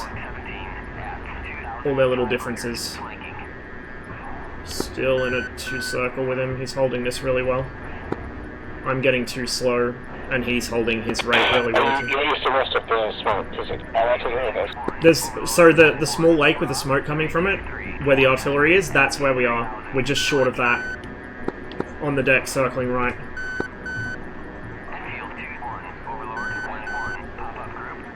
And there's something else coming in too.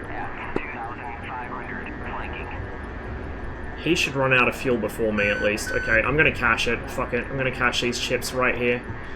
We'll let off a little. And we'll pull in here. Let off a little. Pull in. Try and keep her at least 350.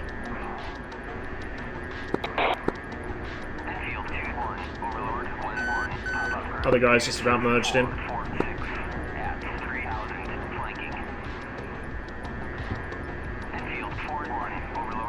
I'm just gonna have to throw caution to the wind here. I'm gonna get sandwiched.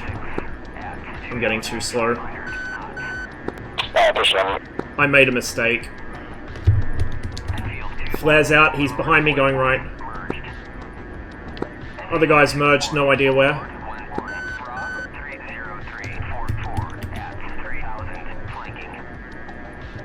Zach's still in a right turn.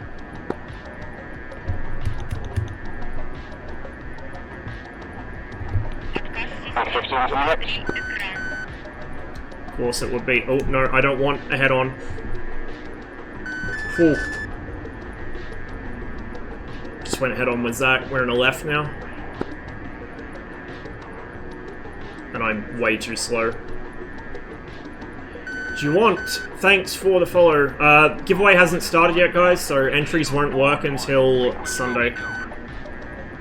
It'll be my first ever giveaway, so I would have liked to have it so that you could enter throughout the week, but I don't know how to do that, so... Fuck, there's something else behind. What I'm doing here is a very bad idea, and you shouldn't do it in the F5. I'm getting super slow, and I'm one-circling a MiG-21, who I know is a good pilot. Again, Zach is a much better pilot in the MiG than I am in the F5.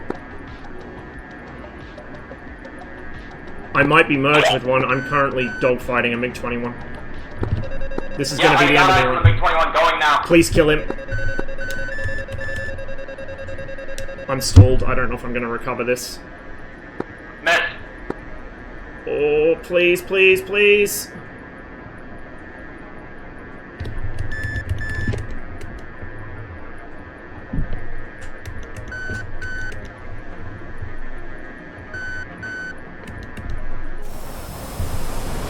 Pilot sniped. That's a nice shot. Yeah, I'm absolutely useless in this thing. Let's go connect ground supply. So I think I've like killed, what, 2 people so far? I've died about 10 times. The F5's not a bad plane. It is a match for the MiG-21 at low altitude, but you have to be a very good pilot in it, and I'm not. I rarely fly this thing, so I'm absolute trash. But if you are a good pilot in the F5, like, say, Tricker is, or the RAF guys, the Russians that play on here, they are very dangerous to fight in anything, let alone a MiG-21.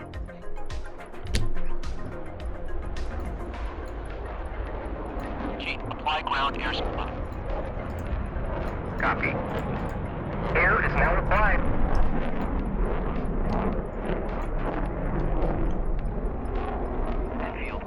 Yeah, good fight, dude. I was gonna try and rate you, but you were just holding it too well, and I kept bleeding too much speed.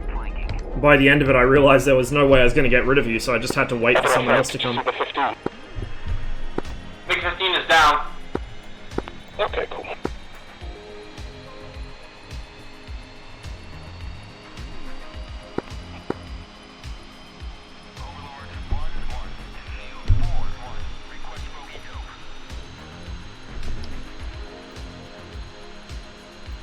Apply ground air supply.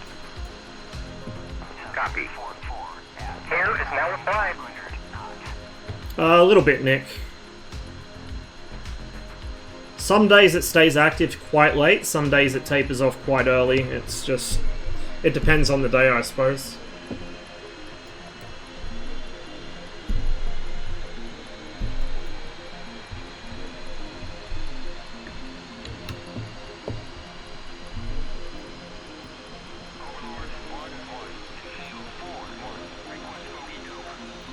Disconnect ground air supply. Copy. Do you fly mods? Sometimes. I'm not really interested in the A29 at all. I do fly the A4 Skyhawk a bit. Those are, like the A4, occasionally the MB339 are pretty much the only two mods I really fly much. Forgot to rearm. Again.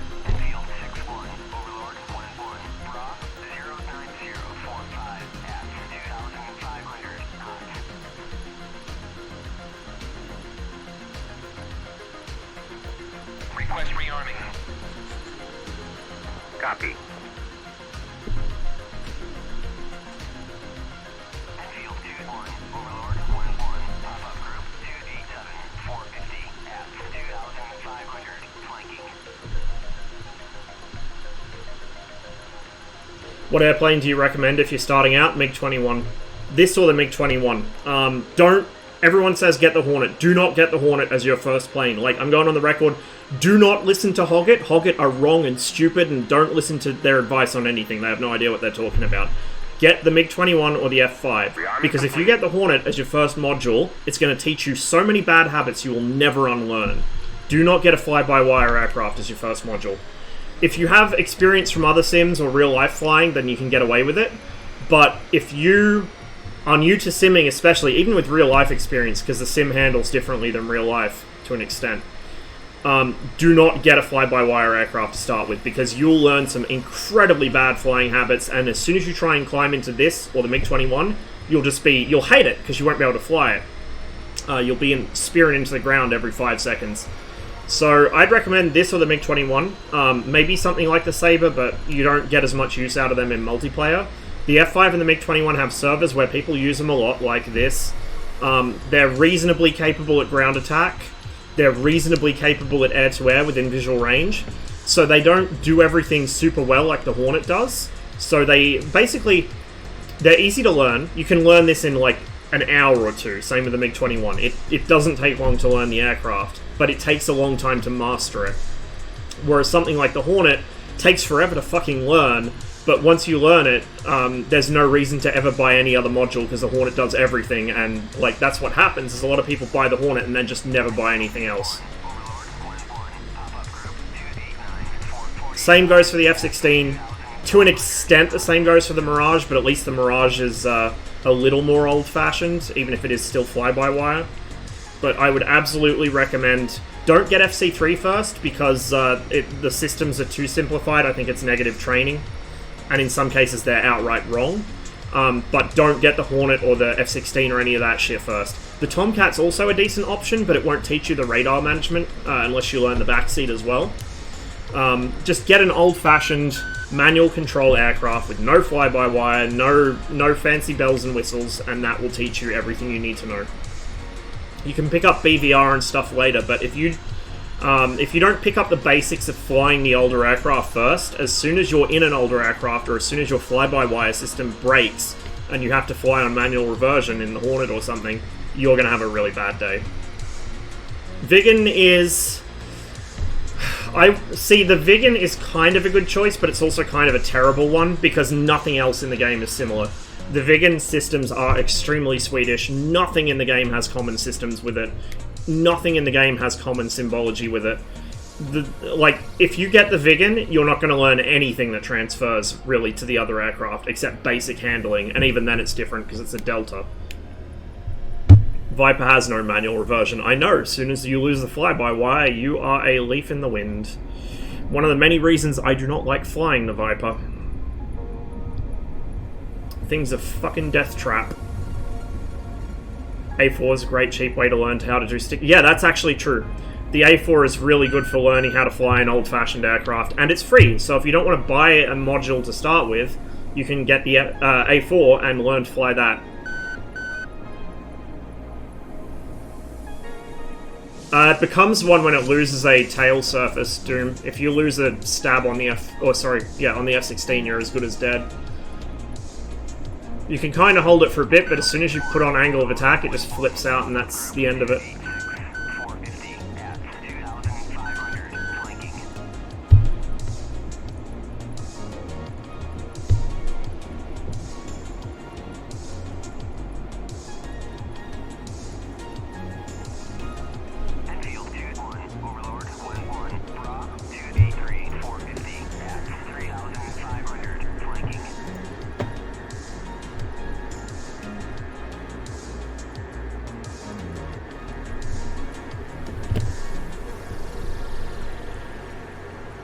server's emptying out a bit.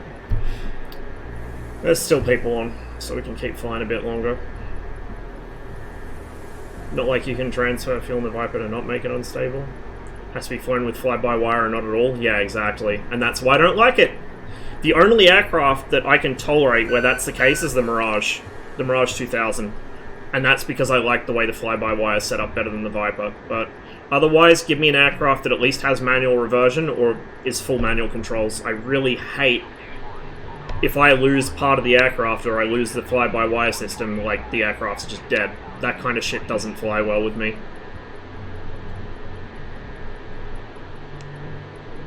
Yes, I do have rudder pedals. I have MFG crosswinds, which I would recommend to anybody. I've not been paid to say this. They are fucking fantastic, just from using them for the past, what, almost a year now. I used to have Thrustmaster TFRPs, the T-Flight pedals, and they were already broken when I got them. I didn't want to have to deal with Thrustmaster to get them sorted by warranty, so I just kind of lived with it, but the sensor was really noisy. So I managed to get hooked up with by Jammer from IL2. He hooked me up with a program that would help dampen out the noise a bit, which helped, but I also had only half of my left rudder movement. Like, the sensor would just not detect the full range of motion, so I only had half motion on the left rudder and then full on the right, which was horrible. Like I said, the sensor was noisy. They're very brittle plastic as well, so I broke the left pedal off the base, and so I couldn't use the left toe brake, and the left pedal would come loose all the time. I would seriously recommend steering clear of the TFRPs. I know a lot of people recommend them as like an entry-level budget option. They are not. You are spending $200 for something that will probably break inside 2 or 3 weeks. Especially if you're a heavy rudder user. You know, if you're in a Hornet, you're never going to use a rudder anyway, so it doesn't matter. But if you fly old-fashioned jets or warbirds where you need to stamp the rudder sometimes, you're going to break them straight away. So I would recommend either something like... I've heard the CH Pros are pretty decent. They last quite a while. But once you do have the funds available, I would recommend the Crosswinds. They are expensive, and there does tend to be a bit of a wait for them. But they're incredibly well designed, they're very well built, the sensor is fantastic, it's very accurate, and they're quite adjustable compared to the Thrustmaster pedals that I had before, so I would recommend them all day long to anyone who asks, and I'm not in the business of recommending things unless I think it's legitimately good. Like, if I don't think something is fucking amazing, you'll never hear me recommend it.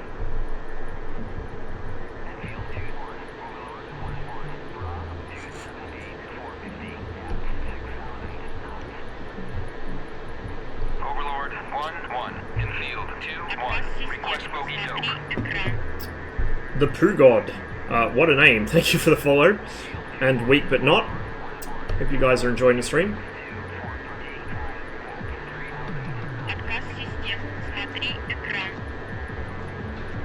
Hey, Roundabout.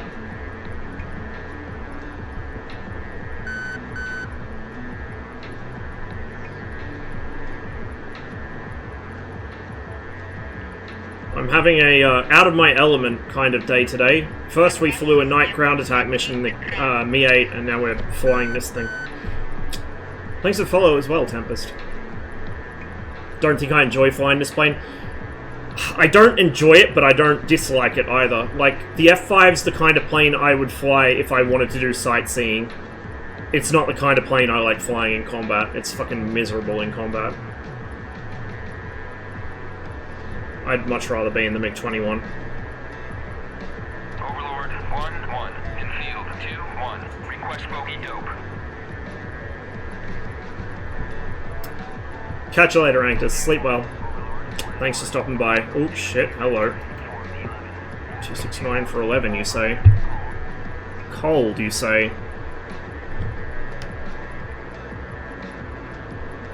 Don't see him. He might be over the other side of this ridge. I can't. It is possible to bomb with the F5, but I can't do it. I don't do air-to-ground in general, but especially in this thing. I have no idea how to do it. Involves a lot of setting manual reticle depression and shit. That's well beyond my fucking capability. Overlord 1-1, infield 2-1, request bogey dope. Infield 2-1, he's hot now. There we go. Merged over the artillery again.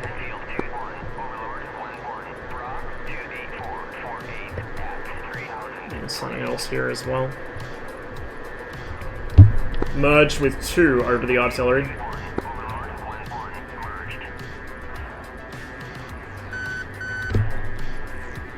It's a 21. It's probably Zach. Going vertical like that is almost always Zach.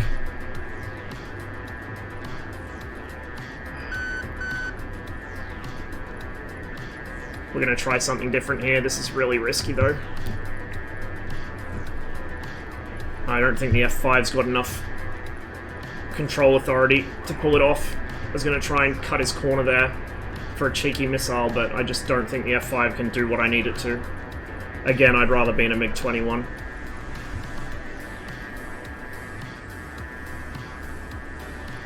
So we're going to end up in the same kind of fight as before, except I just burnt all my speed. And there's another aircraft coming into this as well, I think.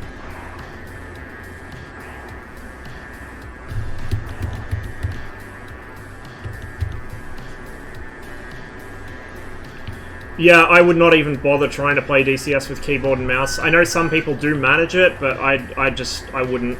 It sounds like a miserable experience. DCS is not designed for keyboard and mouse. Like, this is a sim, ultimately. It's designed to be flown with sim equipment.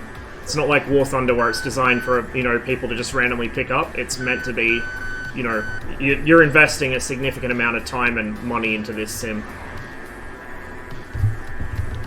So I know that a lot of people who want to fly DCS don't have the money to buy the equipment.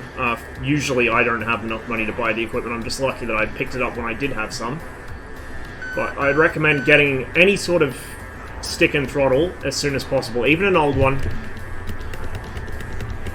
Even like an Xbox controller or something is still better than keyboard and mouse. Need help over our artillery. If anyone's still on net. He's gonna gun me right here. I shouldn't have got so slow. I'm dead. Well, he didn't take the shot. Mustn't have had line up.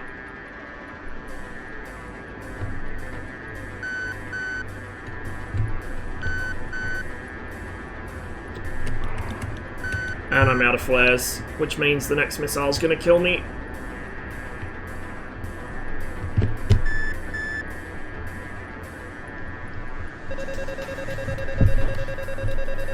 I can't really force him to overshoot. This is the thing. The MiG-21 does not overshoot easily. Especially when it's flown by someone like Zachrix. I can make him get slow and wobbly, but at the end of the day, he can do slow and wobbly better than I can. The F5 just is so gutless. So gutless. This is and this is why I rag on the F5. It's not a bad plane, but it's a glorified trainer. It began life as a trainer. It's obvious it was a trainer. It has no thrust. It's just, it doesn't have engines. It has hair dryers. So if you get into a situation like this, you're screwed. There's absolutely nothing you can do to get rid of. Okay, there is something you can do to get rid of the MiG-21. That, apparently, I think I made him stall into a tree. But that generally is the exception, not the rule. I just got so fucking lucky there. Overlord 1-1, NCO 2-1, request bogey dope. NCO 2-1, Overlord 1-1, clean.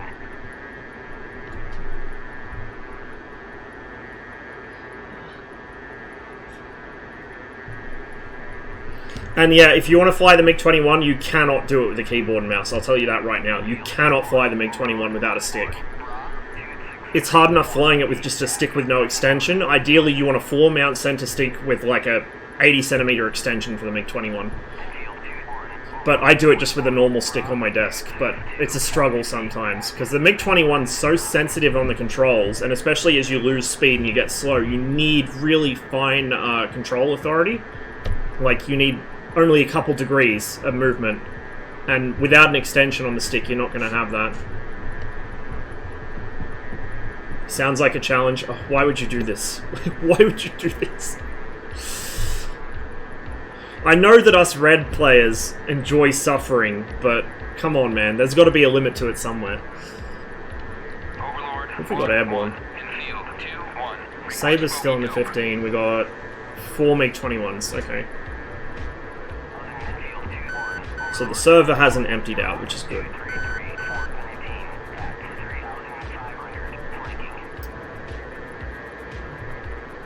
I have caused my gyro to shit the bed because I pulled so hard.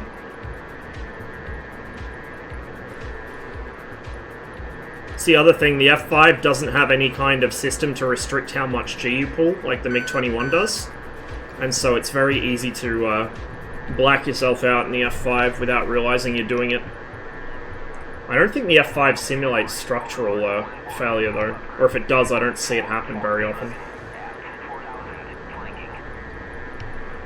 4 for 11, huh?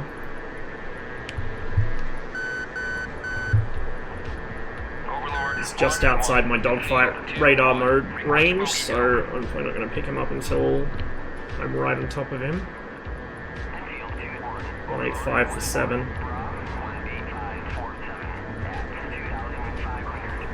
Below a ridge, maybe? That's their FOP over there. Probably going to eat Australia here in a minute. Merged. Excellent. I didn't even see the guy. There we go, 21 radar off my right.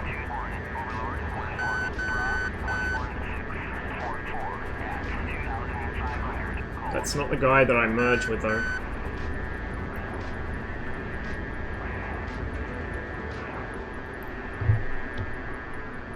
Overlord 1-1. Infield 2-1. Request bogey dope.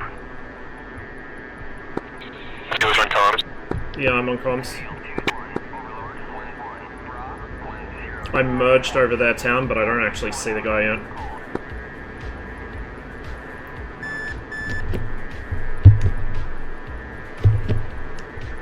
It's odd that it hasn't picked him up. He might be terrain masking, maybe. Overlord 1-1. Oh shit. 2-1. Request bogey dope. Oh, now I see him. I got a MiG-15 on me. Over the towns. Infield 2-1. Overlord 1-1. Bra 29040 at 3000. Get some altitude at least.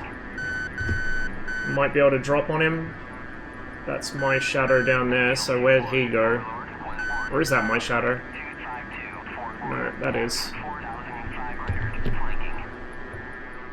Let's see where that guy went. Overlord 1-1. Infield 2-1. 0 situational awareness. Correction, I'm between their FOP and their town.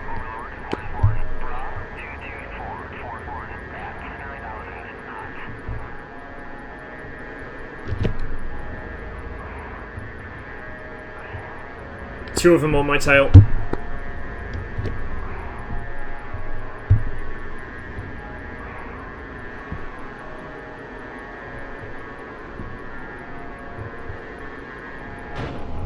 And missile. I had no flares left.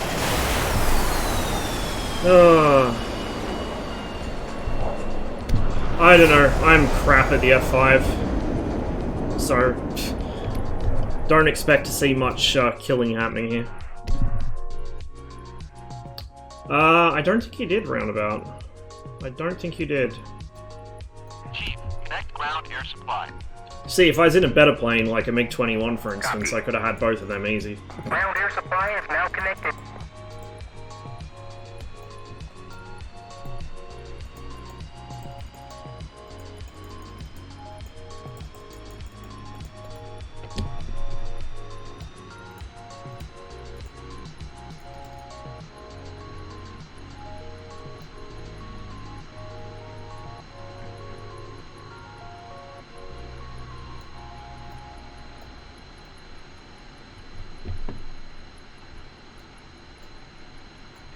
Apply ground air supply. Copy. Air is now applied.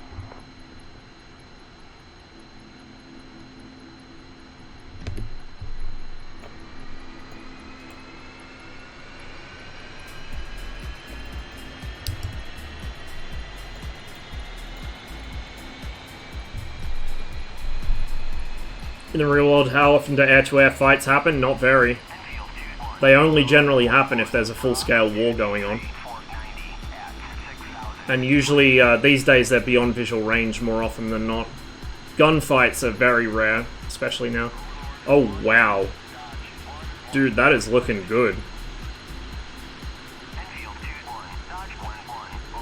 That is looking real slick.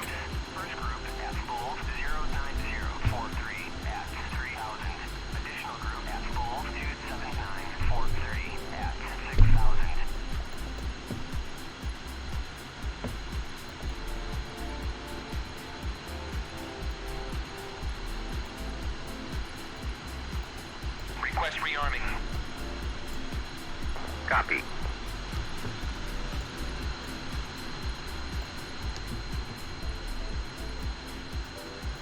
Apply ground air supply. Copy.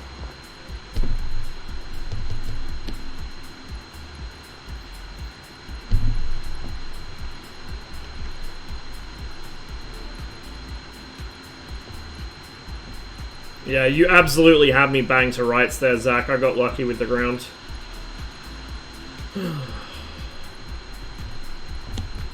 I really, really do not like the way this thing handles at low speed. If it had more engine power, it would be more like the MiG-21. Like, really, the biggest difference between this and the MiG-21 is that the MiG has more engine power. Once you get down to that kind of speed, I mean. So the MiG can kind of afford to get slow because it can just accelerate back out of it, whereas the F5 just doesn't have the power to get out of its own way. So you really need to know your energy management in this, and energy management is like a swear word to me. I can't do it. I just can't. And in the MiG-21, there's no reason to bother with energy management because you don't need it. The engine is that powerful.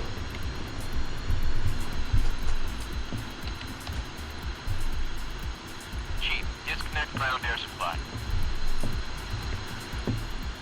Copy.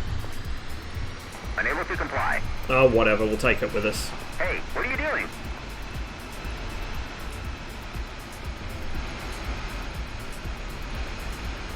Oh, are we taking off from the other end now? Or are we going from this end? I don't know. We'll go this way.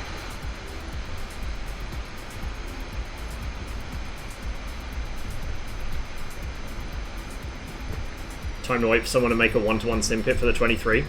I mean, Egg started. He's got the that button box for the radar he's working on.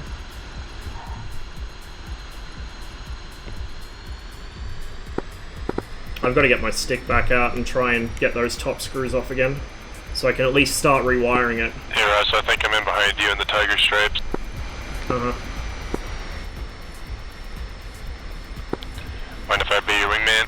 Please do. I'm fucking useless today. Alright.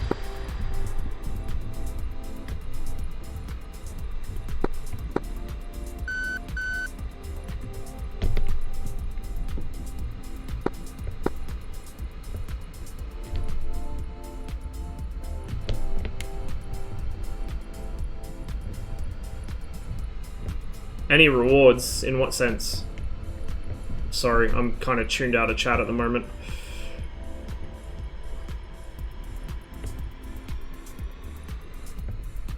We have some blueteam.jpg right there. Yeah, I see that.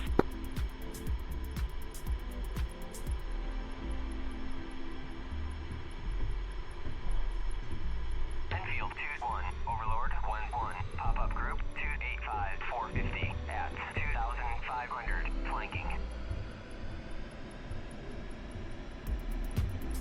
Rolling.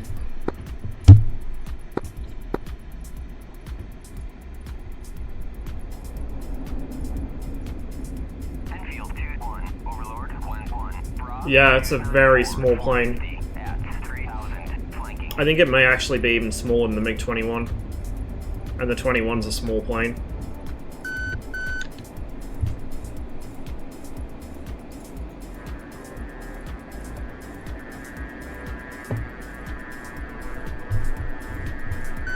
unlocks... Oh god, no. No, no, no, no. Christ, no. It's a simulator. It's not War Thunder. I think if ED ever tried to add something like that, the fucking community would crucify them, and they'd be right to do it. You have what the mission maker makes available, that's it.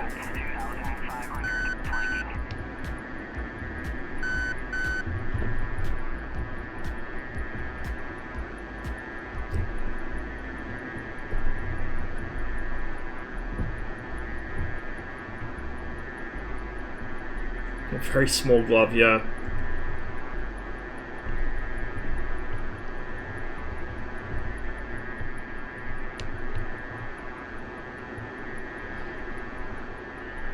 Mind you, I don't mind, like, snug cockpits. This seems like it'd be a decent size, honestly. MiG-21's cockpit seems fairly cozy.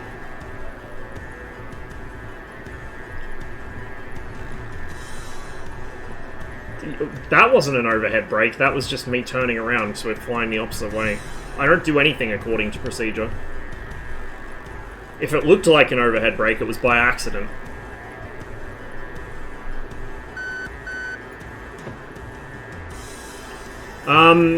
Some servers on IL-2 make you unlock stuff, but it's not like a default thing, I don't think. I could be wrong. I got onto the IL-2 Great Battles train kinda late.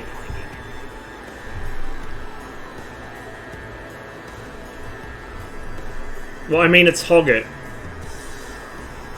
If Hoggett ever has a correct opinion or says anything intelligent, it's a sign that the end times are upon us. I still can't get over the fucking cursed shit that Resident was posting in Discord last night.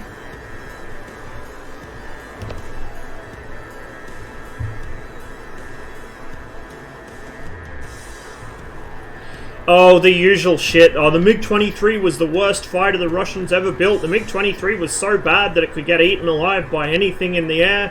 The MiG-23's intakes were copied from the Phantom. The MiG-23's intakes had this, like, you know, the standoff plates to hold the splitters out from the side of the fuselage. Oh, they sharpened those because on the Phantom they were sharpened. The Russians didn't know why they were sharpened. Yes, except the fact the Soviets had been using crash barriers on their air bases for like a decade at that point. No, Resident wasn't trolling in that case. Resident was posting shit from the ED Discord that other people said and unironically believe. Like, I'm not in the official ED Discord, and I never will be, because the shit I see come out of there is, like, worse than Hoggett sometimes. Overlord 1-1, in field 2-1. I don't have a lot of patience for stupidity, and like, people repeating the same tired old myths about the fucking MiG-23 just drives me up the wall. Like, it takes a special kind of person to unironically think the Soviets were so inept at aerodynamics that they had to copy the Americans. Like, what? As soon as you start getting down that rabbit hole, everything is a copy of everything else, because every design draws inspirations from everything else. Nothing is new in the world of aviation. Everything is a copy of something else. It just depends what you do with it, right? I know, right?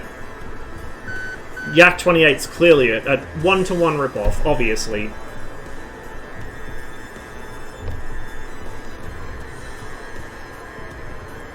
I love the MiG-23. It's my favorite jet. It's beautiful.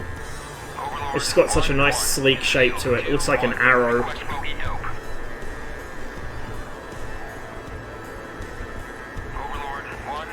Okay, nothing, I guess.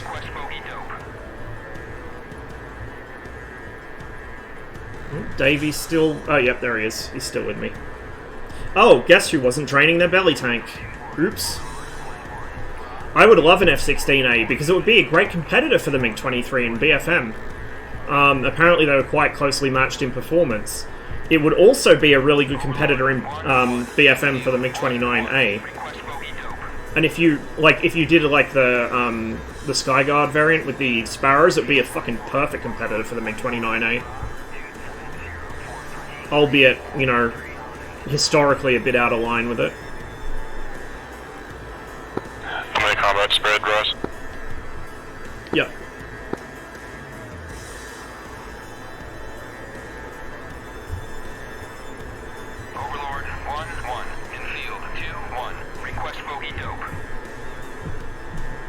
unlock the planes by playing...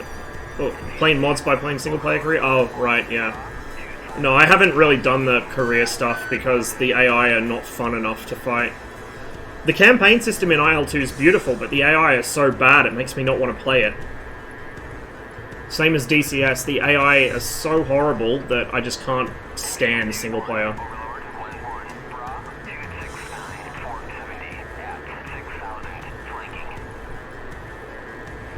Okay. Let's go ahead and punch off the belly tank.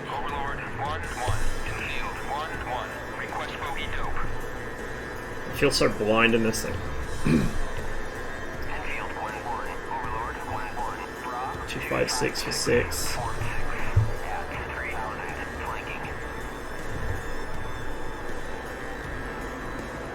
That should be right near me.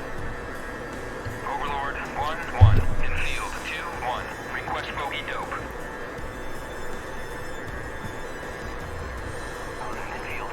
240 for 8.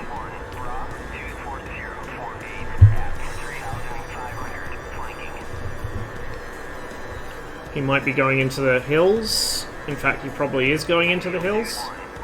224 for 8, yep. One coming out of the hills to the left by our FARP.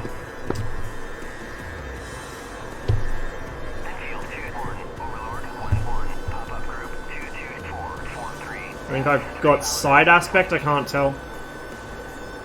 Tail aspect, actually. Okay, he's tracking right now over that hill right off my nose. Tally.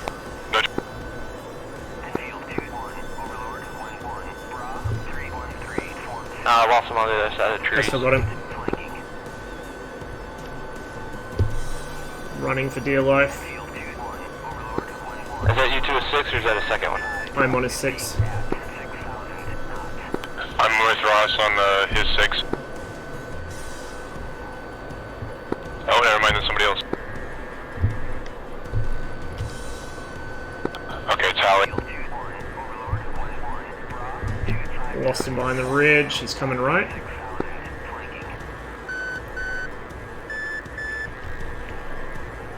But did he continue right, or did he level off? Okay, I'm blind now. Coming back out into the valley.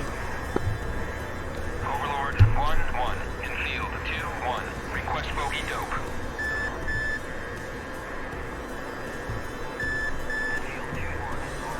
7.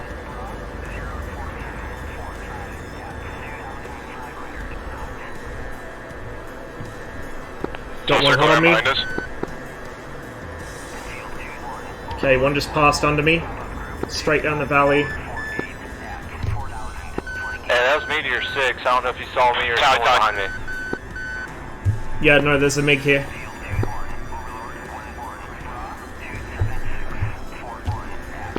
Fox 2. Good splash. Another call, 259 for 11.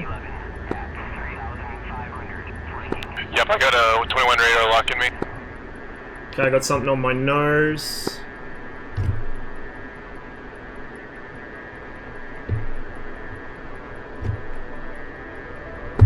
I'm merged, yep, I'm merged.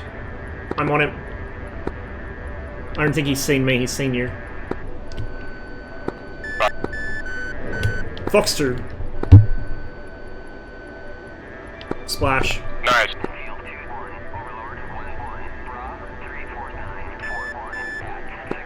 I'm still hitting a 21. Finally got one.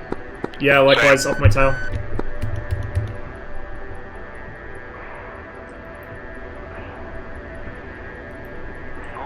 Got him. Locked, off my nose, passing right.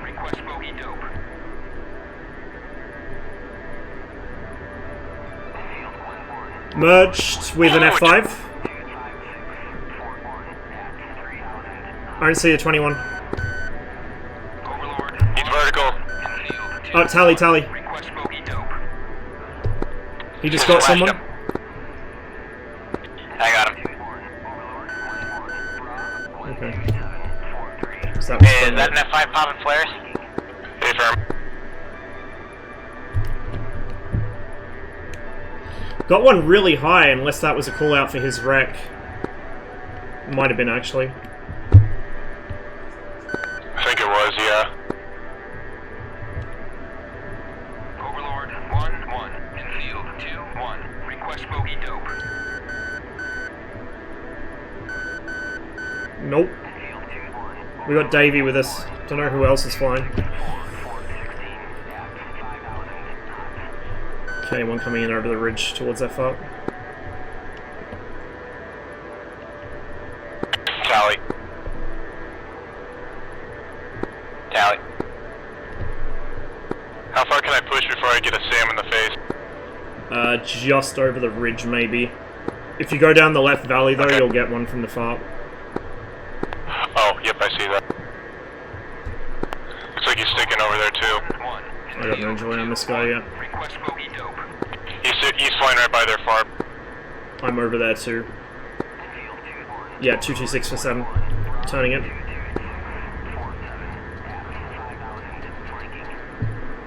I see him.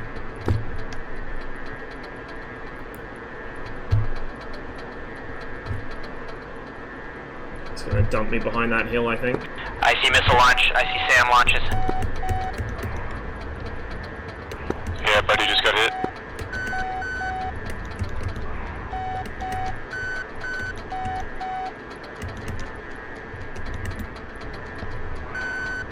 Shit. Okay, I lost him in a valley. Just past the FARP. It's like a MiG-15. Yeah. Yep. 310 for 2 now. I'm so lucky they called that Going launch. hot. Infield 2-1. Request bogey dope. I'm on the MiG-15-6. Infield 2-1. Overlord 1-1. Clean. Отказ систем.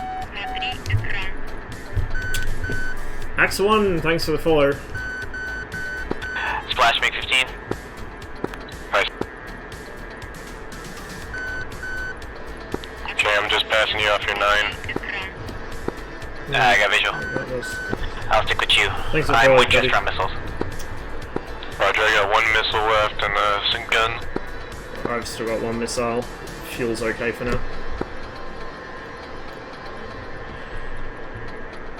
Overlord 1-1. Infield 1-1. Request bogey dope. Infield 1-1. Overlord 1-1. Clean. It's one of ours. It's an F5.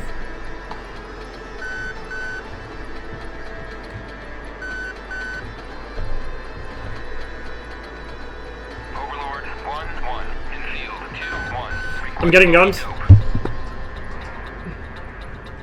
Position.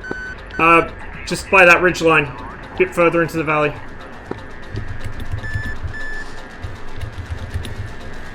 I don't see what hit me. Dragging back towards the towns. It could have been a MiG-15. MiG-15 23mm traces are red. Possibly ground fire or a 15, I don't know which.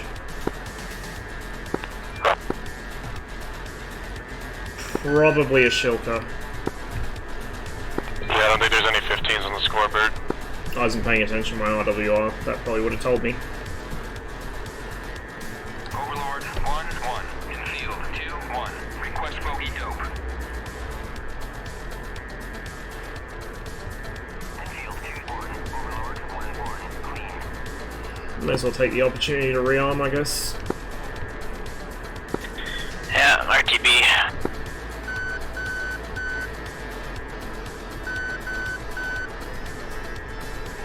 Well, I got 3 in 1 flight, so. Bit of a frame slowdown there, not sure what that's about.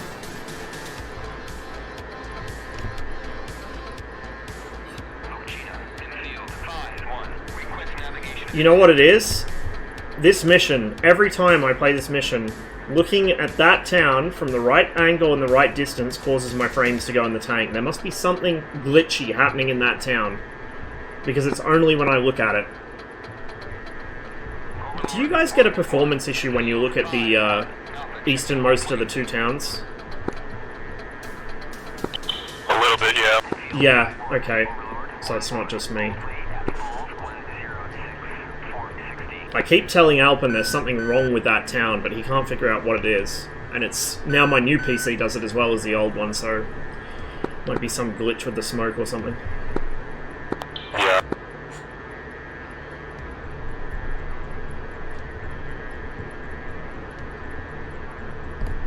Come back out of mill thrust now since we're RTB.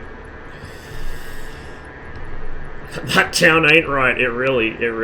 Really ain't.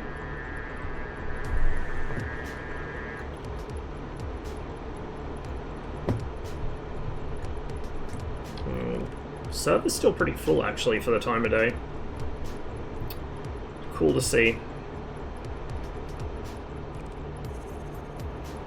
2 hours left in the mission.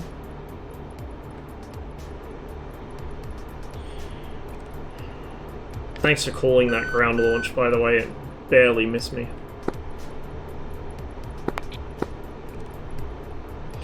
I don't mind it. It's a lot better than people give it credit for, but I just haven't had much luck with it today. Quite often, if you know what to look for, especially if the MiGs fly a little bit high, you can spot them quite easily with it. Did I see that right? So it rotates in 2 minutes, or is that 2 hours? 2 hours. 2 hours. Okay. Just caught it as it was fading.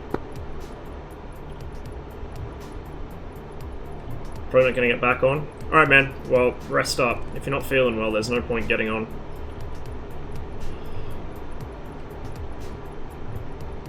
Good fights either way, and that's that red MiG-15 really did work as bait. So, that was a good strategy. It brought me unstuck very quickly.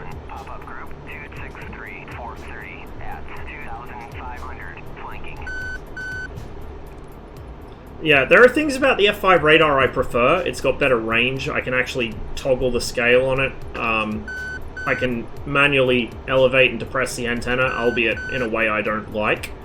But there are certain things the MiG does better. IFF, for a start. And then I like that the MiG-21 actually shows the... 8 F5s and 5 MiG-21, so I might switch over to red if that's cool with you guys. Yeah, that's fine. It's not the way dominance. it displays range, and when you've locked on somebody, particularly the steering cues and the range cues, I prefer them. They're much easier for my brain to process. And also the fact that it displays whether something's above or below you. Now, even though in this you can elevate and depress the antenna, there's no way of really telling where something is until you sweep the antenna above or below it, and then you know, oh right, he's at the bottom of that scan bar or whatever. I would like the ability to move the antenna, but keep the MiG-21's above or below symbology. Kind of like the Mirage has, where it tells you if something's at the top or bottom of the scan bar, or the scan volume. The other thing with this is that you can actually lock stuff without having to point the nose directly at them. Like, you can slew the TDC around rather than just range it out, which you can't do in the MiG-21. So if you could take this radar and the MiG-21 radar and just like smush them into each other, it would be beautiful.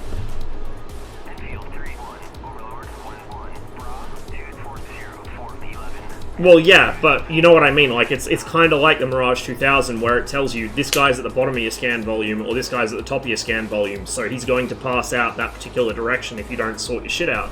Whereas with the F5, you catch a brick, and then you sweep past it, and you're like, well, fuck. And you have no idea where he's going. Like, you don't see him trending up or down or anything unless you follow him manually with the antenna.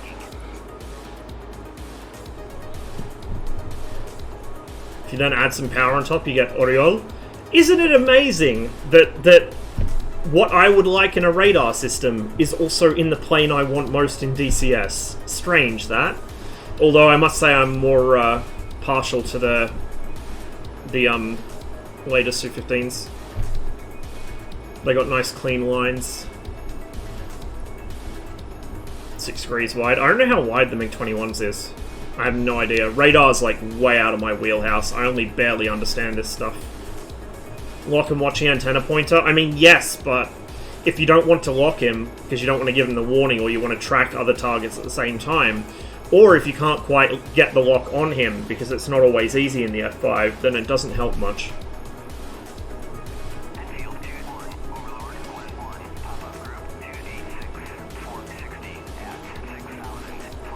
I don't know, there are certain features of the Western radars I like, but of all of the Western radars in the game, the Mirage is the only one I'm truly comfortable with. And even then, it's kind of, there are things about that I'm not a fan of, but I just find the Soviet symbology and workflow a lot easier to process mentally. I don't know why. It just is.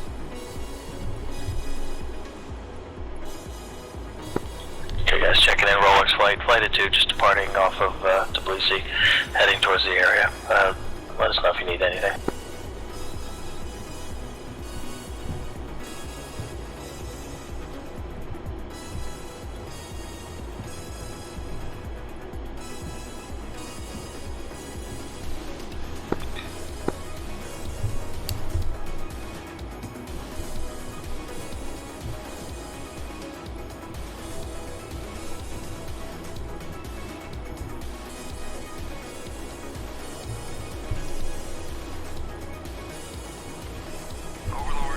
All these people connecting. We're populating Cold War after lunchtime. What the fuck is going on here? Alright. Let a little bit more speed wash off and then we'll pop out the gear. Flaps are already on auto. Never ever take the flaps off auto in the F5 unless you specifically need them out. Like if you're trying to glide, you'd put the... Well, even if you're trying to glide, I don't know. I'm not familiar with the F5's glide performance, but my instinct tells me no flaps when gliding. Until you know you're going to make the runway.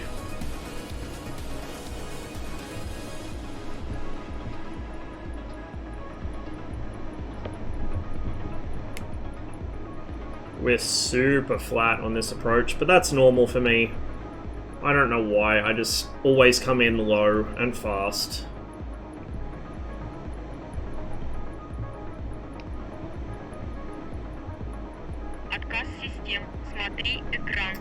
Mister, thank you for the follow. Welcome to the stream.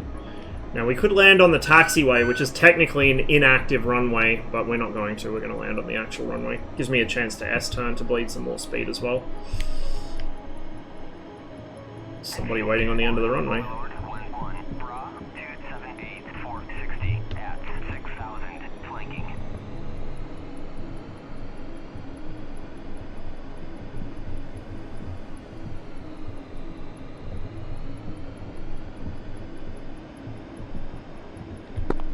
Anybody up in the forward area at this point? Flaps in BFM. I use them in the 21.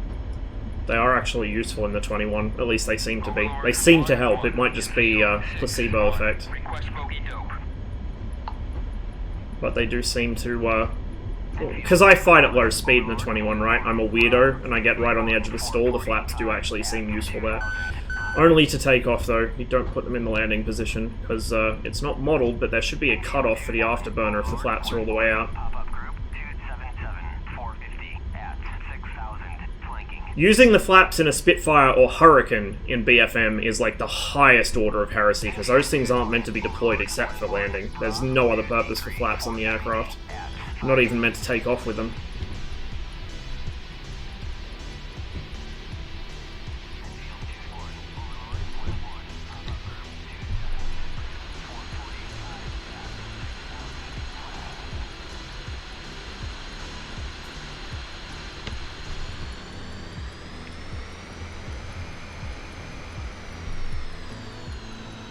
Yeah, at the F5 you're meant to use the flaps. That's why they're automatic. Kind of like the maneuver flaps on the 14.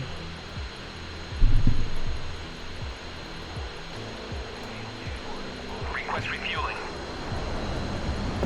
Request rearming. Oh, that looked a bit bouncy, mind you. Multiplayer landings are a bit desyncy, so they always look bouncier than they really are.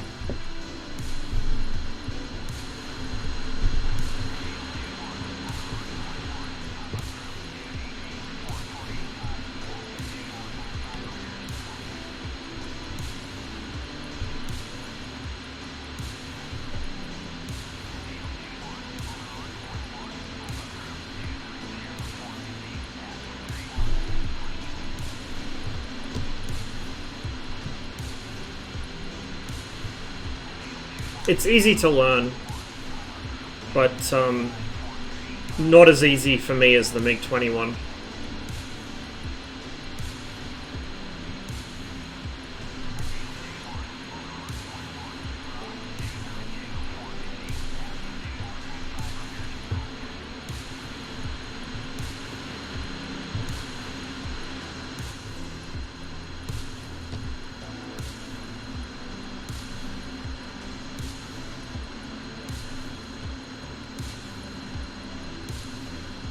Refueling complete. Отказ систем. Смотри экран. XS, thanks for the follow.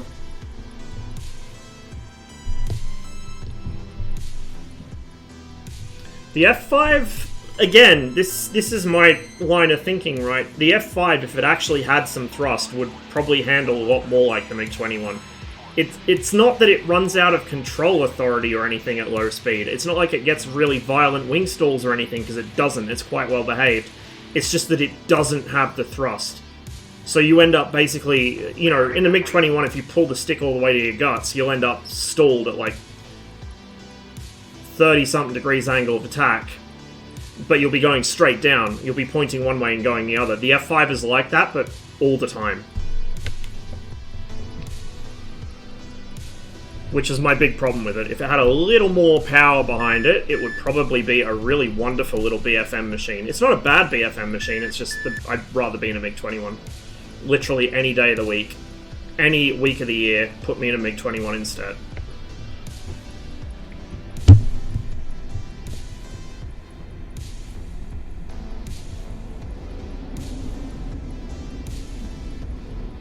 Need a little more trim.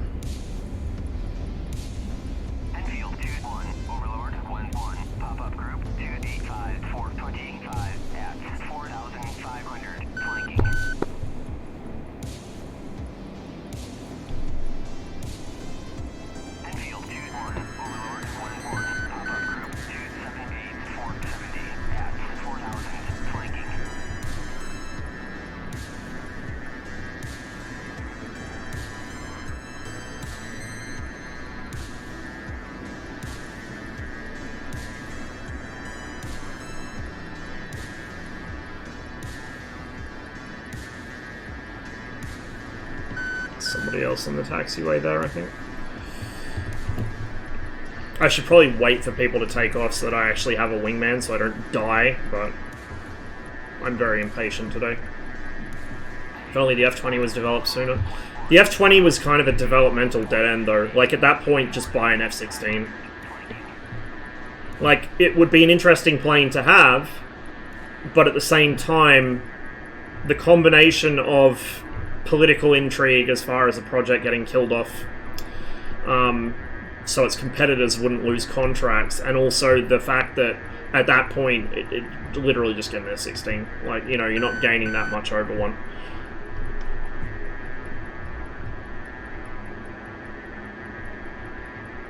But in an alternative timeline where the F-16 wasn't developed, the F5, oh sorry, the F-20 would be really, really nice. Gain the Sparrows, yeah, but I mean the F-16 could have had Sparrows from the start. They just didn't because they didn't see it as necessary. It wasn't seen as useful for the role it was planned to have, basically. And then later they went and added them to the National Guard 16s. I think it was the National Guard ones. And then I think 2 countries. What was it? I think Taiwan and who else? It was Taiwan and someone else, I think, that also got the Sparrows.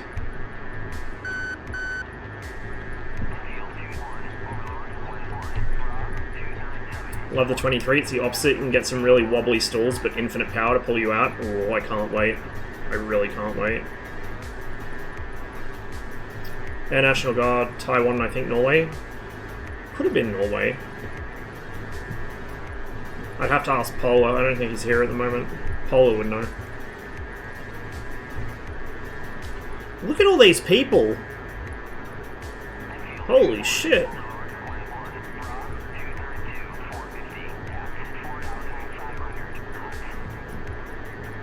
Oh, you know what I forgot to do again? Turn my tank on. And the balance. Big brain.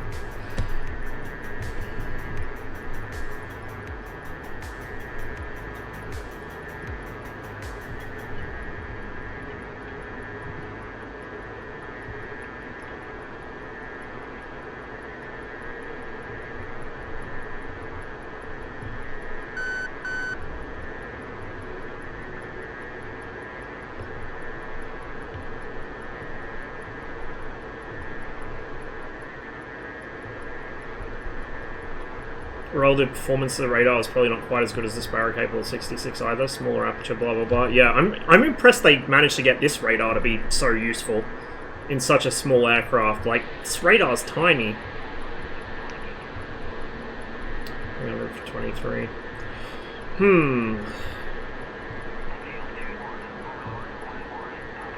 I see one. They're tracking right.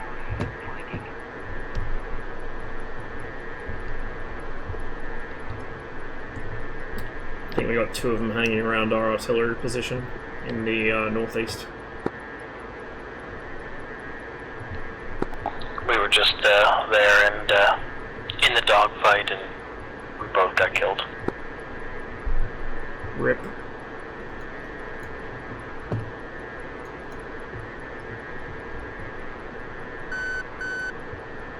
There's one.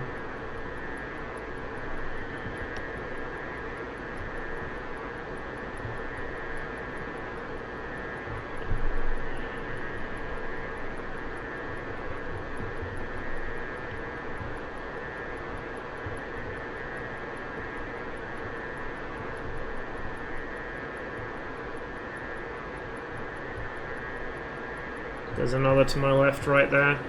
So we got one there, two there, actually. 2 aircraft there. One might be friendly, one enemy, I don't know, but it looks kind of like a dogfight, but we'll try and single out the lone guy first, rather than dive into a bunch of aircraft we can't identify at this distance. I don't know where this guy's going. Trying to flank, maybe.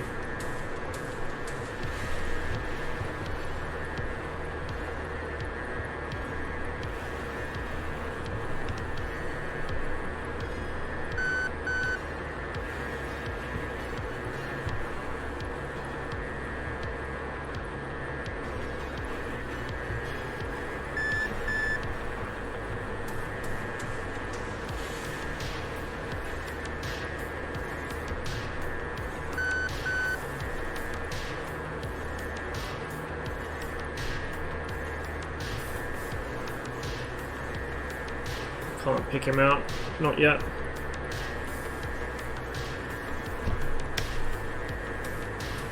Looks like a 21, maybe.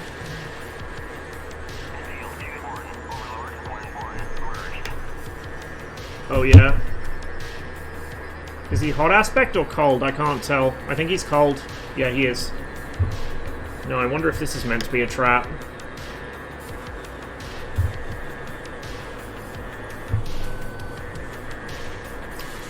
Lost him, but he's got to pop out somewhere. There he is.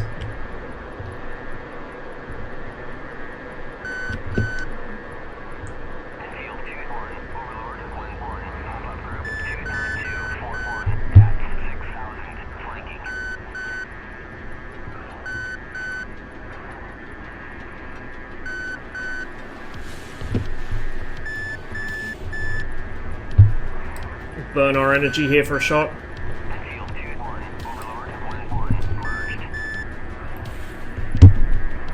Okay, we overshot. I think there's another in this.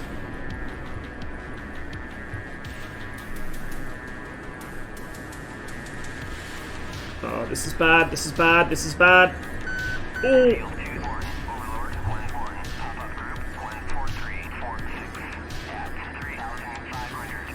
I shouldn't have done that. I just basically threw away my advantage.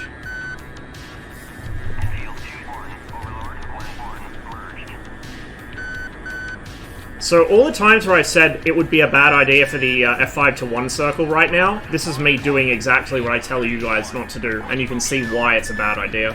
It's just not working for me at all. I'm way slow. The 21 can maintain this better than I can. He's gonna absolutely eat my fucking lunch here in a minute. If his mate doesn't first. Yep, there we go. The other one got me.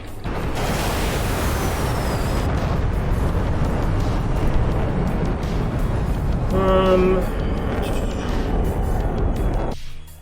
think we've got about an hour and a half, hour left in the mission, so we'll fly a couple more. Does single player have something like campaigns or enemy AI? Yes, but they're not very good.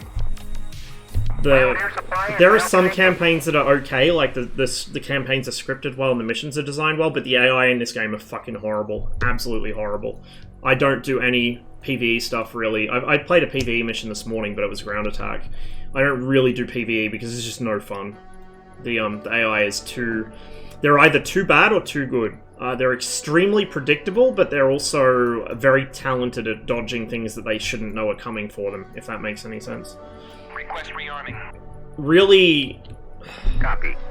Modern flight sims, and by that I mean flight sims made within the last 15 years or so, tend to not have very good AI. They have to put so much time and effort into the flight modeling and everything else that the AI comes out last. The original IL-2 has pretty decent AI with the right mods, and IL-2 Cliffs of Dover has quite good AI until they have to land, at which point they turn into morons.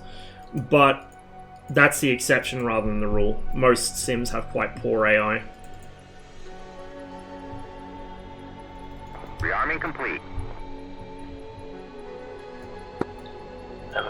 Apply ground air supply. And Rolex flight 2F5 inbound. We're coming into the Prax area, right? The hostile area about 20-30 miles away from the Brock calls we're getting.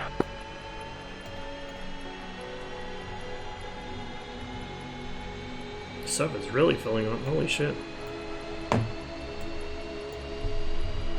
you explain what you're doing? I'm a bit late into the startup.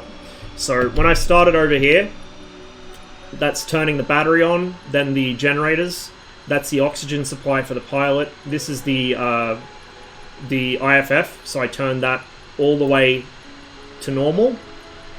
This doesn't actually do anything at the moment, but this is how you would set your IFF code in real life. In DCS, only the JF-17 module has proper IFF, everything else is just coalition-based, but in real life you would have to set the code in this.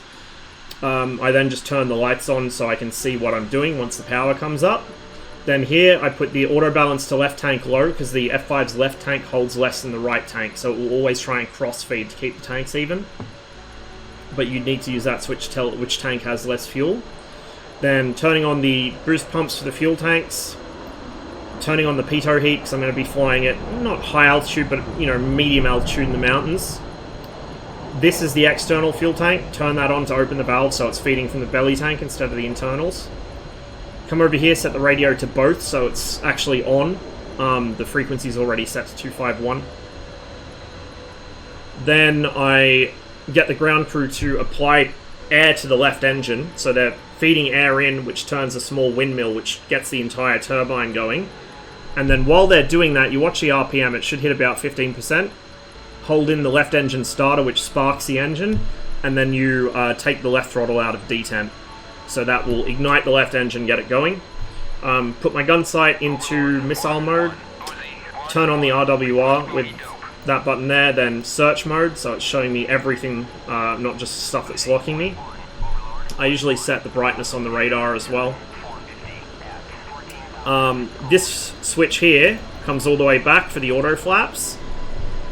I'm moving that ahead so that as the hydraulics pressurize, it brings the speed brake up because it droops with low pressure on the ground. Switch radar range to 20 miles because it's more useful than 40. Put the radar to standby. Turn on my countermeasure dispensers. Put the flight control dampers on. Raise the nose of the aircraft, which the F5 needs for its takeoff run. It's got like a strut that extends out, so you get the correct angle of incidence. And then I'm going to start the right engine, so we'll go ground crew, ground air supply, apply. Apply ground air supply. Hold in the starter. Copy. Air is now applied. Wait for 10 or 15%, somewhere in that region. And take the throttle out of detent, light the engine, and we are pretty much good to go. I've just got to wait for the engine to spool up, and then disconnect the ground air. Chief, disconnect ground air supply. Bilingual Canadian? No. Ground air supply is now disconnected. I live in Australia now, so I moved to England when I was 4, and then to Australia when I was 8. I'm also from Alberta, so not the bilingual side of the country. You have to watch for hot or hung starts. In certain aircraft, that's a serious concern. In this, you will hang the start if you uncage your throttle too early. That's why I wait for 15%. If you do it at like 5%, you'll hang the start. But some aircraft, it's more of an issue than others. With the F5, it's not too big of a problem.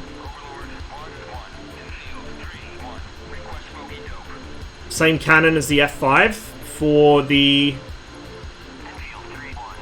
F8. I thought it was. I thought they both had Colt M39s, but I could be wrong. I seem to recall this discussion came up at some point. I've just forgotten it. Rather get Rafale than Typhoon, likewise.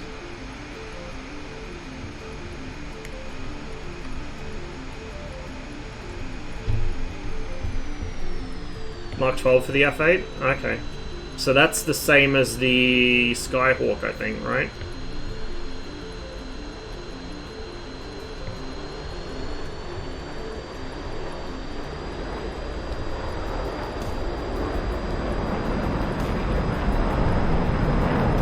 Derived from the Hispano. Ah, interesting.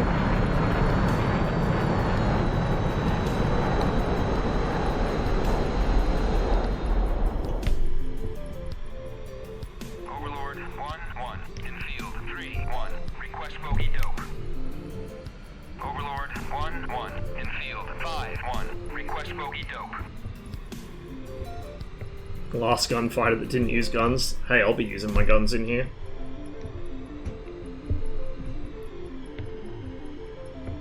Overlord 1-1 in field 6-1. Request bogey dope. Fuck it, let's send it. He's taken off from the taxiway and we may as well too. Technically this used to be a runway. Bra 282 460 at 2,500 knots.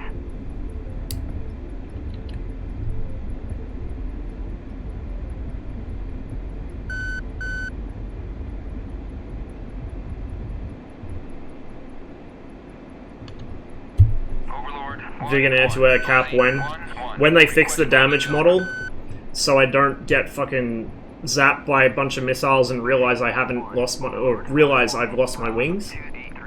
When they fix the overspeeding, I mean, I don't fly it around at fucking Mach 1.3, but it shouldn't be able to sustain that. It can do it, it just shouldn't be able to sustain it safely. It's the same with the Viper. The Viper overspeeds horribly. Not as bad as the Vegan, though.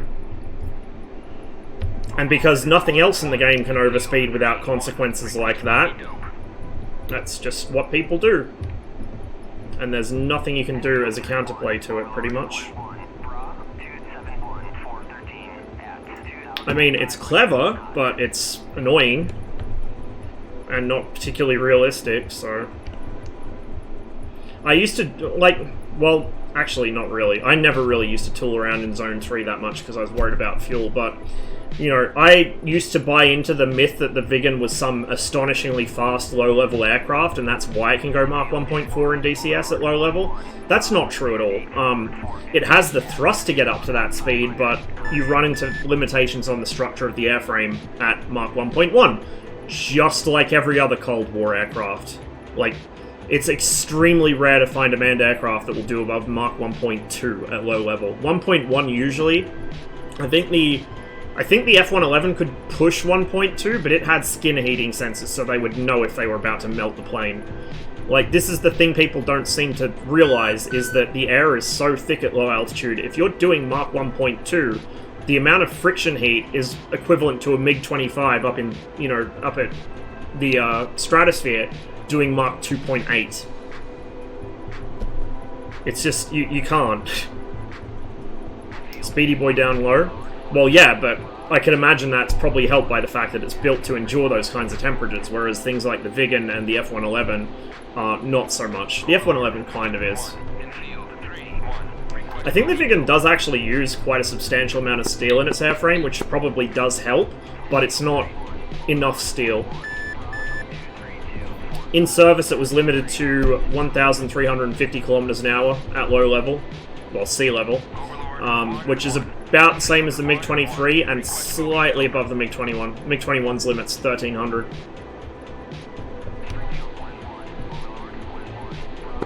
I'm on your wing, Ross. Yep, I see.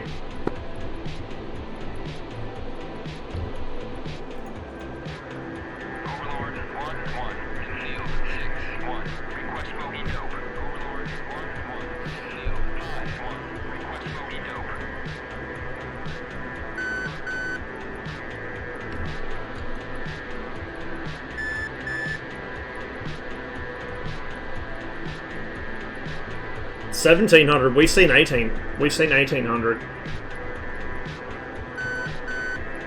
There's a specific trick to it. I think part of it's the negative drag issue. So DCS, for those that don't know, DCS has this fucking bizarre bug where negative drag is a thing that exists. When you jettison stores or get rid of your weapons, not only do you lose the drag the weapon caused, but you lose extra drag somehow. So if you use the negative drag issue to get around that, say you jettison the fuel tank and jettison a couple racks of bombs, you end up with a cleaner airframe than is physically possible. And then there's, I think, like, you can override the fuel system or something to make the engine run hotter. There's a trick to it. I've got it up to about 1590, 1600 at sea level, which is still way past what it should do, but there is a trick to it, and not that many people know it. But I don't know why, it must be partly Swedish marketing and partly heat blur marketing and then partly just people believing whatever someone says without checking it themselves, but it seems to have become like a false truism around the DCS community that the Viggen is somehow really fast at low altitude. Like, the Viggen is exceptionally fast at low altitude. Like, no, it's not. It never was. It was going to be used for, well, Saab were considering taking a run at the world speed record with it, but they had a specially modified one with the radar and weapons removed, all the pylons removed, all the exterior antennas removed. Anything that could cause parasite drag was gone. It was polished down to bare metal, or it was going to be. They never actually ran it. They just projected whether they could actually compete with the F-104 held the record at the time. Similarly modified. Like, a warplane with heavy paint. Paint weighs a lot, people don't realize that, and causes a shit ton of parasite drag. Skin drag, specifically. So, paint, weapons pylons, let alone the weapons themselves, ammunition, radio antennas, something as simple as that will take off, like, you know, a significant amount of speed off an airframe. So, I think the reason people think the Viggen was fast down low is because it has an excellent autopilot that makes it safe to fly at high speed down low, where something like a MiG-21 is really sketchy. It's not actually faster, it's just safer to fly at those speeds. Oh boy, that looks spicy.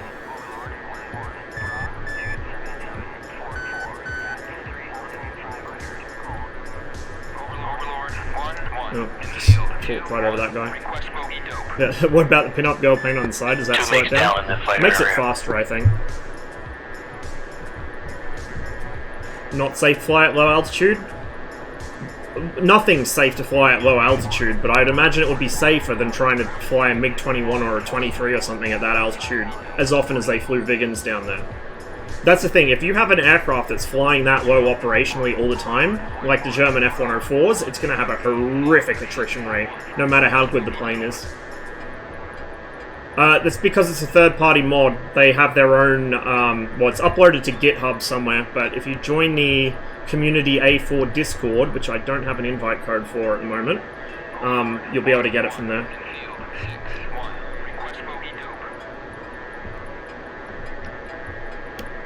Shit. Ham-fisted it.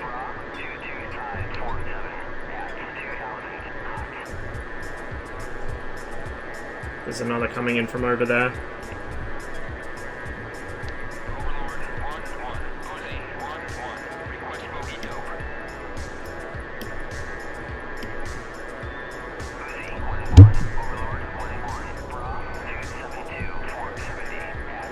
Something off my nose as well, which is interesting.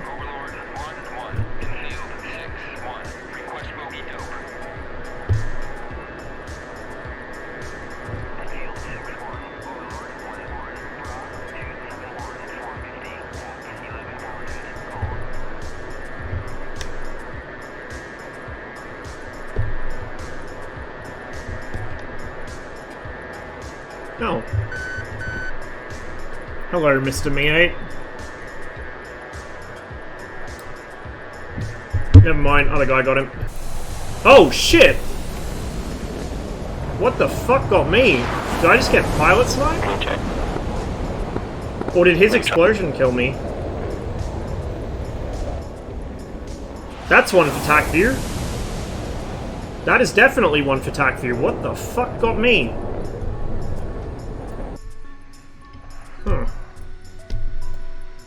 well. I think we'll do one more. I do actually need to end the stream reasonably soon. I need to do some shopping today or I'm going to starve.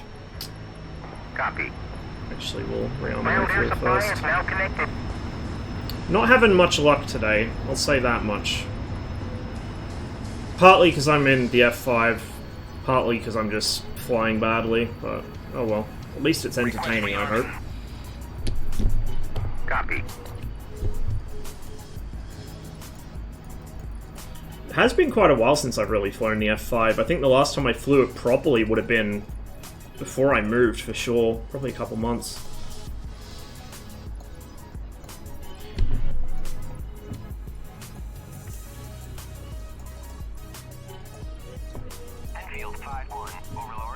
Combat in DCS is a very perishable skill.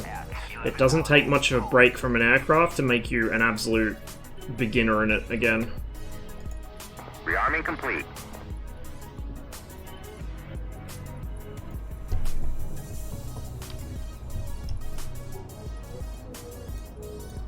Apply ground air supply. Copy. Air is now applied. What's a Huey used for in this server? Sling loading units. So, Hueys and Mi-8s are mostly used to move tanks and troops around. This mission, this server, the missions on here are very much oriented around ground warfare. So, although you'll mostly see me flying fighters, just because that's what I'm interested in, that's what I do best.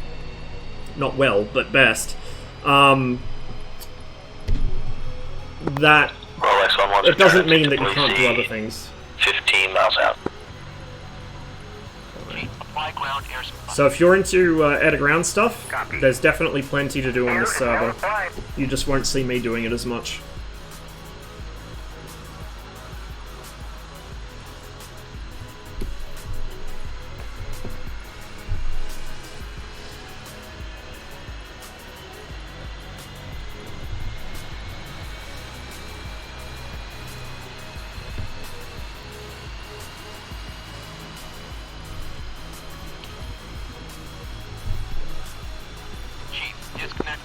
Police traffic, Rolex 11's 5 miles, can do overhead left brake landing. South, Hanoi 12.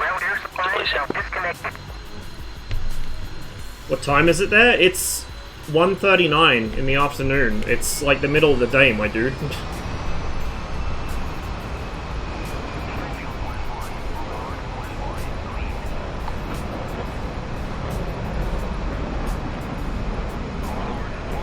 Ooh, an A-10.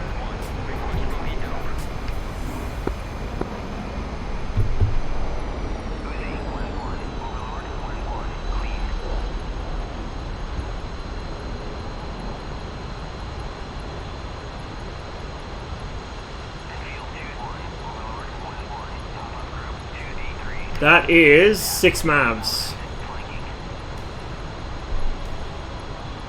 And then a couple big boy bombs. Tbilisi F5's in the break.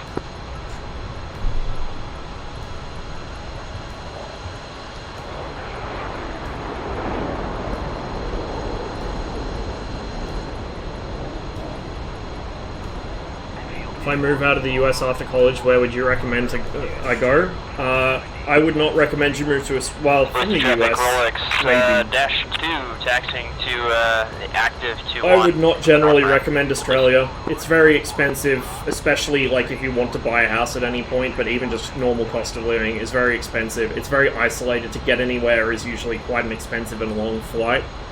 The climate is horrible. The government is somehow both malicious and incompetent at the same time. I don't recommend it. If you're gonna move somewhere, like if you really want to move to a country that's like good, maybe New Zealand. I mean, it still has the isolation problem, but at least it's a reasonable country, and the climate's better. I am stuck here against my will, and have been since the age of 8. I did not want to move here, but I did not have a say in the matter. And I can't afford to leave.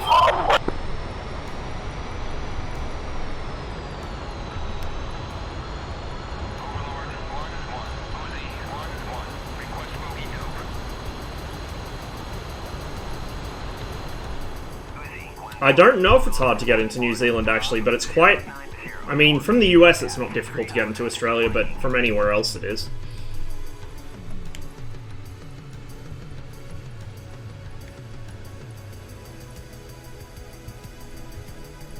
Overlord 1-1, Uzi 1-1, request bogey dope. Uzi 1-1, Overlord 1-1, Bra 06745 at 3,500 knots. South America or Spain? I don't know. I mean, I've never been to either of those. Never been to the entire continent of South America, and I've never been to Spain. Learn a Slav language, become certified comrade. I need to actually, like, get on top of learning Russian again. I've been so lazy with it.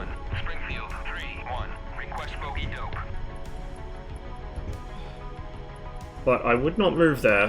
Not currently. Most of Scandinavia is wonderful if you can stand the cold even. Yeah, I can stand cold better than I can stand heat. So I ended up in the best country on earth for me, obviously. You know, fucking sunburnt hellhole. When I was born in a town that regularly sees minus 30 in winter.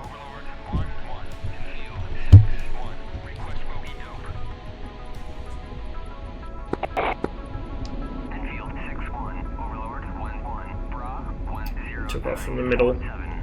So the only thing approaching ATC we have on this server is just take off and land to the left.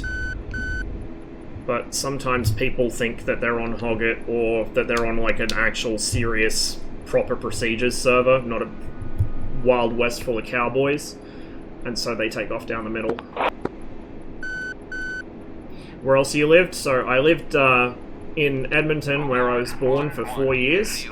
Then moved to the north of the UK, up in Lancashire. Lived there in Haslingden specifically, so a fairly small town. Lived there for about 6 months or so. Lived in Twyford for another 6 months, then lived the rest of my time in the UK in Caversham, so just across from Reading. And then I lived in Chatswood down in Sydney when I first moved here for about 6 months. No, it was about 6 months, I think, maybe a year.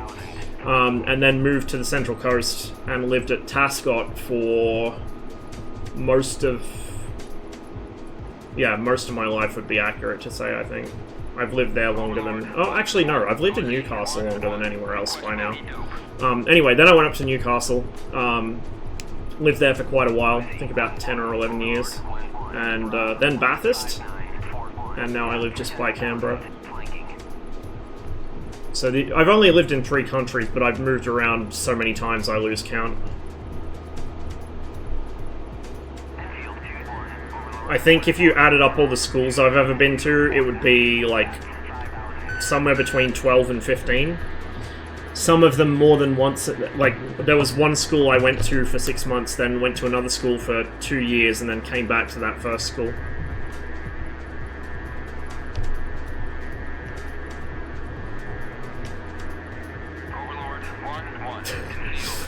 No.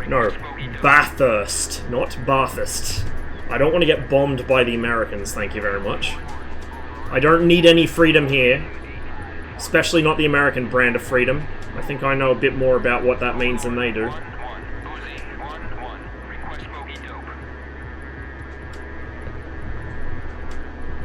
Got any oil? Not here that I know of. My dad's old farm in High Prairie does actually have oil on it. Not much though, not enough to get us out of this place. I don't remember if he even still owns it. He's either renting it out to an old friend of his, or he sold it to an old friend of his, I don't remember which. From the Pacific Northwest, so oh yeah, New Zealand would be perfect for you. New Zealand's just like the Pacific Northwest, as best as I can tell.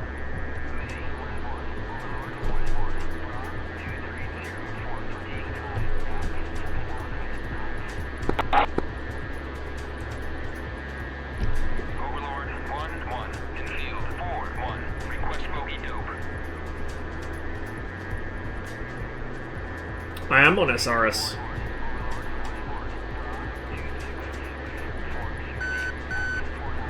The giveaway hasn't started yet. It will be running on Sunday European/American time or Monday morning Australian time.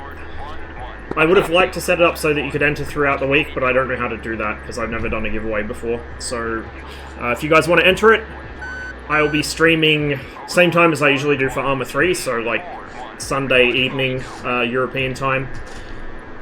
And I'll run the giveaway during/after that stream. Thoughts on Growling Sidewinder server? It is a shitfest. The only reason I ever go there is if I feel like memeing on someone or if I'm extremely desperate. It is just horrible. It is not realistic in setup. It's full of like pro gamers that use every, not necessarily exploits, but every dumb thing they can find to make them win. He changes which team gets which aircraft or how many missiles you're allowed to carry on a whim, like restricting Tomcats to 4 Phoenixes because dumbasses don't know how to evade them, and then Hornets still get 10 AMRAAMs. Like, what the fuck? It's not a good server. The mission design is fucking horrible. The only good mission he ever ran on that server was Operation Able Archer, which he ran for like 2 weeks, and then I've never seen it since. And it's not a realistic training environment either, because you have like such a high density of players and such a high density of missiles flying around. Like, you would never encounter that many missiles in that small of an area in real life, ever. It's horrible. If I want to deal with like modern aircraft, I go play on DDCS or maybe Blue Flag 80s. Blue Flag Persian Gulf is too sweaty for me, but like Blue Flag 80s is usually alright. GS is just straight up Airquake. Like, I think he's got like this pretense that it's actually some kind of legit mission, but it's just Airquake. It's Airquake with an excuse, put it that way. I mean, if you enjoy that, then that's fine. Don't let me take that away from you, but I don't think it's a very good setup for a server, and I think it kind of gives people the wrong impression about DCS. Holy Jesus fuck, we're being jammed. We are being jammed. I've never seen jamming in an F5 before. That's either a Su-25T or some hero of a MiG-21 with an SPS 141.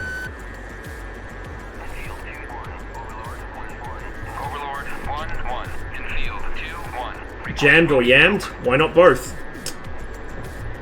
I've never seen that before though in the F5. That's really cool.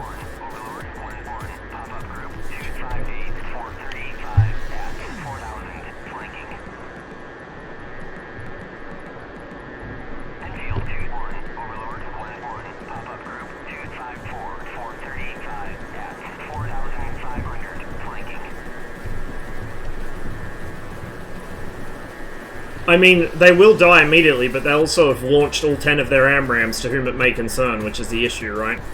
That's the problem, is the plane might be dead, but the missile's not. Whereas, and this is why I think nobody ever plays on GS Fox 1 server when he does have it running, because they actually have to support their missiles. As soon as people that play on that server have to actually support their missiles, they don't want to play anymore.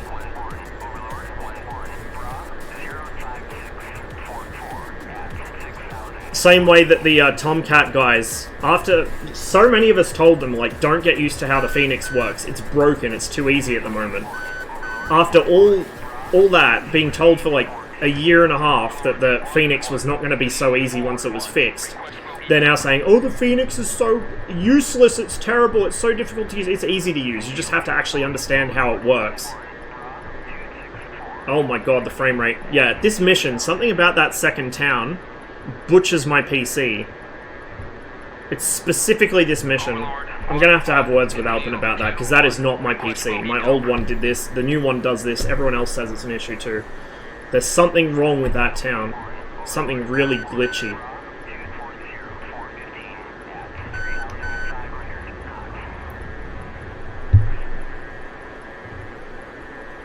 Ground fire, this is fine. 236. Ooh, hello. I have tone on something? Ah, over there.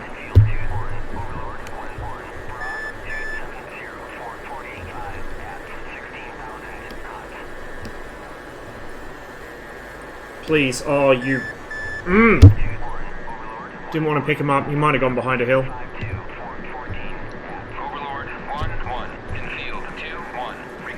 Right there. Come on. Oh, you son of a bitch. Behind a hill again. Merged, right there. Oh shit, there's two. There's two. Merged with two MiG-21s over the towns. I don't even see where the second one went. Shit, right there. I'm risking letting the first guy get behind me. He will get behind me, but I'm trying to... Where you merged over that flight? Right over the objective towns. Southwest. At least two MiGs in this. We're closing. We're 10 miles, 10, 15 miles out. We're flight 2.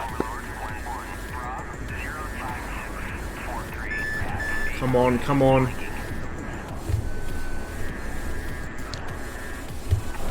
Shit! Almost. Almost got a missile away. Yeah, not my day today, but I think we're going to end it there because I need to go out and do some shopping. Buy myself some food, so I will see who's on, or I can send you guys. And hopefully next stream I'll be flying better and back in the MiG-21. Still on that fight? No, I just got toasted.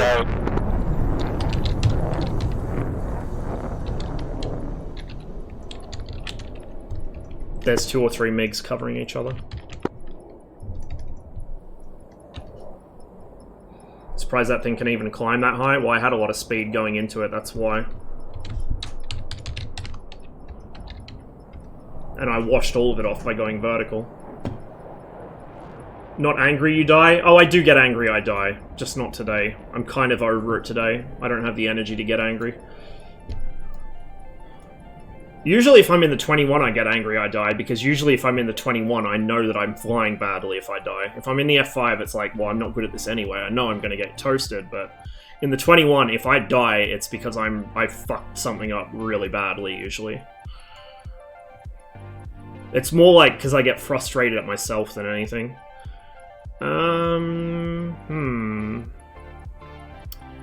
I will send you guys over to... I think I'll send you guys over to POM today.